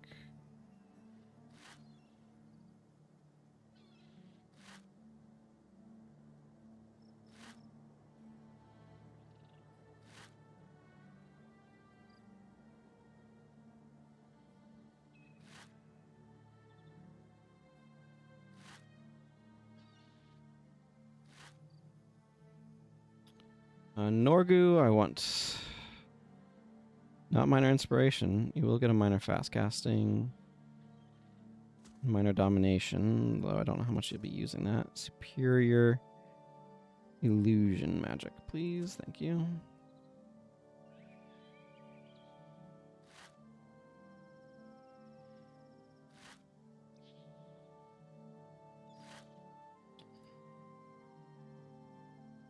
General Morgan might have some expensive runes to deal with.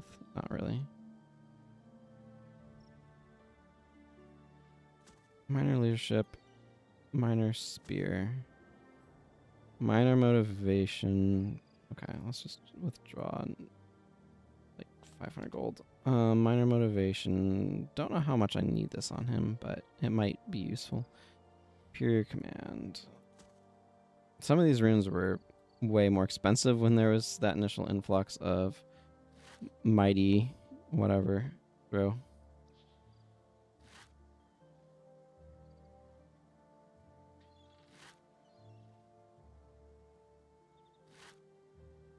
Okay.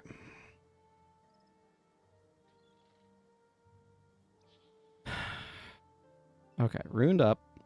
Now it's time for some bars. Olivia, I am going to...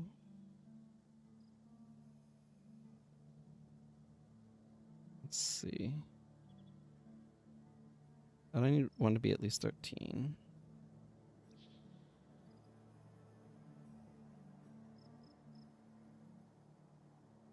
Yeah.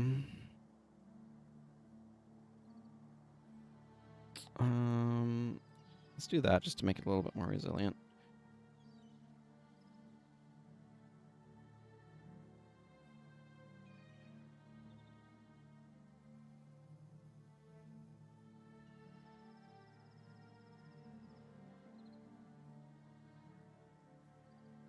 Kind of like the good stuff. I'm going to avoid giving her flesh in my flesh. I'll give her Well of Blood and Strip Enchantment? No. Blood Bond will be good with this weird party. Strip Enchantment is a nice option to have. It's a little bit redundant right now with Master of Whispers having Chillblains, but that's fine. Zandra is also fine. I think I'm okay with Master rolling this. I think it'll be fairly good.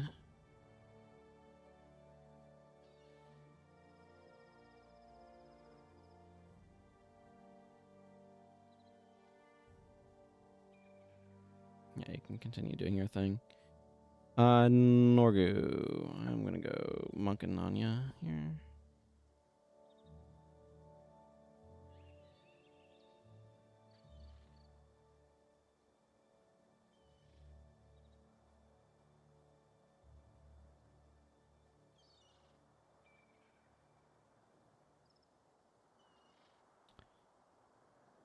I often have liked Shared Burden. I don't think that's what I'm going to do here. Oh, actually, because I'm doing this, I think Master of Whispers wants Soul Barbs. I'm going to go with Soul Barbs over Signet of Lost Souls, I think.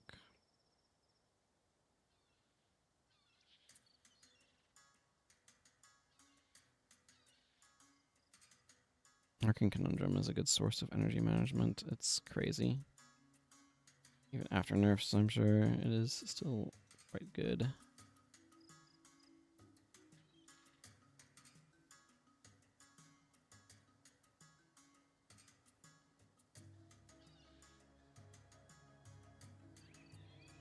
It's not really a frustration situation. Maybe Fragility is good, though? Yeah, probably.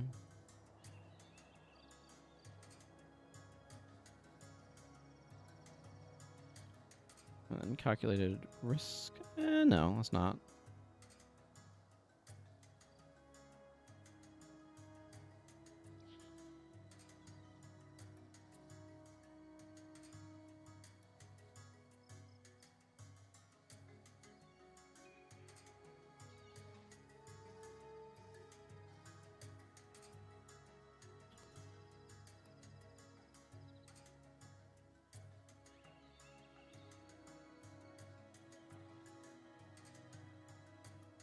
Let's go Soothing Images, actually. Excuse me. No. Ancestor's Visage. Kind of a cute choice, but intrigues me as an option. I usually go like that. Slightly less spears so we can get some more leadership.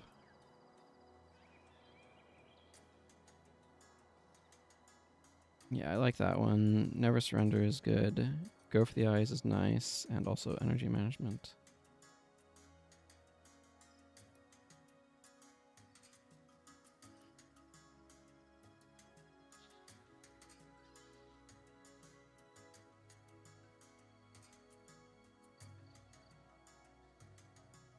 And then the good stuff. Okay. You're fine now. Yeah, I'm okay with this bar. Yeah, and then imbue health is good. Remove hex is nice to have available. This all seems fine. We'll see how this goes. There's some argument for switching her over to Avatar of Dwayna, which would provide potentially some more party heals. But I'm okay with this for the time being. I think it'll probably be sufficient. We'll see how it goes. That's really all I can say.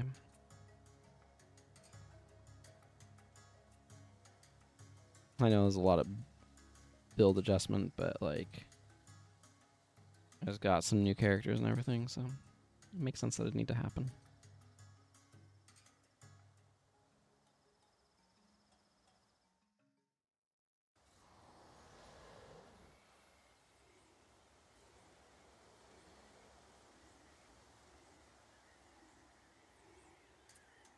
What a brutal one. They could make one of these more of a reactionary type skill. But hopefully this goes off without a hitch. It can sometimes be variable, as we all have experienced in the past.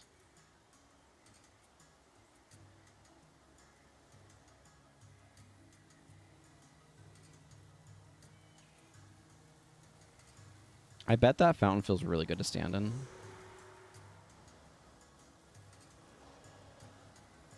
Because, like, it has got to be, like, warm out here, I imagine. And so standing in that fountain of, like, cool water coming down your head would be great.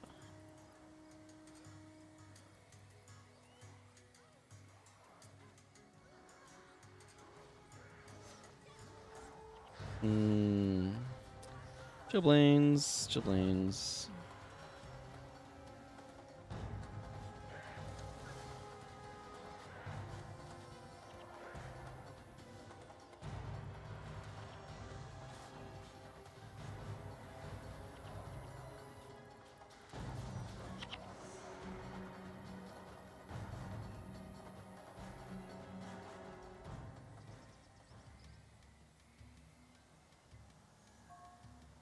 Yep, here's the next group.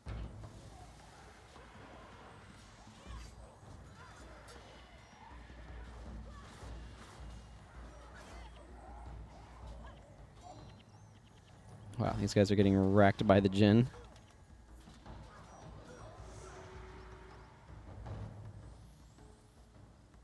Okay, where's the next spawn? I don't actually remember offhand. It's also possible that NPCs have to get to a specific spot.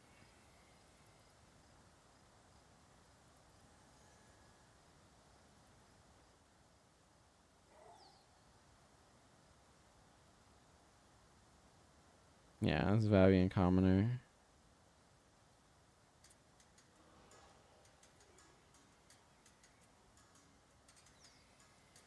Likely running to a trigger location. This is why this particular quest is so finicky. It's because stuff can like end up blocking these NPCs.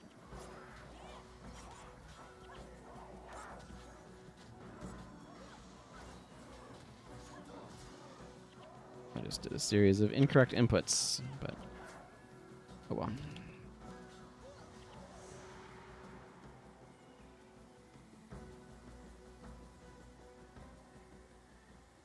Master Whispers does have a high energy cost bar, that's for sure.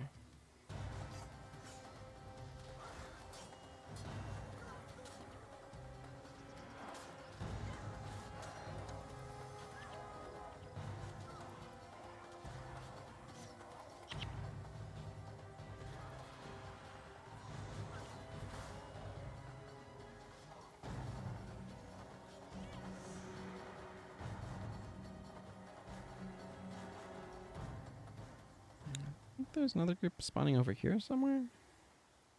Maybe. Yeah, this commoner's running this direction. Probably it reaches a spawn point and then triggers the group to appear.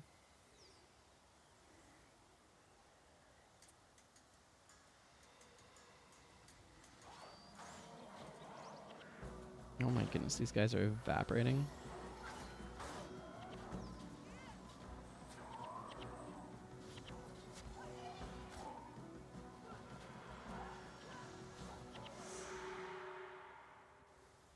Excellent.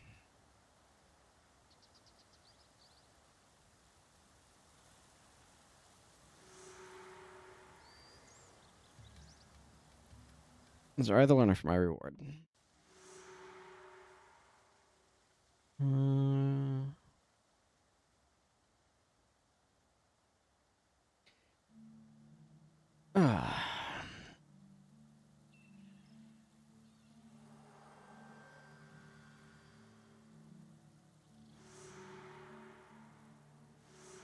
Alright, let's do this one first, because it's very fast. I'm probably not going to do either of these missions just yet, by the way. I'm just going to prep them and then wrap up, I think, because I've been going for a while now, so it's going to be about a good wrap-up time for me, I think.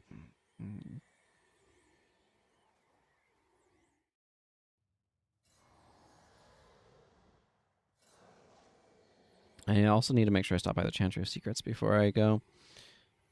Okay. You know what? Let's just do that now while I'm thinking about it. No, not towards Cormier. I mean, I can't.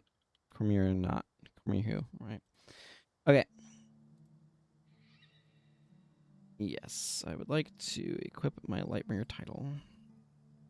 My scroll wheel is a bit finicky these days, and I mean, it's not that it hasn't always been a little bit finicky, but I would like to have that fixed, but like, I don't know of a good way to do it besides replacing the mouse, unfortunately. I don't know if there's some sort of cleaning I can do, but if there is, I certainly don't know it. I call it an orchard. I'm not really sure that that's much of an orchard, but...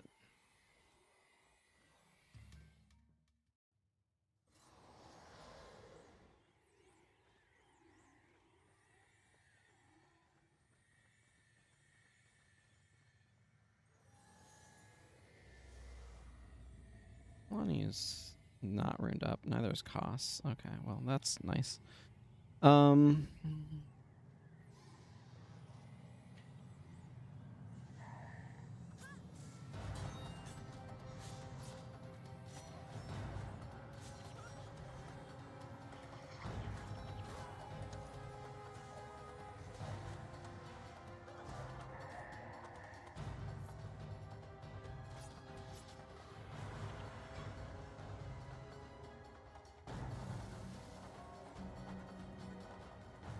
I seriously think people really struggled with it when this was deeper in and they had to move it to more surface level area. That's my best guess. It doesn't feel like it entirely makes sense to me otherwise.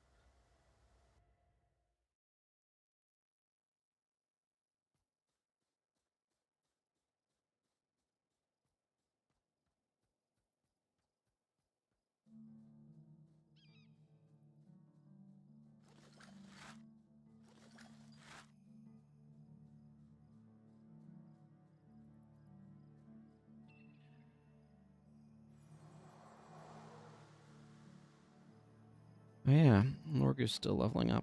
Neat. Okay. Best to leave from the Sunspear Sanctuary, even though I hate traveling from here to Ronjok because the trip is so flippin' long.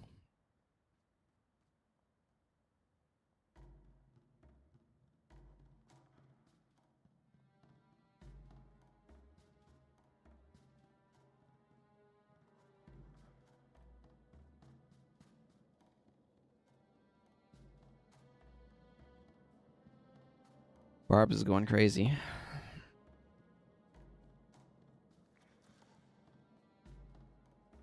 I have a lot of conditions, so that makes fragility good. I don't know how much. There's some others going on. Cost has a few, or has a weakness anyway. Could definitely be more built around it, but.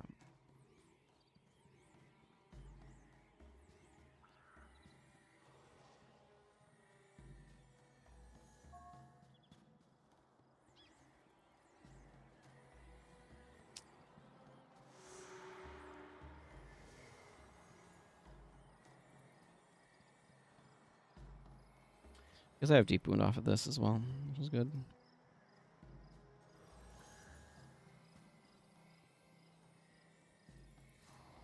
Definitely be more built around it though.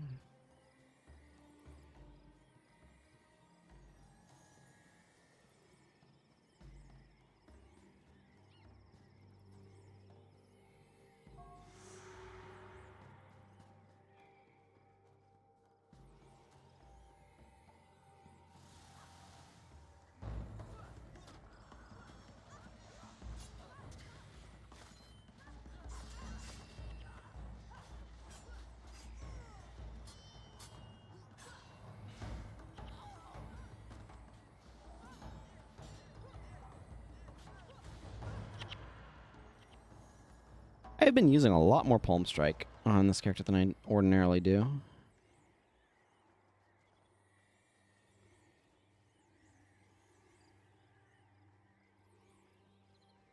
That is for sure.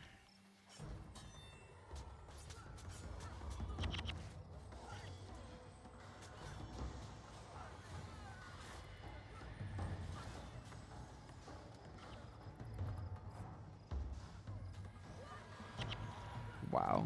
They're just getting absolutely ruined. Wild.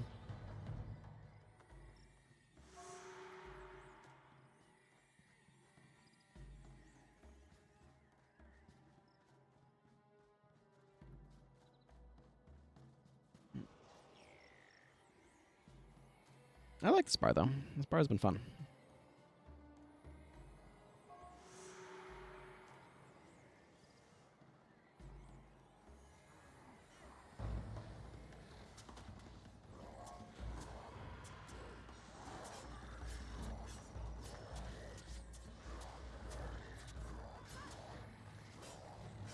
Yeah, Ancestor's Visage is putting in work.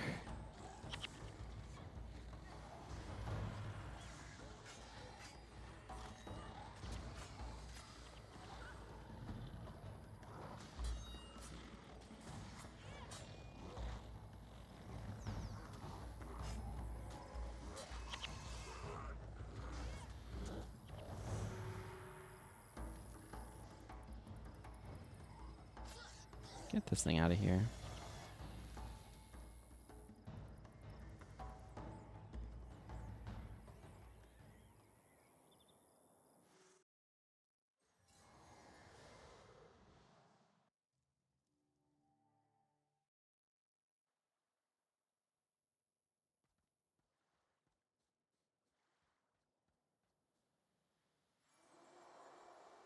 Okay. I don't know which one of these I'm going to do first. I will ultimately do both of them. But, like, I don't know what priority to give to them, as it were. But that's going to go ahead and, I think, do things for me for today.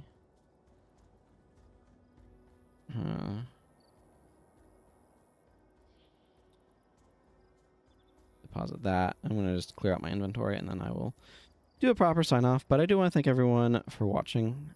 I've made good progress. Next week will probably be a bit of a diversion, so I can try to do some of the Wayfarers stuff. I don't know that it's super duper important, but it'll be nice to do it. What is the shield? Motivation? Neat. I have a full, like, armor set practically of Radiant Insignia floating around my bank, which is taking up space. Better allocated to other things. Okay. But yeah, so I'm going to go ahead and, like I said, wrap up here. It has been a nice stream. I'm happy about my progress. My character looks very short. I think she probably is. But until next time, everyone, like I said, thank you all very much for watching. Take care, and goodbye.